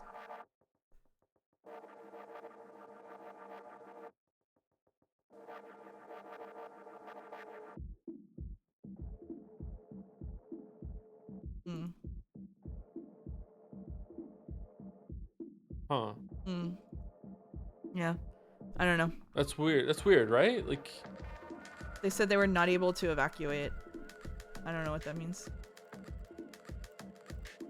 How the fuck do I go back to where I was now? Help! How do I go back to the... Okay. all right, we did it. Okay. We did it. Okay. The people and yet outside... Yeah. Sorry, go ahead. Where were we? Yeah, go ahead. Okay. The people outside think the gems were the goal and that the robbery was a failure. However, part of that relies on them not knowing the exact rooms that were attacked by the smoke. I'm sure more people will conclude what I'm saying once they enter the tower. If the culprit intended to pass those gems as a fake goal, this plan is lacking. Yeah, I think it's pretty obvious that that was an opportunistic robbery, maybe, or something. Like, I don't think it had anything to do with anything. But I don't know, maybe I'm dumb. There's no way it ends with someone sneaking the Sekimeiya out as soon as the exit opens, right? That would be very stupid. Not to mention that stealing the gems would be rendered useless, since Ashia would quickly notice that the Sekimeiya has been stolen too. Then the gems would ultimately return to Ashia, and the person who had them would be arrested. I hadn't taken those gemstones into consideration for any of my thoughts, but he was right. Hey, Kate, I know you said this earlier, but are you sure that the exit was sealed immediately after the alarm went off? While it is the first time the alarm has been activated, it's how it was programmed to work. Anything else would be pointless, really. Could it have been another malfunction? I was just thinking that perhaps Naomi brought the gems out, or someone held the door open, like, because it doesn't close all the way if someone's there. That's what they said, right? So yeah. Naomi, but that should be impossible, right? Not if that malfunction actually occurred. When Suripo mentioned the person who brought them outside, he only said it had been an individual. It could have been a woman, but I think he would have said it when we mentioned Naomi was still with us. If the alarm's effects had been delayed, Suripo would have brought it up, or someone from the outside would have entered. It is true, though, that Naomi, the person who should be here but isn't and knows the layout of the tower well, is a good candidate to have brought those gems out, acting out this ridiculous role of being purposely arrested with a conspicuous suitcase. If this is what happened, targeting the event room too would make sense even if the goal was elsewhere. It was Naomi's location and she would have needed a way to escape. You're right. I hadn't thought of this, but I'm not convinced. Targeting both hallways still wouldn't make much sense, and most importantly, it implies her plan only worked because the alarm's effect got delayed. It would have been no malfunction. Yeah, also we still don't know what actually triggered the alarm, and while I could be wrong, it really seemed to me like Naomi did fall unconscious in our room. Remember what Siripo said? If anyone was in front of the shutter as it closed, it would have stopped. It's possible it was delayed, which gave Naomi enough time to leave even though she was in the event room when the alarm played. That's true, but Siripo would have told us as well. Wait, no, I don't think that could have happened. Why not? When I heard the alarm, there was another sound too, much fainter. I just realized that must have been the shutter closing, as it was rough and came from the lobby. Oh, that was the other that's noise. what that sound was. Oh, you were right. That means the effect couldn't have been delayed, but it ended with a louder sound, which must have been it hitting the floor. I'm pretty sure it went all the way without stopping. If that's true, it confirms Naomi's still here. Yeah. Is this a key? I saw Shiroya staring at the floor, confused as to where to direct her gaze. Oh, you're right. What's this doing here? When we went quiet, the two people who hadn't participated in the conversation spoke. They were a bit ahead of us, so we walked to them. After focusing on the point where they were staring, we saw what Isla had found. Next to the right wall was a small, rusty key. Isla kneeled to pick it up. Once in her hand, she showed it to us. Was this on the floor? Yeah, I just saw it. There's no way we missed it until now, right? The color is close to the floors and the lighting is bad. I'd say we did, since it took me a few seconds to see it. Really? It was right next to the event room. That's not a key, it's just a lever? Oh, okay, good to know. More importantly, what's it for? Do you recognize it, Kate? No, I don't think I've seen this key before. Kate grabbed it to give it a closer look. It appeared very old and rusty. Not the kind of key that would be used in a modern building. It's impossible this belongs here. I know it's an old building and there are keys I don't possess, but it must be for something else. It's for the furniture room. Keys are not prohibited items in this tower. It's possible someone dropped it and didn't realize it. How would you not notice it? If you drop it here, the noise would alert you. For sure, which means that whoever dropped it knew they did and didn't pick it back up. Unless it fell out of Naomi's unconscious pocket. Yeah. It would have been a bit ridiculous to think that it had been left purposely to indirectly pass it on to someone or something of the sort. Given what we knew had happened so far, Sai's words made a lot of sense. Get what I mean, right? This key probably belonged to the culprit. As they were running against a timer that would trap them, this key was dropped. Naturally, they didn't waste time stopping to retrieve it. It could be a pretty important key if it's one the culprit was holding as they were committing a crime. I'll keep it safe and give it to the police as soon as I can. Fuck off, we're not giving you the fucking key. Get out of here. That's a good idea. No, it's not. You might be jumping to conclusions again, though. It could belong to an innocent person who rushed to escape from the tower. You think so? I'm not sure that's possible. I've gone over this. Why would an innocent person ever rush to escape? One reason would be if they saw smoke appearing out of nowhere. However, they would have fallen unconscious if they ran through this hallway. The other reason would be if they heard an unknown alarm, but this can also be ruled out because the alarm blocked off the exit. Naturally, this key doesn't belong to any of us, right? Nobody answered. Oop, double click. He was saying that no innocent person aware of danger could have escaped through the hallway. If the key didn't belong to the culprit, it had to belong to someone who'd also gotten trapped and we hadn't seen. Even Naomi didn't make sense as a candidate. I'd been with her up until the alarm had sounded. If someone had fallen unconscious there, they could have dropped the key and failed to realize it upon waking up. Perhaps even the sound of the drop had been obfuscated by the alarm. Of course, though, that was very unlikely. I doubt this was here before the attack. There was a janitor cleaning the floor in the lobby, so I'm sure these hallways were cleaned today, too. On the surface, that appeared to be a very solid argument, but there was a way around it, and it involved something I'd thought before. We didn't know for a fact that the smoke in hallway A had been released at the same time as in the other two places. There was no reason to believe it hadn't been, but it would have also let one of Kate's claims be the truth. One part of me wanted to directly ask Kate, but I held off. If someone had heard yells coming from the lobby or you'd seen smoke coming through the door of the event room, they might have rushed out without stopping to retrieve their key. I recalled that while we'd been about to fall unconscious, I'd heard nothing but silence. I saw Isla in front of the next door. Even though it had been her discovery, she didn't seem very interested. The private revelations of the cabinet's contents were probably very exciting for her instead. She's 9! Also, I'm getting concerned that they still haven't brought up the fact that they've known the smoke before now. Still, they're not saying it. Yeah. Like, it's not just like they heard it used somewhere. Like they've smelled it. They've hit with it before. It's a familiar smell to them. They said not again. Yeah. Let's continue for now. If this was important for the culprit, it's likely they'll try to get it back. So I'll make sure to keep it safe until we get out. This is a good place to stop. We accepted that and moved on. Okay. Like at the end of this like room or literally yeah, right like now? what, like literally right now? What do you mean? This or next music change? We could go to next music change. I say next music change, yeah. Do you want to go back to reading narration, by the way? It's been a lot of reading for you right now. You can read. Okay. We accepted that and moved on. The next room was no different from the previous. Kate went ahead and began to make sure nothing had been stolen from its cabinets. Sai approached me while I was separated from the others. Anticipating his reason, I was first to speak. Yo. You still doubt Kate? I think he did a good job of proving his sincerity. Oh, of course I still do. I'll agree that he's pretty good at lying. You already realized he was never in the security room, right? Why are you defending him? I looked at Kate. He was putting up with Isla and acting interested in the gems he'd presumably seen hundreds of times. Are you certain he wasn't? He couldn't have been there after the alarm went off. I checked the time needed for the computer to suspend and that confirmed it. The only other possibility is that he was there and lied about using the computer, but that doesn't make it any better. Have you considered that the computer time might not have been accurate?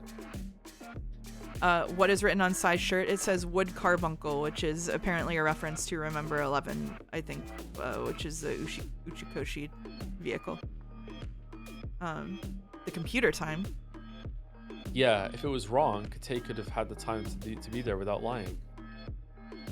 To then lie about how much time he spent outside it. Yeah, I know. Maybe you're right, and there's no other explanation. I have considered the computer time being wrong, and not only that. Sai raised his sleeve. Under it, there was a digital wristwatch. What? Yo. I always wear this. It doesn't seem like there are wall clocks anywhere, so the time displayed on the computer is the only source we have available. Besides my wristwatch, that is. My time and the computer's are the same. What if it was changed while you were unconscious? You don't know. I see. Yeah. So that can't be it either. Or it really has been 24 hours and they just woke up at the exact time. And also the police officer fell asleep for 24 hours. The police officer didn't clarify. Who knows how long they've been waiting outside? Yeah. Well, as I said, I didn't consider that the computer time might have been wrong, but rather that someone went way further than that. Oh, I see what you mean. Yeah, that should be the only way out Kate has. Yes, if someone messed with my wristwatch while I was unconscious, they could have made me back up the computer's time. That's going too far, though. After all, one would only do this to frame Kate into not having been in the room. But it's too ridiculous to consider it seriously. They'd need to know that Kate would say everything he said, only to turn around and contradict it with the computer's suspended state, risking the possibility of nobody noticing it. And not only that, but it's also something that only works with the people who got trapped. This wouldn't mean anything if we brought it up outside, so imagining that someone would set it up isn't reasonable. And Kate, who didn't fall unconscious, would have called out the wrong time. Since he didn't do it, if it truly was wrong, he must have been the one to modify it. Then, as an effect, his truthful claims would have sounded impossible. That's still ridiculous, and it doesn't clear his name at all. He also let us talk to Suripo, who could have mentioned the time at any moment. But why would Kate lie about having been in the security room? Do you think he's actually responsible? Or heavily involved in some way? There's no way he's not hiding anything or looking to gain something. So you don't believe his story about how the Sekimeiya was found? You were accusing him of lying about that too. Oh no, I do believe everything he said there. It just strengthened his motive further.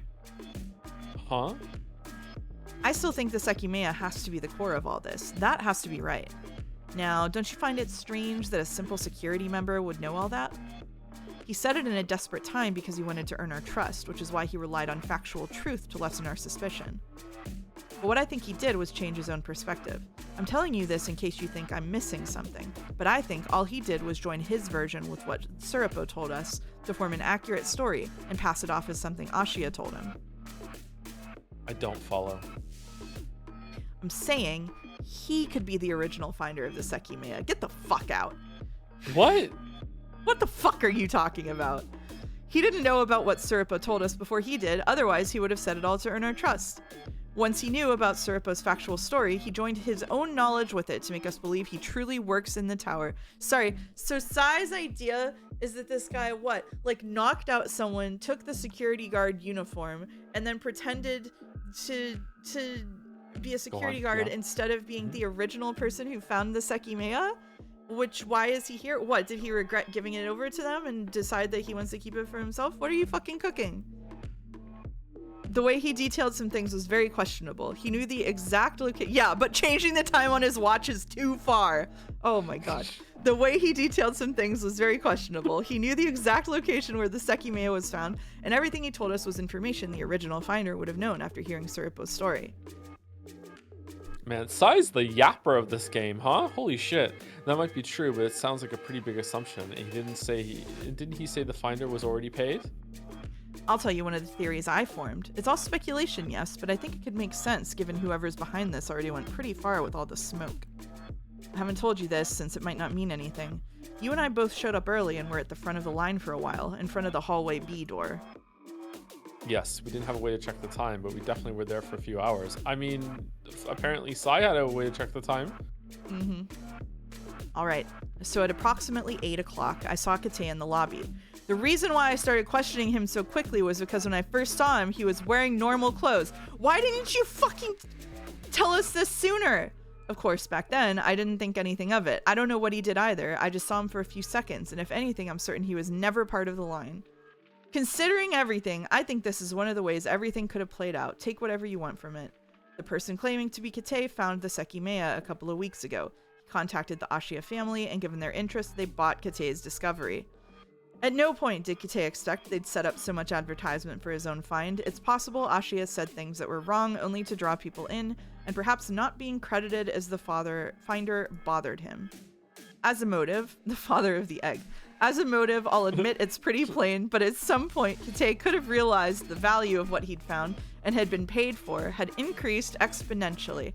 That's why he designed a plan to retrieve something he thought he'd been cheated out of. Okay, this might be a dumb thing to ask, but does the MC have literally any reason to try and solve this mystery? Or is this a we're stuck in here anyway so kind of thing?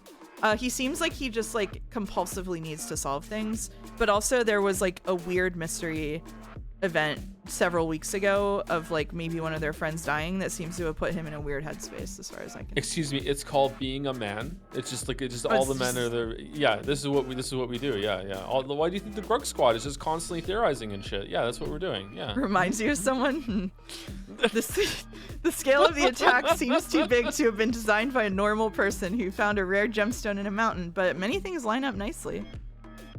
At 8 o'clock on the day the Sekimeiya was going to be shown to the public, he entered the tower. This is why it happened during daylight. Zin is, for once, not behind it. They had tried to steal the Sekimeiya once and failed. I don't know how his plan worked, so I can't tell if the alarm was an intended factor of it. But regardless of that, this person went to meet with the actual Kate Kuiji. I don't know how, since the doors hadn't opened to the public yet, but he wasn't in the lobby shortly after I saw him. By speaking to Kate, he could have learned a lot about the alarm's existence and the method to contact the outside. The way he learned that information isn't important. What matters is that he put on Kate's clothes, then he proceeded to hide Kate somewhere out of the camera's reach. He could have done this any number of ways, but Kate was charged with keeping track of the security cameras, so obviously, nobody could have seen him carrying off a body if that body was the one supposed to be seeing it. Along with the clothes, he also took the security room key. Then, he released the smoke in the two hallways and event room through some method I'm unaware of. It's likely he knew he'd get trapped by doing so. My god, dude. He acted as if he'd found us and played the role of a security member to justify his presence in the tower. Yeah, Method X. Yep. Naomi. It's possible he hid her body while she was unconscious. He'd be the one to have a reason because Naomi would have revealed that he doesn't work in the tower. By saying everything was confidential, he managed to avoid explaining anything he didn't know. He lied about having been in the security room since instead he'd been carrying out this plan of his. This is why he knew things only a person inside the room with all the monitors would have known without actually having been there. Serpo said it clearly. The security staff, upon hearing the alarm, would stay in the room and relay information through the installed microphone. But Kate told us that he left it because he didn't know about that before talking to Serpo. He said he used the microphone while we were unconscious, but I'm sure he was lying. I don't know why he let us talk to the outside, but it's possible he had something to gain from that. Maybe he wanted everyone outside to think that Kate Koigi is really in the tower and that everything here is going well. Maybe he wanted to make sure the bait gemstones worked and tricked Ashia. I don't know how all of this works yet. As I said earlier, that part of the plan seems to be very poorly constructed. It almost feels unrelated to what he did, but that can't be it. Anyway, it all comes down to he had no way to get the Sekimeiya out without spending 12 hours here, so he's intentionally spending 12 hours here. I don't know how this plan ends. I have no idea how he intends to get the Sekimeiya. Get this boy a drink of water. Holy shit, I'm taking one. Yeah, I know, right? Like I wanted to relieve you of some reading, and then it's just nonstop yapping. I have no idea how he intends to get the Sekimeiya out once the exit opens, but consider the following. If he manages to do it, nobody will miss him. None of us will actually know who he was. I'm only speculating that he was the original finder of the Sekimeiya to give an easy answer to the questionable knowledge he's had since the start. Oh my god, I thought it was it. Once he makes it out, only the Sekimeiya will be missing. Kate Koigi will still be here since he's where the person talking to Isla right now hid him. This ghost of a person will have escaped with the real target. After saying it all out loud, I know it sounds pretty absurd, but whatever his plan is, it has to be far from over. There are a lot of things that don't make sense, and somehow the Sekimeiya is still in its cabinet as if nothing happened. Also, and one more thing. We only think that what we saw is the Sekimeiya because Kate told us so. The plan could already be at a higher stage. The real Sekimeiya could have been replaced while we were asleep. There could be another reason why Naomi's presence had to be taken care of, as she would expose that illusion. Rap god. I'm done. What do you think? Do you agree with anything?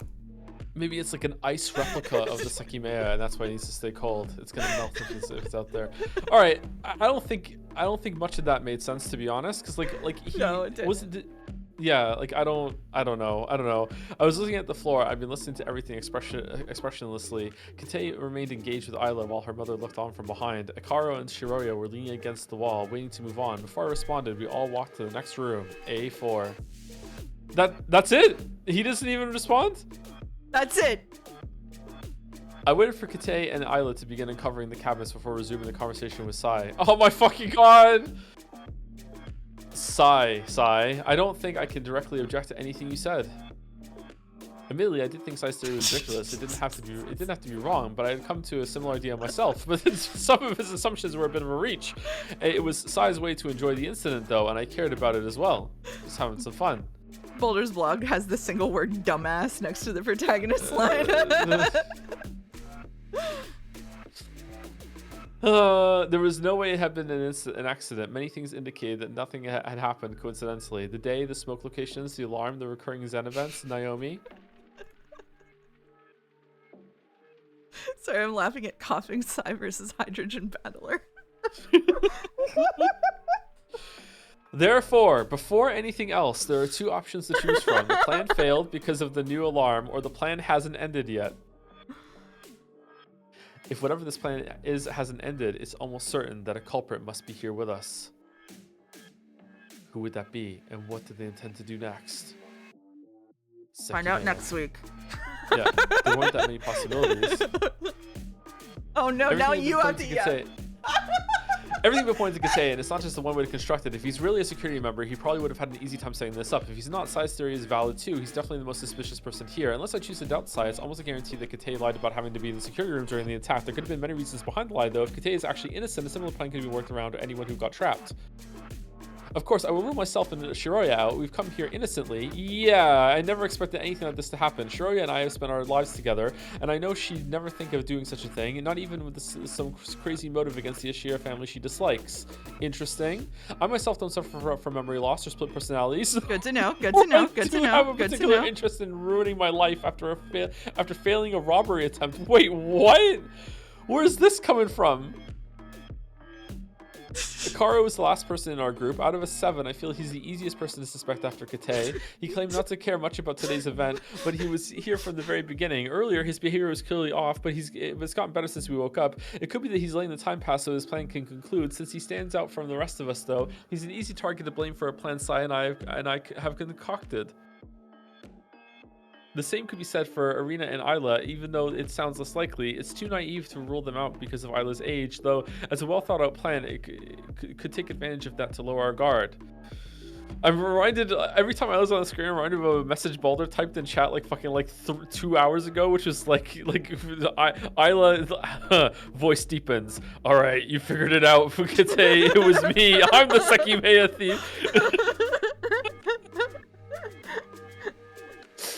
Out of the 6 of us that were waiting for the event, only they have early arrival justified. Isla's the only one who seemed to care about the event, but I can only truly rule out Shiroa and myself. And Sai, I don't believe he's the culprit, and if he's even crazier than he seems, he could have designed the whole thing and then messed with me for entertainment, maybe even to divert my suspicion and prevent my interference. He could be trying to manipulate me into thinking whatever is convenient for him. I don't think that's likely, though. Similarly, he might have determined I'm not a likely suspect. There are 2 more options, Naomi and an unknown person, person X. Oh, she's back! If Naomi wants to let the 12 hours run out to execute the last part of her plan, then not showing herself to us is probably a good idea. She's been hidden from the very beginning and will spend all the remaining time unspotted, able to move by herself whenever she needs to. There's gotta be a good hiding spot somewhere in this huge building. I don't know why, but the spoiler I saw in the trailer earlier just hit me out of nowhere just now. Should I say it? Should I say it fucking at the end of the stream? No, because there's people in chat who haven't read it and are reading along. No, really? Yeah, you'll do a spoiler for other people. It was in the Steam fucking trailer though, and it's a wild thing to say. Why did you watch the trailer? It was just auto playing while I was on the page, and then it just happened. I want to hear it. Okay, Cap says say it, so. I'm gonna say it. If you don't want to hear it, just mute the stream. But also, it's gonna say, okay. At one point in the trailer, someone said, like, "Did I just teleport?"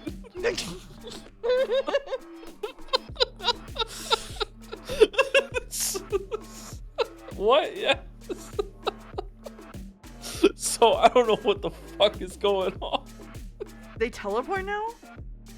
They teleport now? Using Naomi as the culprit puts some meaning behind the alarm's trigger. Surupo said that the only way to activate it was by breaking open the Sekimeiya cabinet, and when I heard the alarm, Naomi was the one next to it. She silently broke it in a way that she knew would work. She could have covertly trapped us. Then, when we looked at the cabinet, we failed to recognize what had triggered the mechanism. Naomi must have avoided falling unconscious and made sure her trick wouldn't be noticed. Maybe she just fell and then crawled out so the smoke wouldn't be around her. Why would she do this? Could it be that she made it seem as if something else triggered the alarm to make it look like everything was a malfunction? She could have had something to gain. The fact that the alarm went off right after Naomi unlocked the cabinet with her key also leads me to think that the source of the alarm had to be something else. However, this could have been done purposely to make the 3 of us eventually say that by the time the alarm had gone off, there'd been no reason to force the cabinet open. After all, there'd been no way Naomi could have known I'd stay conscious enough for enough time to hear the alarm. Then it could have been ruled out as a malfunction, which could have allowed other things to also appear as malfunctions.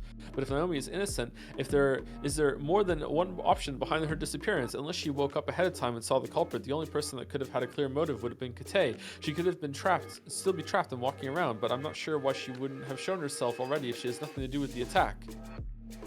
Is it actually possible Naomi is currently outside the tower? That would mean that the alarm had a delayed effect and that Naomi's not innocent after all. I'm pretty sure what I heard in the event room was the shutter, but I can't be totally certain. Well, they're really heavy shutters. Maybe it's a shutter from somewhere else in the building. The only way she could be outside is if Naomi is a culprit. Otherwise, surely Surupo would have said that she had made it out safely when we brought up her name. The only way this wouldn't have happened is if Naomi was the individual with the suitcase whose identity was kept a secret. Nah, they still would have said it. Come on.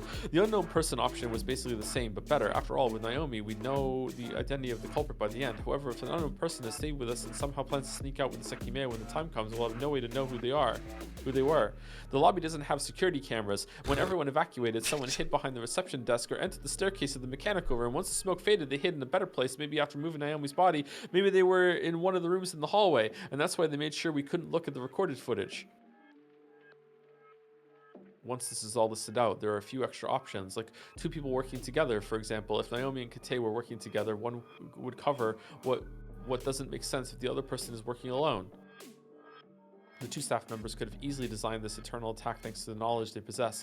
Kate made us think the Sekimeiya we saw was the real deal. Now Naomi can do as she pleases since she'll be constantly covered by Kate, who will guide us all of us as the most knowledgeable person. Why say there's no security cameras when we can't even see the footage? Are we going to eventually see the footage? Perhaps that's unlikely since he had no problem staying behind in the security room while we went to investigate. I'm sure there are many theories I could construct, but it would all be pointless. Everything would still be guesswork. Oh god. Surprisingly, the conclusion I drew was that if the plan was still being carried out, Sai's theory was close to what I believed to be likely. We had to know what triggered the alarm. It would clear up multiple doubts and remove possibilities such as the culprit having already escaped. Maybe what you said is the most likely possibility. A lot of things point to Kate being suspicious, but he knew about the alarm from the start. That could mean he's the most likely person to be carrying out a plan that involves waiting for the alarm's timer. But we just said he would have only learned about it in the lobby. What are you cooking here? Yes, I agree. Either him or Naomi, but with the scenario I constructed, Naomi's already taken care of. Most things are, actually. I don't know how the smoke was released, what triggered the alarm, and how Kate plans to disappear with the Sekimeiya. It's also good to note that regardless of the method, a member of security staff like him could easily design a way to release the smoke. It'd be wise to keep track of him at all times. He stayed alone earlier, and in the security room of all places. I'm very curious to know how he intends to make this plan work. He'll probably make sure that we don't come across Naomi or the body of the real Kate, if I'm also right about that. Wait, so how is he like simultaneously impersonating a security officer, but also is a security officer? He's fucking Schrodinger's security officer. I don't know. Like, he knows the security system in order to like put the smoke down, but also he's an impersonator who wouldn't have known anything about the security. Also, like, what did he do? What did he do? Interrogate that guy at gunpoint to get him to say his password to various systems to him? Like, how did he log in successfully that one time? Like, what are we doing? The Sekimeiya lets you get the truth out of people. Oh, okay, sure, perfect. Yeah, good. Yeah, yeah. A bit, aren't you? Aren't you looking forward to knowing which theory ends up being the correct one? Or maybe to find out that we were both incorrect? What if this is all bigger than we think, or just a coincidental accident? I want to make a lot of theories and then have the best one turn out to be right. That would be great, especially if I got to explain them all to you in great detail for pages and pages. For example, think about this. Everything we've thought about has been in part based on the call with Suripo. However, our main assumption right now is that Kate is the culprit. You brought up a good point earlier. Why did Kate say that we could communicate with the outside? He's not going to say that the police officer is in on it, right? You're right. I'm bracing for that the whole conversation was pre-recorded and we weren't even talking to someone. Oh my god. You're right. If he's a security member while also being the culprit, if he hadn't mentioned it, he would have become incredibly suspicious after 12 hours passed. But if I'm right and he doesn't work here, it wasn't very smart of him to have brought it up voluntarily. You're saying that what Shuropo told us could have been planned? Exactly. He spoke very highly of Zen. What if he was speaking very highly of himself, the group he works for, alongside Kate? He was dressed as a policeman and was in a car next to the tower, ignored by everyone around it. If there weren't tricks in the video, he must have been a real policeman. Wouldn't things make sense if Zen was involved with the police?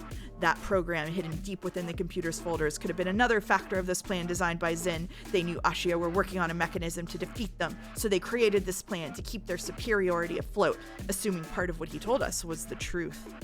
As soon as he began to explain stuff, my suspicions about Kate immediately lessened. After all, what that policeman was saying matched up well with the information Kate had given us. Now, if they were working together, made-up details would appear like the absolute truth, and they'd make all of Kate's subsequent claims sound authentic.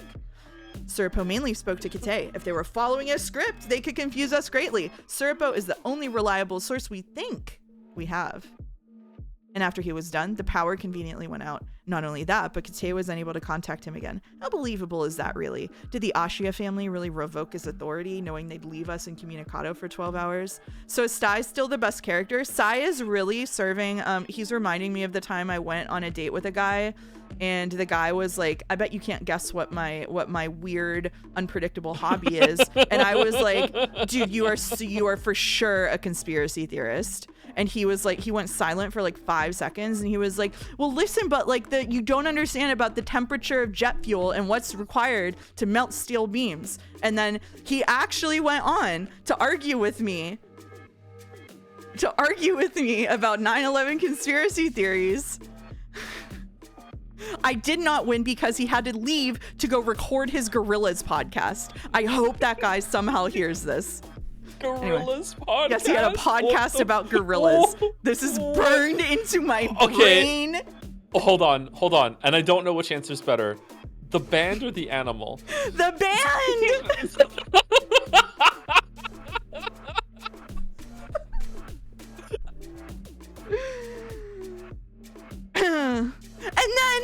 And then when I texted him later to say thanks for hanging out, he was like, yeah, I wasn't really feeling it though. I got rejected by the Gorillas conspiracy theorist guy? What do you mean?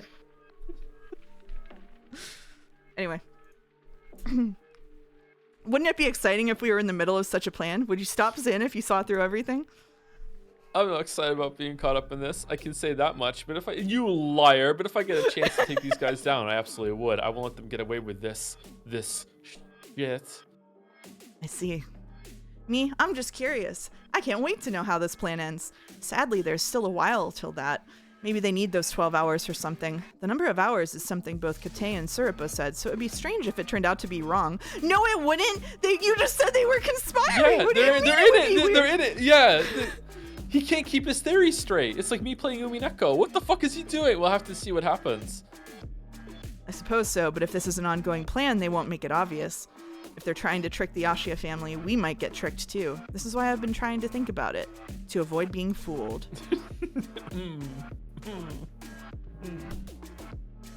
I didn't feel like saying anything else. A part of me thought that everything Sai was saying entailed pointless danger. I related to the interest, but not so much to his approach. In our situation, there was no reason for us to be in danger. It was something between Ashia and Zin. And we just found out Zin existed 5 seconds ago. We'd just been caught up in the middle of it. Letting everything happen without giving our own input to strangers seemed like the smarter course of action. However, trying to piece stuff together on the side would probably not do any harm. Although I hadn't reacted, what Sai had said was intriguing. I'd let Suripo's words influence my thoughts with no opposition, but it was true that Kate had been the one who'd let us hear them. The first thing he'd said had been that Ashia had instructed them to talk to us without proving it at all. It doesn't sound all that strange, but instead of telling the police what to let us know, Ashia could have said everything directly. By the way, is the music changed soon? Because we're like 22 minutes over time right now. Yeah. What's going on? It is? Okay, yes, it is? cool. Okay, all right. Suripo had said that Ashia had told them about the communication method. Initially, the other side should have picked up by Ashia, who supposedly decided otherwise. While there was room for suspicion, thinking he might have been an actual corrupt policeman was probably absurd. If he had fed us false information, he would be exposed after we got out. I could feel my head getting cloudy. The tiredness was coming back, so I tried to cool off. Oh, it's here. Music change. Okay. All right. All right. So we'll find out what's going on in Sekimeiya next Sunday. I got it right. I did this as a favor to you. That's right. Yeah, next Sunday. Cool. Thanks everyone. Thanks everyone for joining us. Do we want to talk about our thoughts so far, or do we want to save it for next time? I think we've been pretty vocal about what we're thinking so far. Like, I'm actually quite interested in the mystery. I want to see what happens. I have similar thoughts to Umineko, but like probably a bit more harsh. That I feel like they're repeating themselves a bit too much, and also like Sai and fucking what's her name again? Katsuki our soliloquies are going on fucking a bit too long. Like I feel like you could have cut them in half and you could have had the same effect, but I don't know. It feels like they're enjoying themselves, and it's maybe they're meant to be like stand-ins for like the protagonist mindset when it comes to just like doing as much like theorizing as possible. But yeah, I'm interested in the mystery, and I quite like Sai as a character. Sai's interesting to me. He's entertaining, kind of like a Kokichi meets Akane from 999 sort of way. Like he's just kind of batshit. Yeah. I feel I'm the same way. Like I'm interested to see what happens with the mystery. I do think I know that like the first few hours of a visual novel are basically the tutorial for how the visual novel is gonna go. But I am getting annoyed, not just at the soliloquies, but like the computer chord thing was something that like we figured out on our own, basically, right? Like I did not need them to immediately explain to me that that was what happened. Like I don't like how much they're explicitly talking about stuff, but I think that's probably just because we're near the beginning and they want to like sort of train us on how to think about what's going on. But I am getting a little annoyed at the constant like, oh, so this is what actually happened kind of thing. So hopefully, well, Falzar is doing a smile, so. Oh, and Kisuro's here to say yeah. So, okay, well, anyway, it's been fun. But yeah, I am interested to see in where the mystery goes. And I'm really glad that you're here because you're going to do all the heavy lifting on theorizing because I really am going to be a pillow princess on writing this visual novel out. Because I don't want to do the theorizing. I don't want to do the theorizing. I can't believe you just said that term. Yeah, well. I just wanted to see what the chat would do. And it was really good. Okay, anyway, I don't know what I'm playing on Wednesday. Who knows? But we will be reading this next week. Am I at least going to count down? Yeah, I'm going to count down. Okay, ready? 10, 9, 8,